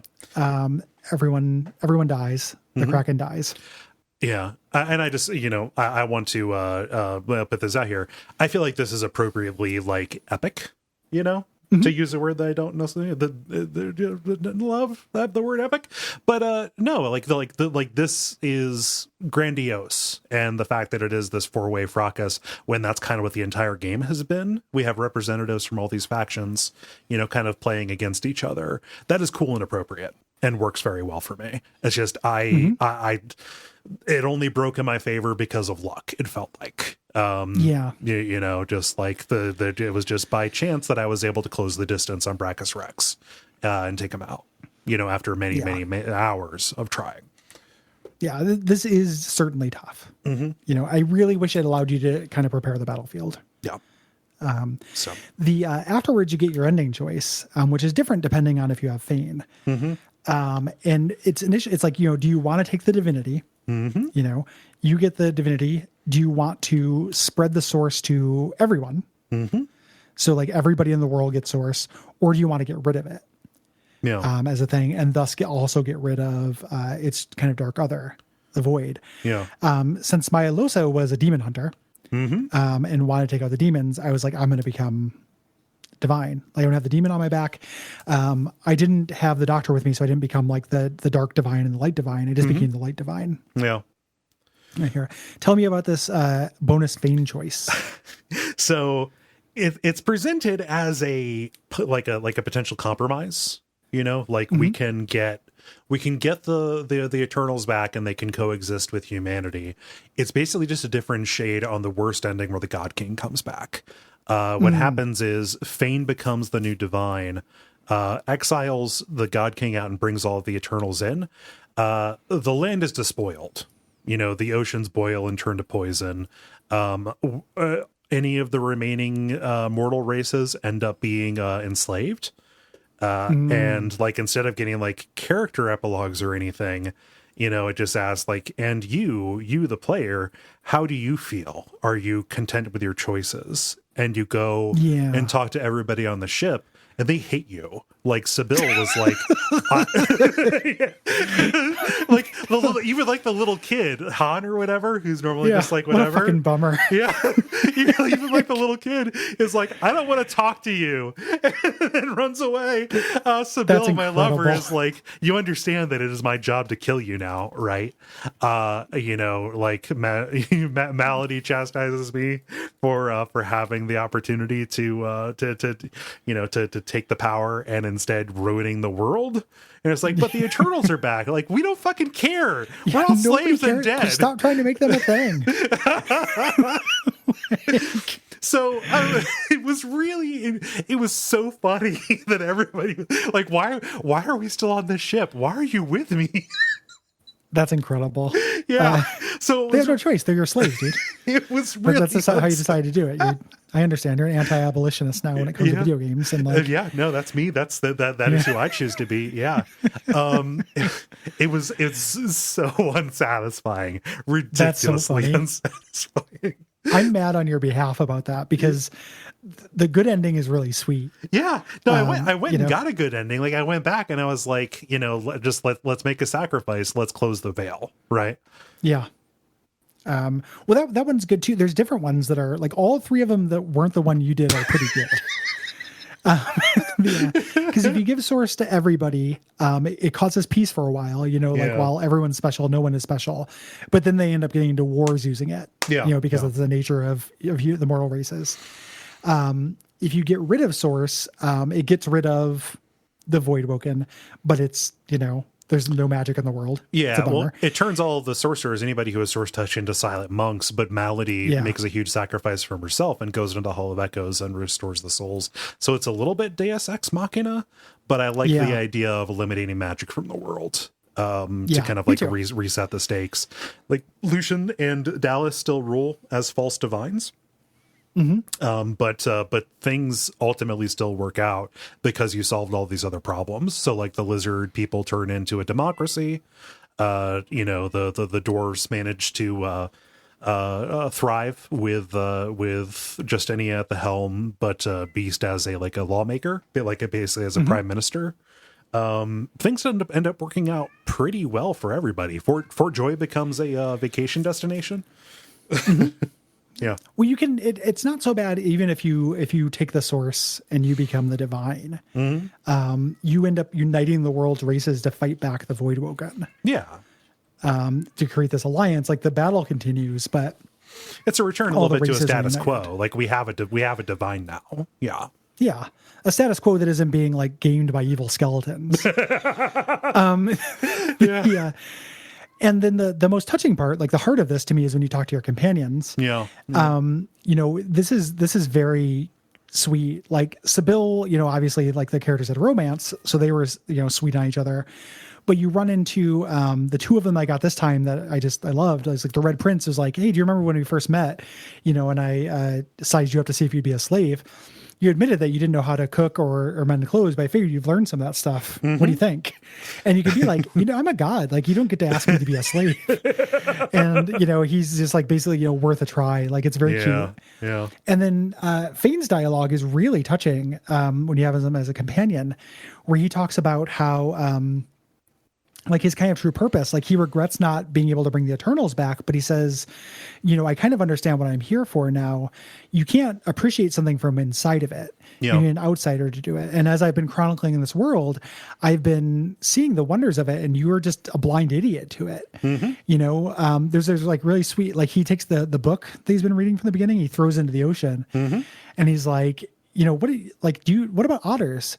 These are playful waterproof cats, and you don't even care about them. Is that what he says? Yeah. Playful waterproof cats. That's so good. It's really good. It's like very sweet. Like it's a very like spiritually sound, like, like appreciate. I love it. Yeah. Yeah. It's so touching. Like it's a really, really good little ending. Mm-hmm. The world didn't go well. I released the Death Fog into the ocean. So arcs got cut off.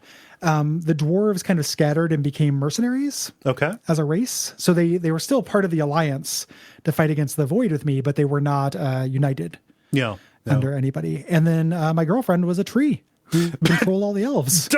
So gotcha. Nazi. I chopped my wife down and made her into a race car bed. Like, and it can talk to you, it can tell me bedtime stories at night. Yeah. The bed sucks you off. It's like Cortana. Yeah. I forget like specific interactions that I had with everybody, but it's it all my went Murphy wife. But it all went pretty well, Losa became a demon hunter, all of that, and just like everybody on the boat was talking about, oh boy, that week that we all spent as silent monks kind of sucked, right? But it's just no fun. How do we find this new purpose? What's the new foot that we step on? In this kind of what ultimately is a brave new world without source, and without a divine order kind of like stacking up this hierarchy, right? It's one of those things, if they do a sequel, they'll have to condense the endings like Deus Ex did. Yeah. You know, like they'll have to figure out a way to have a canonical ending. Yeah, that's the end of Divinity Original Sin 2. Yeah. Yeah. Good game. Just one of my favorites. Like it is, I find the mechanics of this it's very generous. The possibility space is kind of endlessly rich. The whole time through it, I was thinking of other builds that I could do that I was like, oh, this would work. Yeah. You know, like 2 Charmers would work. Yeah.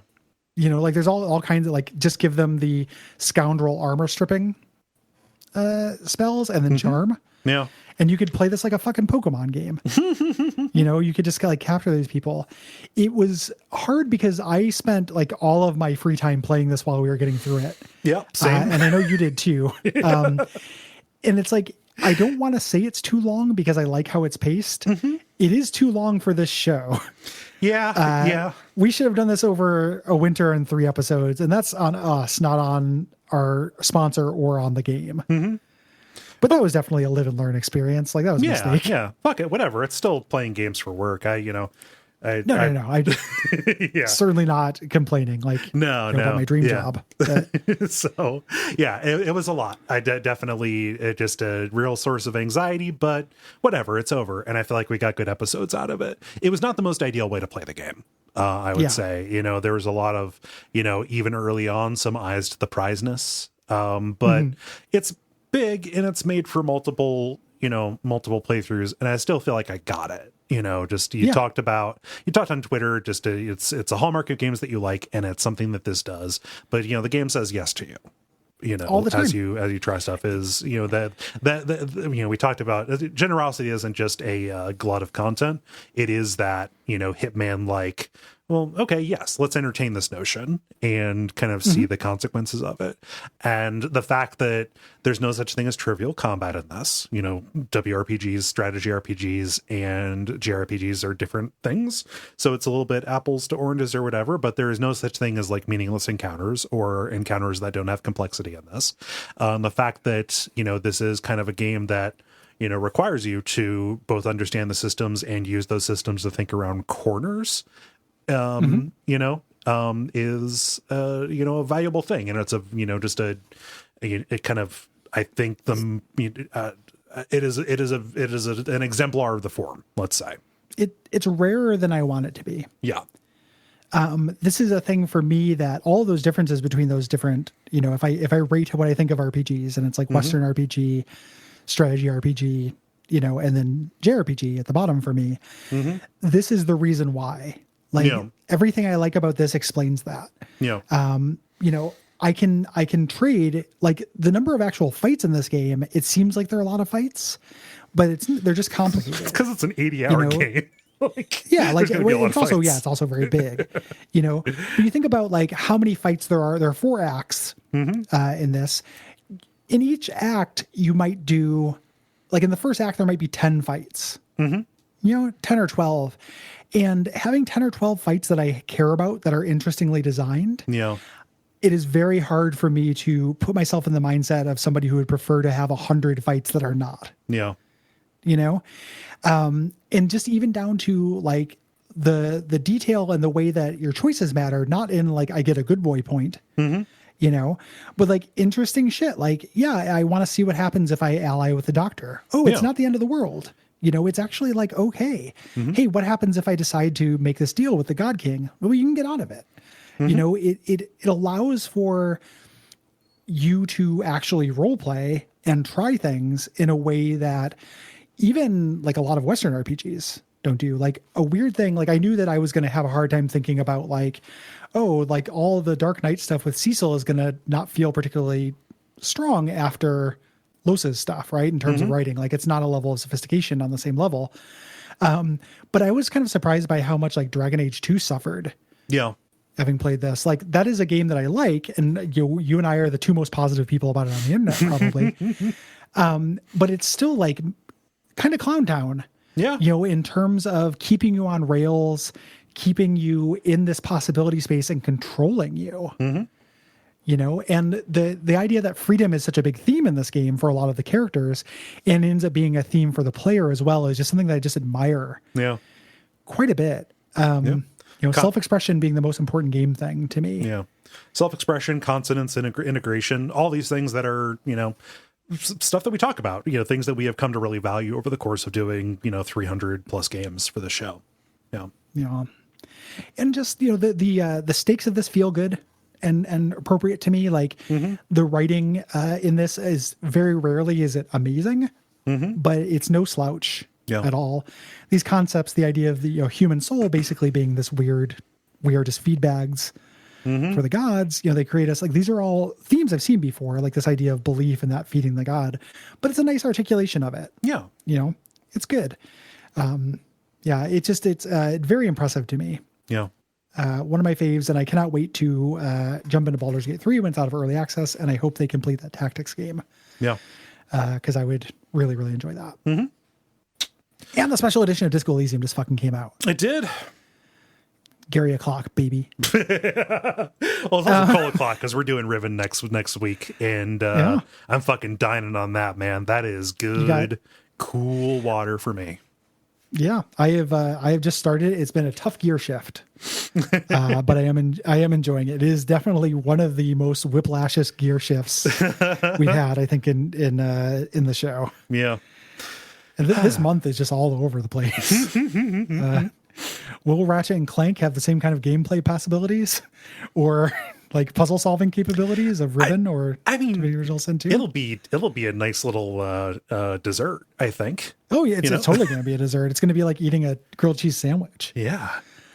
Yeah. So if you have anything to say about this, Riven or Ratchet and Clank Into the Nexus, hit us up at Duckfeed.tv/contact. Yeah. Or if you have things to say about the games that we are covering in May. Fuck, dude.